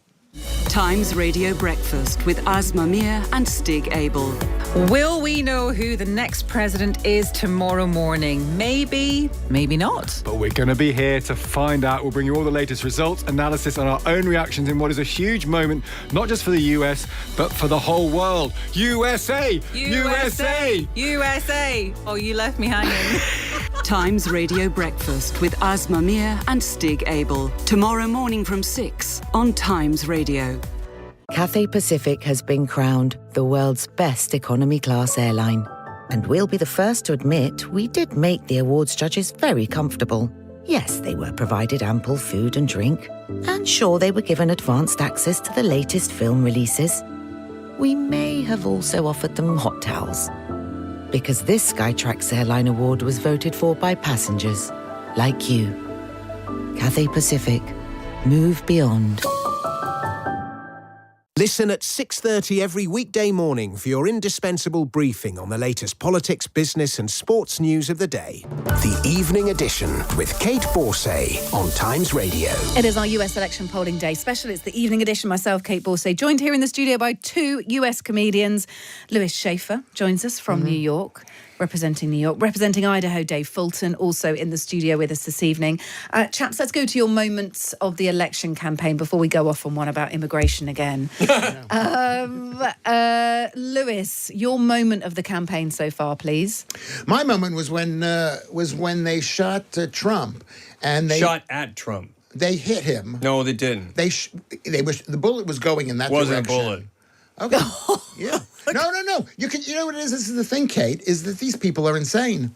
Next thing you know, he's going to say that men are women and women are men. I mean, this is insanity. So this is the assassination attempt in Butler, Pennsylvania. But what made it amazing I believe that it happened, okay? But Donald Trump was so relieved and impressed with himself that he handled it properly and didn't die. And there was such you saw humanity in the guy, because basically for like years he'd been fighting to be like somebody that he wasn't. He was just a poor, broken schlub of a successful guy who never paid Queens, his workers. Who never paid his workers, whatever he didn't do. And he was thinking to himself, this is too big for me. And then at that moment he realized, it's like a movie, like The Verdict. Remember the movie The Verdict? No. Paul Newman. Yeah, okay. Great movie. Great film. Great movie. Yeah. Where he realized, I'm not backing down anymore. I'm going all the way. Yeah, he realized he was presidential material. Yes, when he was got deserving of it. Okay. And everybody believed that. Let's have a listen.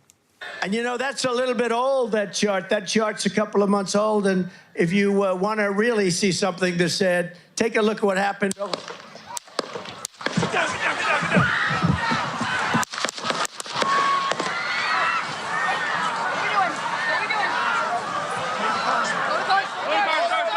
Yeah, I mean, it is crazy listening to it again, isn't it? Just in full flow. I would never wish that on anybody, and I'm really, really sad that somebody actually died. Yeah, protecting him. He was a fireman. He was just protecting his family. Yeah, no, it was bad news. That's what makes Dave not really a Democrat, because he says he actually doesn't. Like 25 or 26% of the population thought that he should die. No, he's called Hitler. You don't call somebody who you like Hitler, and you don't call and people who support a Hitler are garbage, and you can't say, "Oh, he didn't really mean it." This is bad. Nobody called him Hitler. He likes Hitler's generals, but that's beside the point. No, they called him Hitler. Because we don't have loads of time, Dave, I'm going to go to you and your moment of the campaign so far, which is this. Let's just play it out. I accept your nomination to be President of the United States of America. So a bit like me, Biden's decision to step down, that was his Vice President Kamala Harris accepting the Democratic nomination at the DNC in August.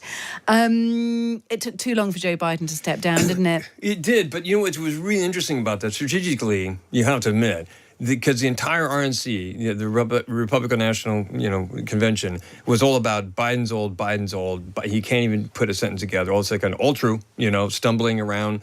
He had his day. He actually said when he was elected, I'm only going to be a one-term president, so I was kind of surprised he was going to go for re-election. So they had they shut it down like, he's an old guy, yeah. Trump is our man, and then they went, no, the old guy's gone, we're going to put this sharp lady in charge, and they kind of went, oh, crap. Shoot. Yeah.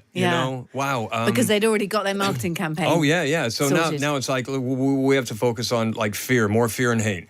We can't just go with the old guy's incompetent. We have to double down on fear and hate, which is exactly what they've been doing. Yeah.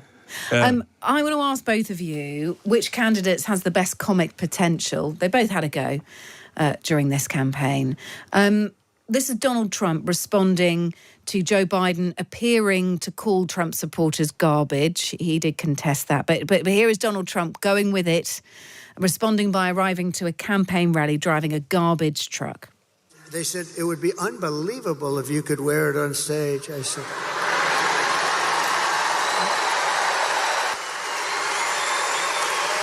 And I said, no way. I got 25,000 people standing outside. I got all these people here. There's no way I'm wearing it on stage. They said, oh, okay, sir. I said, get me my jacket. But if you did, it actually makes you look thinner. I said, oh.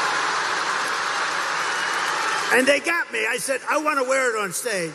That's Trump wearing his Illuminous tabard garbage collector outfit. He is a comedian, and I think that's without knowing it. No, I think he kind of. That's why nobody can do jokes about it, because they can't keep up. Yeah, if you say something outrageous, Trump just doubles down without even realizing he's doubled down.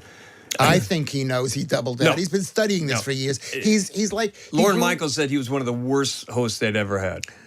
Right up there with Steven Seagal. Because I think he was thinking about being president, and I think that the only reason he became president is because Obama made fun of him at the Foreign Correspondents' Dinner. That was another favorite moment of mine, yeah. And look what happened. And he actually leaned over to his friend and goes, I'm going to run for president and beat him. And they had to say, he's already run twice. He's not running again. He's brought down. Which tells you how much he knows about government. The most egotistical man in all of American Obama, not the best president, but he had the highest IQ of any president we've ever had. And he actually believed it. Maybe he did, but he was the most arrogant person. And Donald Trump brought that, and that's what people more like. More arrogant than Nixon. I don't think Nixon was that arrogant. Wow. I don't think Nixon was arrogant. Should we hear Kamala Harris trying to do comedy? She made a surprise appearance on Saturday Night Live. SNL over the weekend. Here she is alongside the SNL impersonator, Kamala Harris impersonator, whose name I've forgotten now. Minnie Riperton's daughter, Minnie Riperton. It's her name is Maya. Something. Rudolph. Yeah. Maya Rudolph. There we go. You know Minnie Riperton is that loving you is easy cause you're beautiful. Well, it's talented family. Here is Kamala doing comedy. It is nice to see you, Kamala. It is nice to see you, Kamala. And I'm just here to remind you, you got this. Because you can do something your opponent cannot do. You can open doors.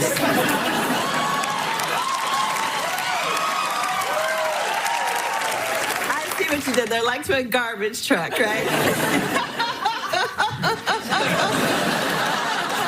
I don't really about that, do I? A little bit. Now, Kamala, take my Pamela.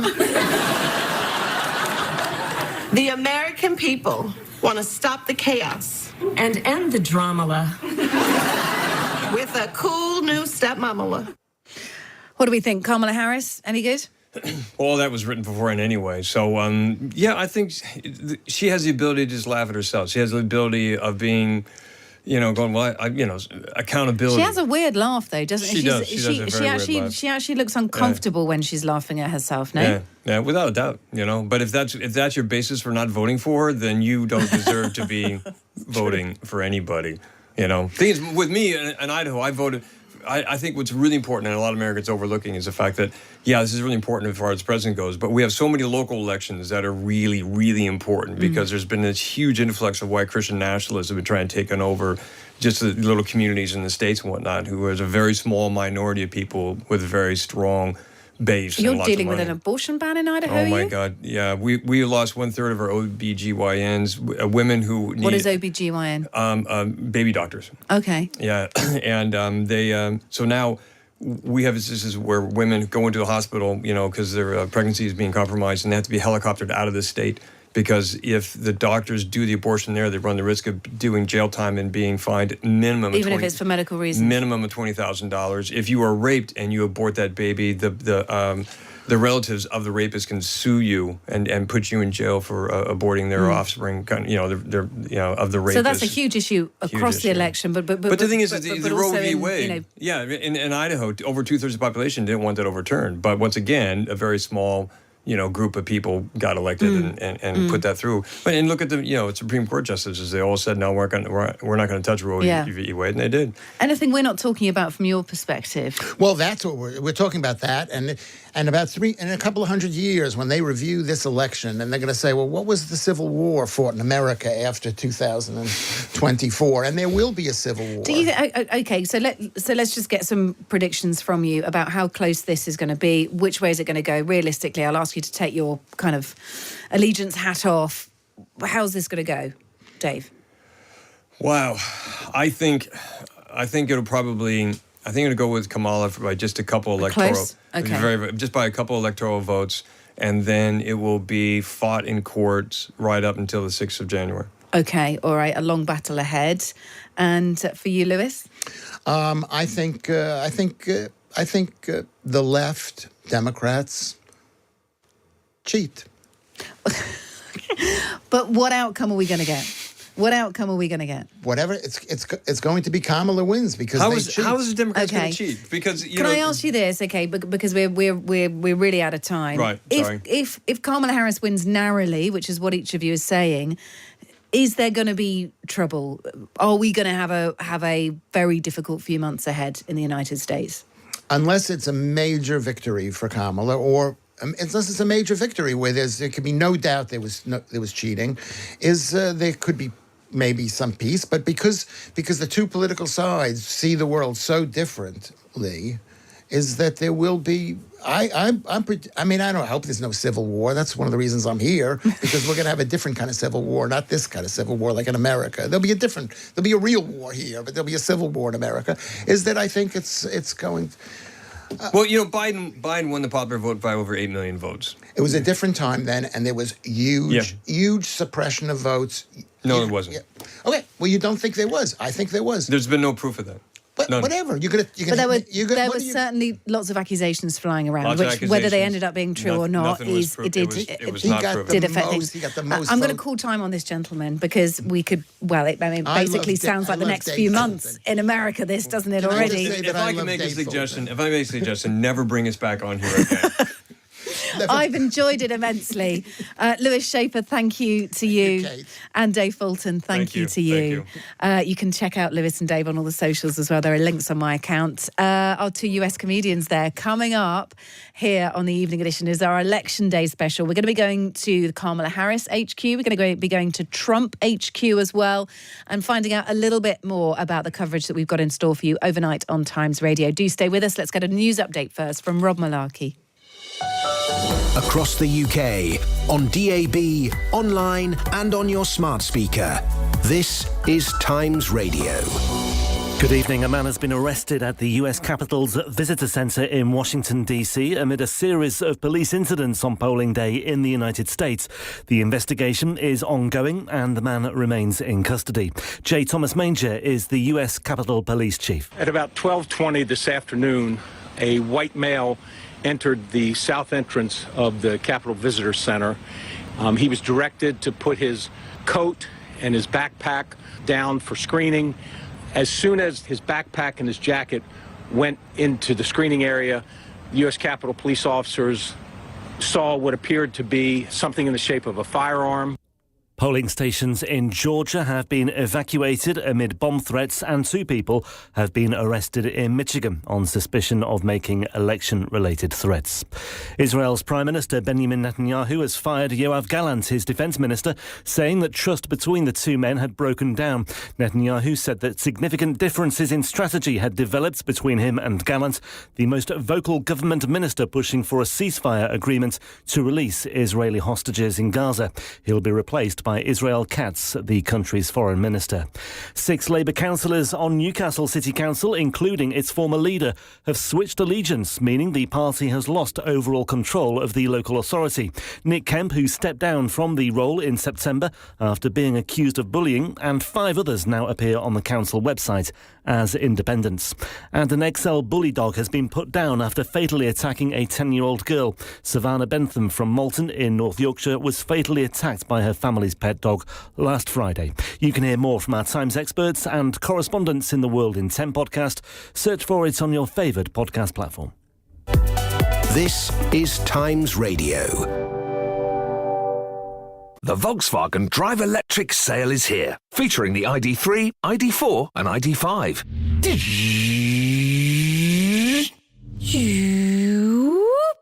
That's the sound of drivers powering up and enjoying our supercharged offers, all with an extra £1,000 off, plus a free Omi home charger with standard installation.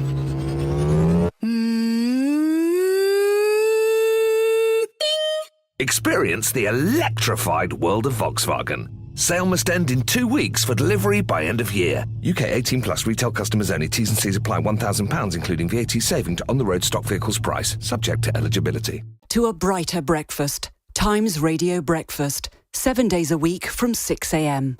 The Evening Edition with Kate Borsay on Times Radio. It is Kate Borsay. It's the Evening Edition. It's our US Election Day special. And as we know here on Times Radio, the fun doesn't stop at 10. It doesn't stop at 1. In fact, I don't think it stops until 1 a.m. on Thursday morning. We'll be continuously broadcasting live throughout that period. And beginning the marathon is Callum McDonald and friends, who join you from 1 a.m. this evening, straight up after Carol Walker. Callum, good evening. Hi, Kate. How are you? Good. I want to know about snacks, please. I'm currently eating some sweets. I feel like I'm a bit of a traitor because I'll be getting a lot more sleep than you tonight, probably. Tell me how you've prepared. Yeah, it's all about health. Tell me what's happening. So you're with us at 1. We know that you've got Daryl Morris with you. Rosie Wright's at some polling parties or overnight election parties. Watch parties. Yes, right. Watch parties. That is the word I'm looking for.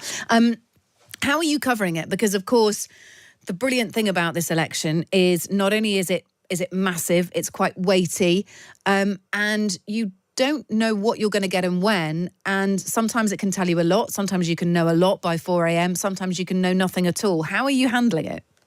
So basically, the trick with a US election is that polls close kind of on the hour every hour, starting actually at 11 p.m. UK time, and then there's some actually that are every half hour as well. And the key thing then is to look for any trends that emerge, particularly this election, with early voting. So, for example, in some states there's been such high levels of mail-in ballots and early voting that the accelerated kind of process, which has improved, we understand, since 2020, which was all a bit of a farce, and COVID and new voting machines, a new or certainly a familiar process means that a lot of these votes may actually be counted relatively quickly. Indeed, I've seen reports from election officials in Michigan this evening suggesting that their result from 2020 was sort of mid-afternoon their time on the Wednesday, i.e. the day after polling day, but they say it'll be much quicker this time around. So what will happen is states, they all sort of count differently. Some will have started counting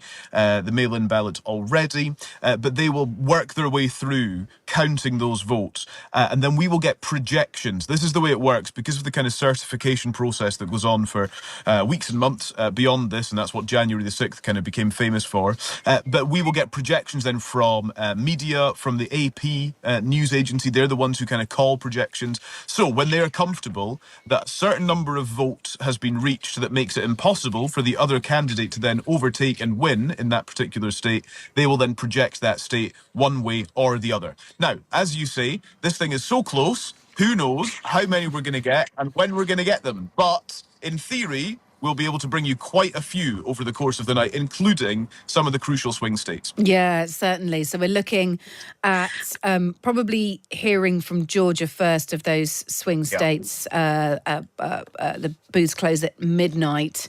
So we should get a clear picture now. And look, really important to look out for Wisconsin, Pennsylvania and Michigan as well, because they are so swingy. They all went red in 2016. They all went blue in 2020. That is why they're called swing states. But that is when you start to get a picture arising, isn't it? Callum, are you expecting to hear any dissenting voices as the night goes on?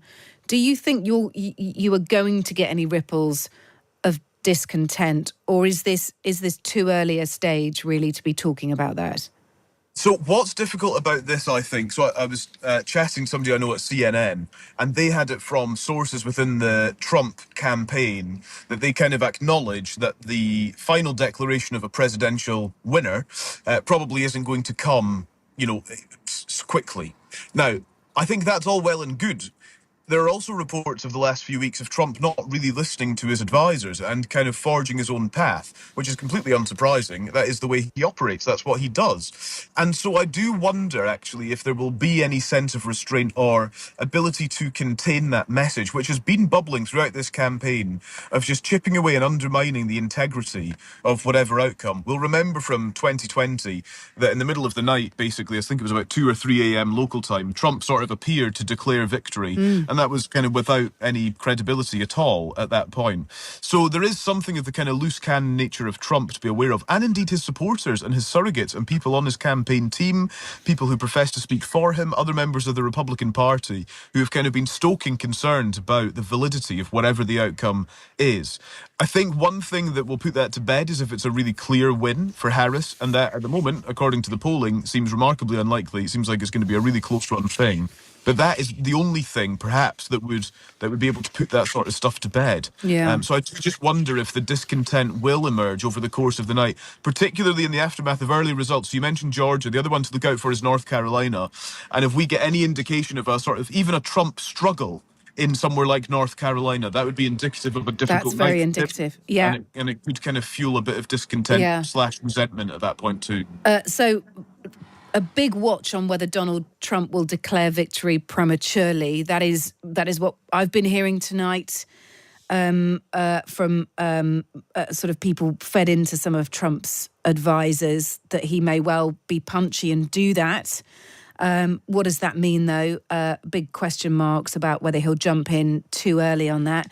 We're going to be, of course, watching Senate seats as well, and we should explain that, of course, you've got the Senate and the House making up Congress. That is 1/3. You've got the Supreme Court. That is another third. And then the US president is the other third in terms of the weighting and the proportionality of sort of how the political system works in the United States. So we've got, 100 Senate seats. We've got, a third of those up for grabs tonight. 34 of its 100 seats up for grabs as well. Currently, Democrats control the Senate by that 1-seat margin. It's the Kamala Harris seat, and it's widely expected the Senate will go to the Republicans. There's loads to watch out for. I know you'll make such an entertaining, engaging night of it, ably abetted by your team. And I'm going to say Callum McDonald's team this evening includes John Pienaar and Andrew Neil. You get to hold the high office, Callum, controlling it all from HQ. I don't know about that. Controlling it all, I think, might be overstating it. Darrell Morris with you, Rosie Wright with you as well. We're really looking forward to it, Callum. Thanks, Kate. Us too. We're on the radio and we're on the Times Radio YouTube channel all night long. It's going to be a big one, and we get to write the first page of this chapter in the history of, let's not understate it, the world. So make sure you're with us. Callum McDonald with you from 1 a.m. on Times Radio. Carol Walker, of course, coming up at 10 o'clock as well. She's got plenty of build-up to bring you as well. This is Kate Borsay. It is the evening edition on Times Radio. Should we take a walk through some of the top stories online tonight? These are a selection of some of the other news stories making up column inches this evening. In the Times tonight, an oak that stood for more than 4 centuries has won the Woodland Trust Tree of the Year contest. Skipponish Oak, which is named after... In fact, I think we've done these ones already. I think this is an old copy of it. Apologies. We will move on. We'll just shelve that. Apologies. And move on to the headquarters of both camps. This is exciting. So Donald Trump's headquarters are in Florida. Kamala Harris's base is in Washington, D.C. Let's go to Kamala Harris, first of all. Patsy Widakuswara is White House Bureau Chief with Voice of America, and she's at Howard University this evening. Patsy, good evening. Hi there. Give me the vibe. Are they optimistic, cautious, exhausted? I think the term that the campaign likes to use is nauseously optimistic. So obviously they like to project confidence, but yes, I mean, as you said, this is a super, super tight election. It's down to the wire. I mean, even just a few hours ago, Vice President Kamala Harris was still spending time at the phone bank, making phone calls to voters, urging them to vote. So this is going to be down to the last vote, down to the last person. Don't give up until the last drop of blood. We've just been talking about whether Donald Trump might try and declare a little earlier, that if there's in any way an indication, not official of course, but if there's in any way an indication that he's got this, he might just plump and declare victory early. Are people concerned about that in Kamala Harris's camp? Well, what they're telling us yesterday in their last briefing of the Harris campaign is that they are staying focused, they're staying calm and confident, and they're fully aware of all the legal challenges and all the issues that the Trump campaign would like to throw their way, including this kind of a scenario that you just mentioned. So, they're definitely ready for this. They have a whole army of lawyers. Don't forget, they have close to $1 billion in their war chest. So definitely something to be concerned about, but I think they're also ready. Carolyn Presutti, we know, is on the same line as you. Carolyn is at Trump HQ. Carolyn, we will come to you in a few minutes' time. You're trying to connect through to us at the moment. But Patsy, let's just talk about the relevance of Howard University. It's where Kamala Harris studied, of course. Yeah, so I mean, this is definitely her alma mater, right? I mean, she studied here in Howard. Sorry, they just started out the speakers right now.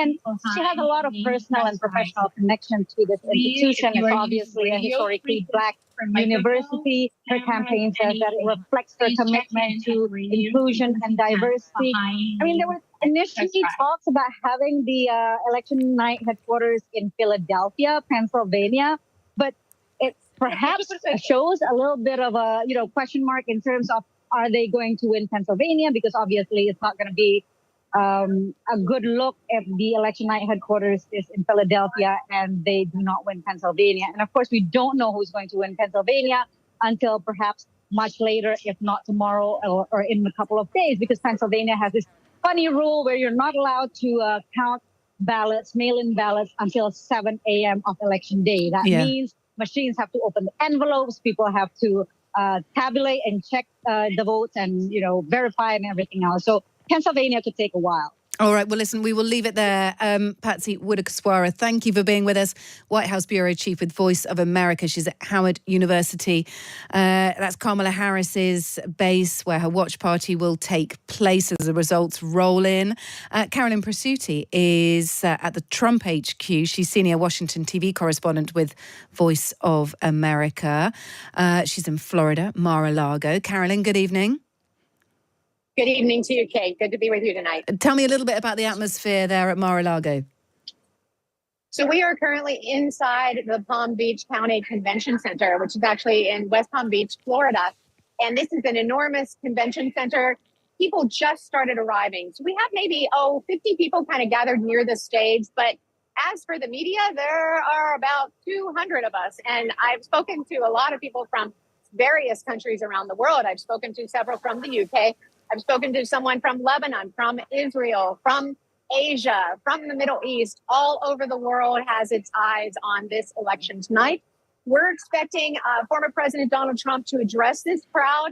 We'll have a couple of speakers warm up the crowd before he takes to the stage, whether it be to say, we don't have an answer tonight, or I won tonight, or I concede tonight. We don't know what he'll be saying, but most of the experts say we won't have a decision tonight. There's just too much to count. And this is such a razor-thin margin between Trump and Harris in this race.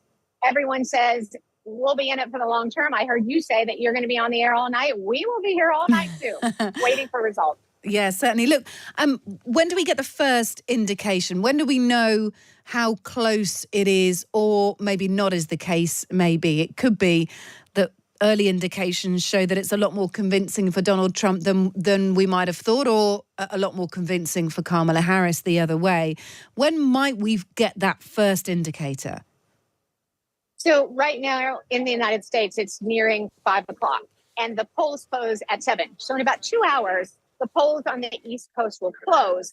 That's when the results will start trickling in, right? And we have those huge jumbotrons behind us. That's when the results will be on those jumbotrons for the people who are gathered here, his supporters, his volunteers, his family.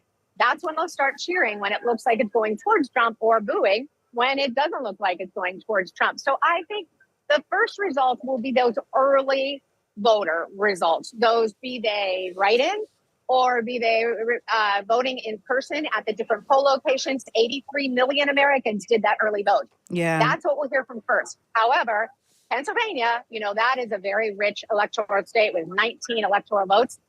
They didn't start counting those votes until 7 this morning, so it may be a long night for Pennsylvania. We might not hear from them for a while. There you go. So early voters, there was a lot of early voting that took place, at least 50%. That'll be significant. And then, as Patsy was saying earlier as well, Pennsylvania, all eyes on Pennsylvania. Right. Thank you so much. Also, go on, Caroline, you might want to mention one more thing, if you have time. Yeah, go for it. There was 4 years ago, there was something that was named the Red Mirage. And we want to be careful for that, too, because a lot of these early votes are coming in from the suburban areas. It takes longer to count the urban areas, the more populated areas. So what we had 4 years ago was it was looking to kind of point towards Trump as the winner, right? When the early voting results were coming in. And then all of a sudden, when those urban areas then stacked up with their results, then it veered toward Biden. And that's why it's called the Red Mirage. So we're also going to be very careful of that tonight when the early votes start rolling in and become tabulated. Which is why it's such a big talking point if Donald Trump takes it upon himself to declare early before it's really properly official, because that could be as a result of the Red Mirage. Carolyn Pasuti, great to speak to you. Thank you. At Trump HQ in Florida, Mar-a-Lago. Carolyn is senior Washington TV correspondent with Voice of America. Coming up, we'll find out what Carol Walker's got in store for you. Stay with us. John Pienaar on Times Radio Drive with Barclays. Tomorrow afternoon from 4, join broadcasting powerhouse John Pienaar for an expert debrief of the daily news agenda. What's happening behind the surface? Are there tensions and doubts? From international events on the world stage to issues closer to home. And I'm going to give people a bit of time and space to tell us what they think. Get well-informed debate, insight and analysis that brings the big political picture sharply into focus. Times Radio Drive with Barclays Corporate Banking. Find out what big picture banking could mean for your business at barclayscorporate.com. Download the free Times Radio app and listen to us wherever you are. At Tesco, our finest mince pies are half price. Now £1.50 with your Tesco Club card. Feel the power to lower prices. Tesco, every little helps. Majority of larger stores ends 19th of November. Club card or app required. It's time to get the ball rolling on another Terry's chocolate flavour. Ooh, I've always wondered what a chocolate orange would taste like without the orange. A Terry's chocolatey chocolate? Or a Terry's orangeless orange. Ooh, a chocolate orange without the orange is one of life's great mysteries. I suppose it would taste like, Milk chocolate. Oh, that's ballsy. New Terry's Chocolate Milk Ball! Deliciously unsquare. Here we go again. Running a small business, I should be used to early mornings. Gotta stay ahead of the competition. After all, the early bird catches the sun loungers by the pool. With an American Express business card, spend securely and earn points on business transactions to put towards your dream holiday. Right by the bar as well. The card is for business. The points are for pleasure. Search Amex Business Card. Terms and annual fees apply. 18 plus, subject to status. The Evening Edition with Kate Borsay on Times Radio. We'll hear from Carol in a few moments' time. It's going to be, look, absolutely nail-biting. We've got some amazing coverage throughout the night on Times Radio, not just Carol Walker at 10, but Callum MacDonald and all his team, all his friends. Andrew Neil and John Pienaar are amongst them. They follow at 1 a.m. and through the night. Here are some of the highlights of tonight's show to get you in the mood.